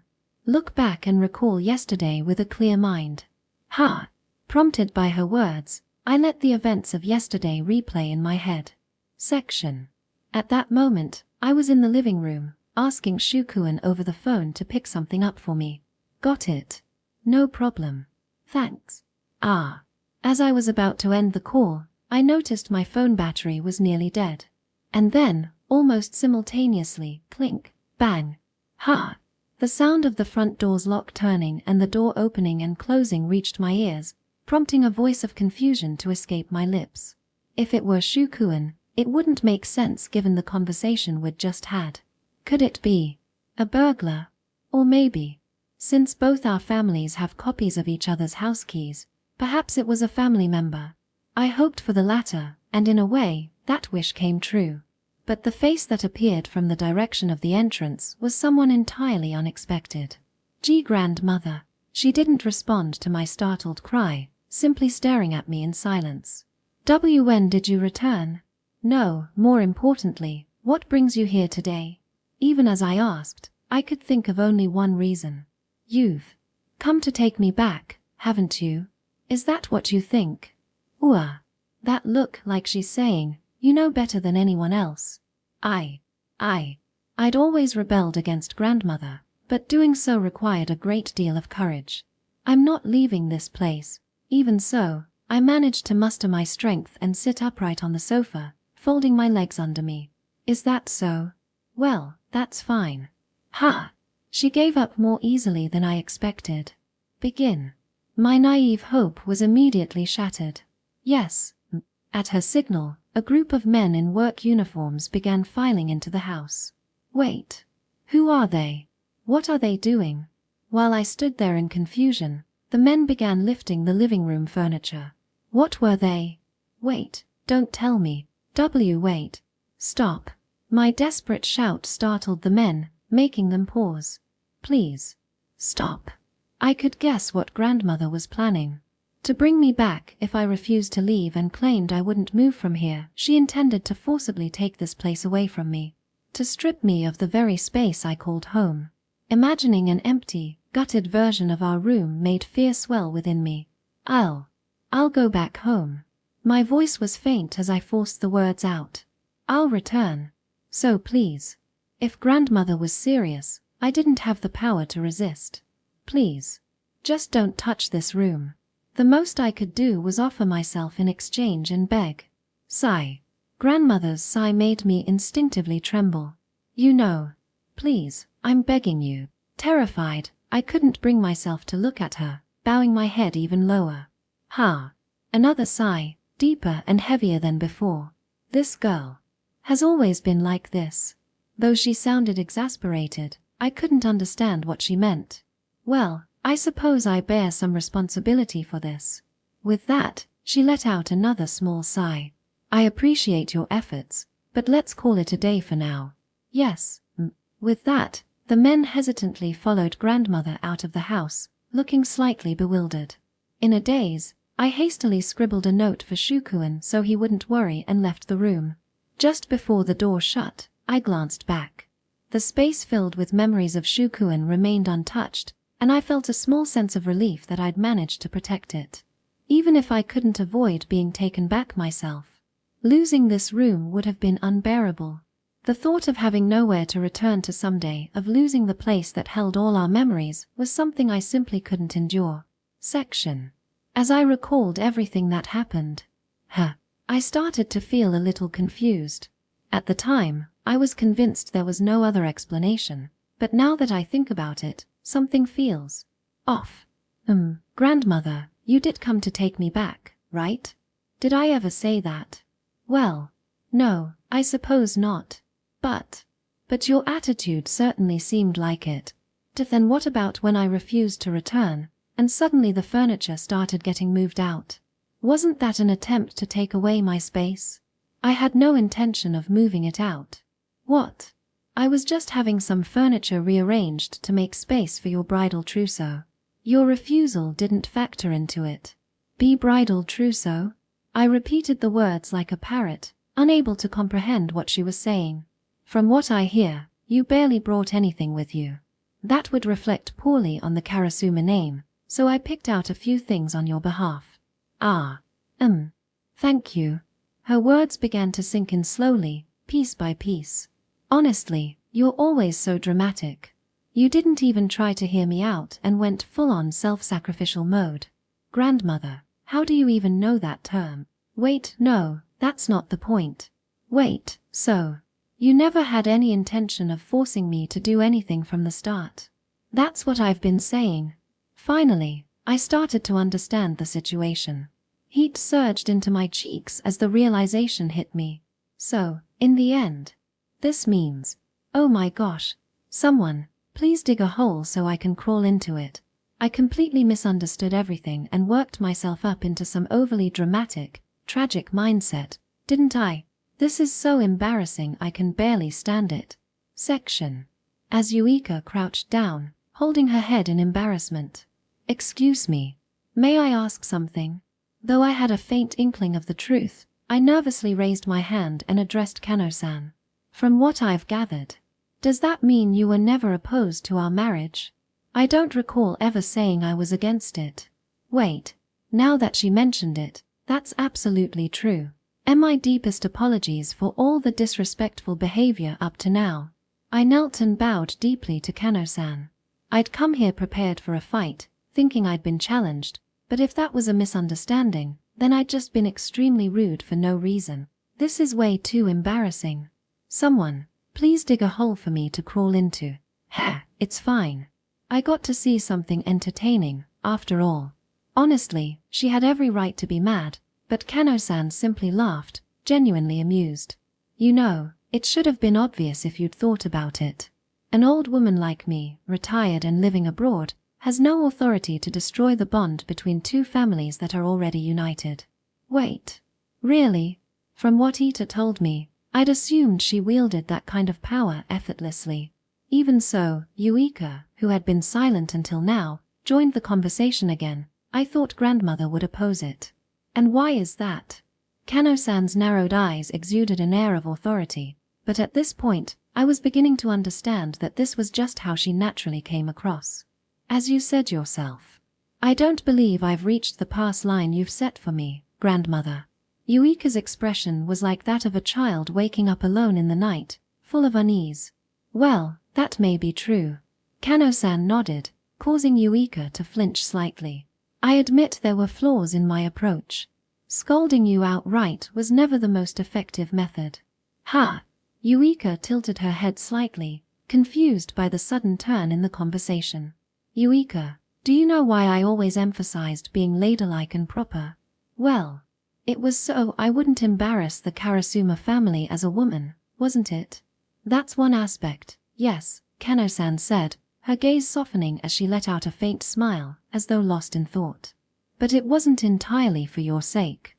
Or rather, I won't pretend it was. I wanted to ensure that if you ever fell in love, you wouldn't have any regrets. In the past, the way you were, I doubted anyone would want to marry you. Though, as it turns out, my efforts seem to have backfired. I'm sorry. As I said earlier, my methods weren't perfect. But, well, we both share some blame in not listening to each other. Kano-san shrugged, brushing off Yuika's bashful apology. That said, if your husband chose you, that's all that matters. It's not my place to judge whether you pass or fail. Well, the truth is, the marriage was more of a calculated decision than anything else, but sorry about that. Be someone's one and only flower. Yuika's name had been given to her by Kano-san. Those words encapsulated her wishes. And as far as I'm concerned, you've already become exactly the kind of woman I envisioned. Grandmother. Yuika brought a hand to her mouth, visibly moved. Tears glistened in the corners of her eyes. I came back to Japan intending to tell you one thing, Yuika, Kano-san said, gently placing a hand on her granddaughter's head. Be happy. Grandmother. Her expression radiated nothing but love and warmth for her granddaughter. Yes. Thank you so much, grandmother. Yuika nodded emphatically, tears rolling down her cheeks. I'm so sorry. You were only thinking of me, and yet I misunderstood and acted so shamefully. She smiled sheepishly, clearly embarrassed by her earlier assumptions. Well, I won't deny that I deliberately let you think that way toward the end. Why would you do that? Yuika exclaimed, her face a mix of shock and indignation. Don't you think a little payback is fair for a granddaughter who couldn't even bother to inform me of her marriage directly? Don't you agree, dear husband? Ah. She turned to me, leaving me at a complete loss for how to respond. Wait, could this whole situation have just been her sulking because Yuika didn't tell her directly? Well, I got to see the kind of man my granddaughter married, so I'll call it even, Kano-san said, smiling slyly as if she could read my thoughts. With you, I feel confident leaving my granddaughter in good hands. Thank you. Her words made me instinctively stand a little straighter. Yuika is. Here, I should have said, I'll make her happy. But this wasn't a true marriage in the traditional sense. I had no right to make such promises. I'll treasure her for the rest of my life. Instead, I vowed only what I knew I could uphold. Ah, ha. Yuika smiled beside me. Grandmother, I'm already happy. No. She paused, shaking her head, then straightened up. I am happy. She declared it proudly, with a smile that radiated confidence. Yes, you certainly seem to be, Kano-san said, her own smile warm and genuine. To both of you. Congratulations on your marriage. Thank you so much, we replied in unison. And so, while things turned out far differently than expected, we successfully received her blessing for our marriage. This whole ordeal. In the end, it was all a misunderstanding, born from both of our assumptions.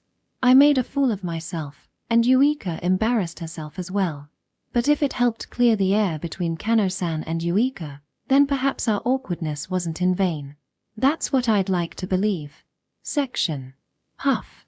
As Shukuin and I stepped out through the front gate of my family's home, we let out deep, simultaneous sighs. So much had happened since yesterday, and honestly, I'm exhausted. But precisely because of everything that happened.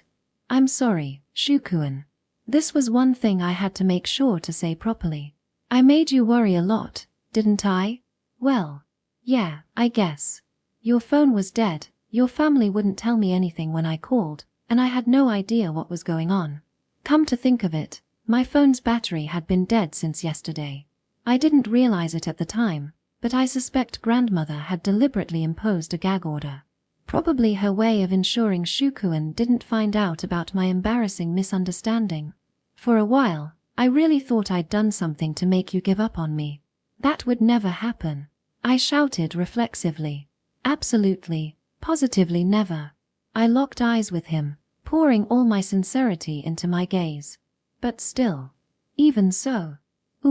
Looking back on it, I can't blame you for thinking that, given the circumstances, a partner suddenly disappears, is unreachable, and leaves behind a note that simply says, I'm going back to my family's home. What else would that make you think? Even if I was in a rush and not thinking straight, I should have written something better. I really, truly, deeply apologize. I clasped my hands together and bowed my head deeply. It's fine. Honestly, it's kind of funny now. Shukuin waved off my apology with a light-hearted chuckle. Besides, he added, smiling softly, in a way, this was a good opportunity. A good opportunity. I tilted my head, not understanding what he meant.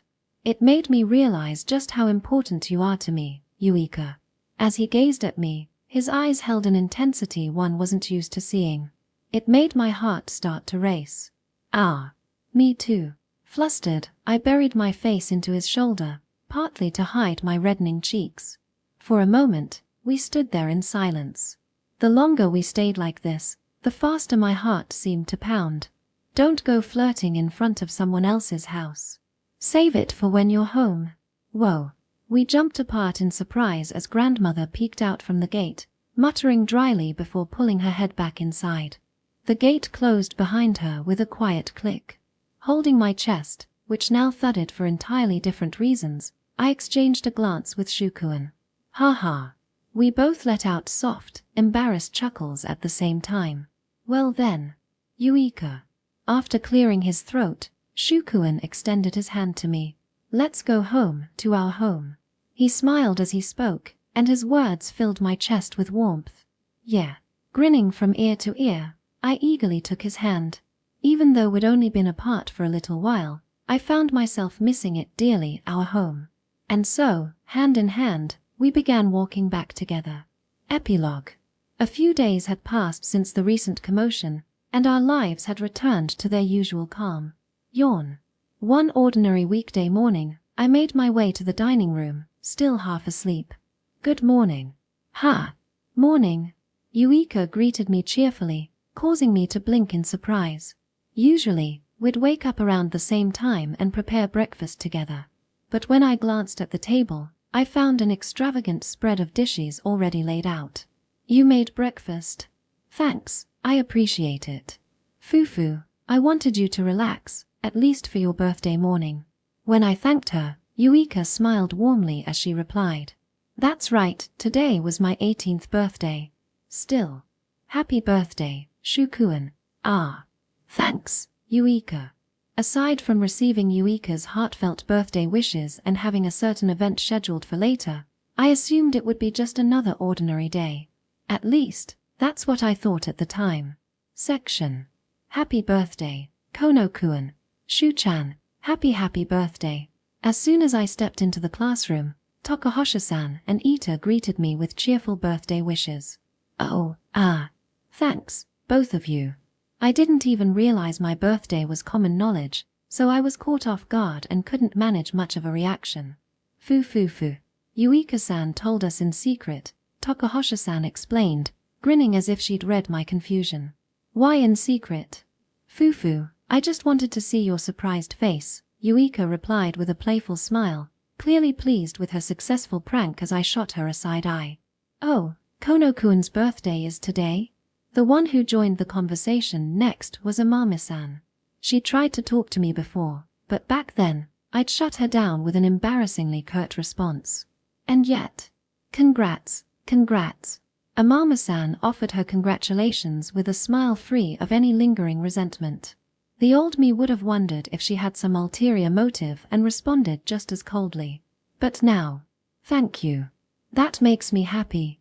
I was able to accept her goodwill honestly.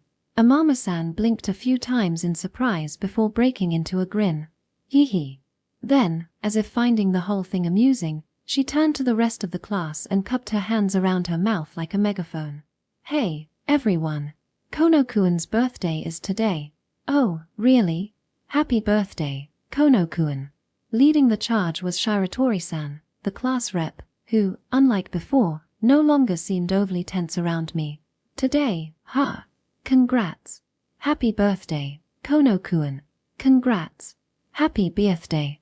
Even classmates I'd never spoken to before started offering their birthday wishes one after another. This was a scene I never could have imagined before.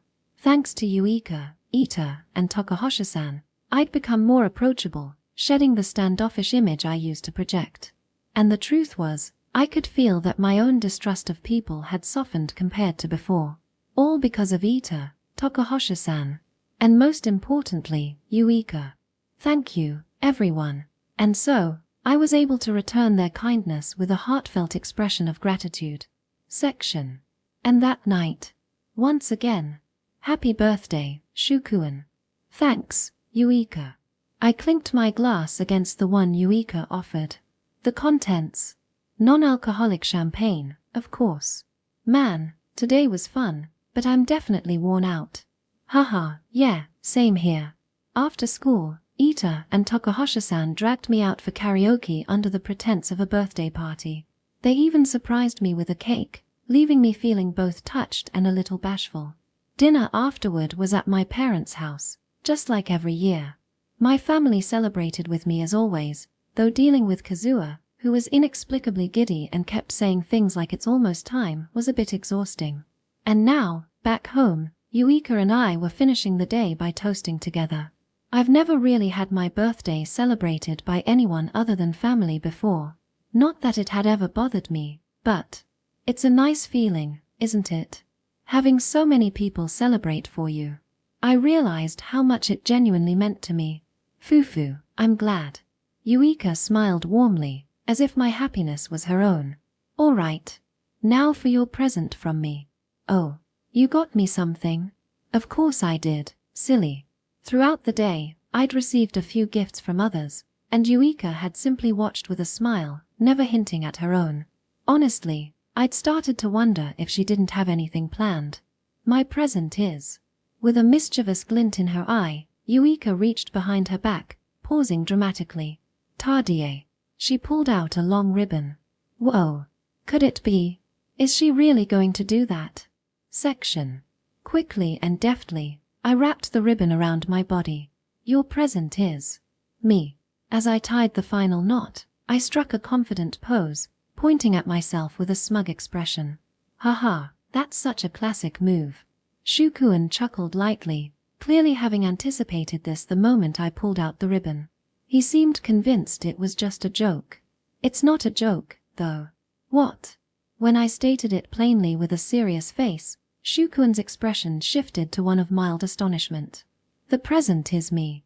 That's right, this wasn't a joke or a prank. All of me is yours, Shukuin. I said it with complete sincerity. Realizing I was serious, Shukuin looked straight into my eyes, his gaze unwavering. In that case, will all of me be enough as a return gift? Those words showed he had understood my true intentions. Of course. So, with a beaming smile, I nodded. Well then. Shall we? Yeah, let's go. We didn't need to say where, we both already knew. Section. And so, are you absolutely sure? Once we do this, there's no turning back. Fufu, I have no intention of turning back. Not even a little. Ever since the day we reunited. As we exchanged these words, our current location was right in front of the city hall. In our hands were a completed marriage registration form and all the necessary accompanying documents. That's right, despite all the talk about being married, the truth was that we hadn't actually tied the knot yet. It was only natural, given that I had just turned 18 today. Well then. Shall we? Fufu, you said that earlier too. Oh, did I? Unlike me, stiff with nervous tension, Yuika seemed completely at ease. Section. Huff. Careful not to let Shukuin notice, I let out a small breath. I mean, come on, this is so nerve-wracking. The thought that this is it, that it's actually happening, only makes me more nervous. So, I decided to approach this with a clear head. Empty thoughts. Just focus on keeping my mind completely blank. Completely blank. Is the after-hours desk this way? Potato chips. Yuika. Huh. Did I empty my head too much? Oh, sorry. Yeah, it should be that way. I quickly blurted out my response, feeling my cheeks heat up slightly. And so, after that little mishap. Excuse me. Is this the right place to submit a marriage registration form? Yes, it is. I'll take care of it for you. Shukuin handed the completed form and accompanying documents to the clerk. As the clerk silently reviewed the paperwork, my heart pounded so loudly I was worried Shukuin might hear it. But then, everything looks fine. The clerk nodded and smiled after finishing their review. Congratulations. With that warm smile, they offered their congratulations. But it was so simple, so anticlimactic, that it didn't quite feel real. I couldn't help but glance over at Shukuin. Just as I did, he turned to look at me, his expression just as dumbfounded as mine. Phut. Haha. Thinking about how similar our faces must have looked made me laugh without meaning to. Shukuin seemed to feel the same, because he started laughing too. After a moment, we both turned back to face the clerk. Thank you so much. We said it together, smiling brightly as we expressed our gratitude. It still doesn't quite feel real, but with this, I've truly become Shukuin's wife. Hee hee. Fufu. Oh no, I'm trying so hard not to grin like an idiot, but it's impossible to stop. Section. As we left the city hall. So, this means we're married now. Right. It had all happened so quickly and uneventfully that I couldn't help but ask Yuika, who was walking beside me. Fufu, probably. Yuika didn't seem any different from usual. But she's right. Just submitting the paperwork doesn't mean things suddenly change overnight. Yuika, are you free after this? Of course. Then. We already know what we're doing next, right? Yep. And so, it's on. I felt like this was just the way it should be for us. So, what's the theme for today? Let's see. It's been a while, so. Wait. Let me guess. No way you're going to guess it without any hints. You're thinking of puzzle games, aren't you? How did you know? Fufu. Because I've noticed you've been secretly practicing lately. So you knew, you were frustrated after I crushed you last time, weren't you? No, I just let my guard down a little, that's all. Sure. This is my specialty, after all. Compete. From today onward, I'll be calling it my specialty. And so, in our usual way. Yeah. I'm looking forward to it. Yeah. Me too. Maintaining the kind of close, easygoing relationship that only best friends can have, we headed off together. Section. Fu. Chem. What's so funny all of a sudden? I was just thinking. I'm really yours now, Shukuin. Yeah. And I'm yours, Yuika. Hey, mine. Whoa, hey. Don't just cling to me like that out of nowhere. Why not? You're mine, after all. Well, I guess that's true. Hey, Shukuin. Yeah. Right now, I'm feeling like the kind of us who sometimes do things just like lovers would. Section. I'm so happy.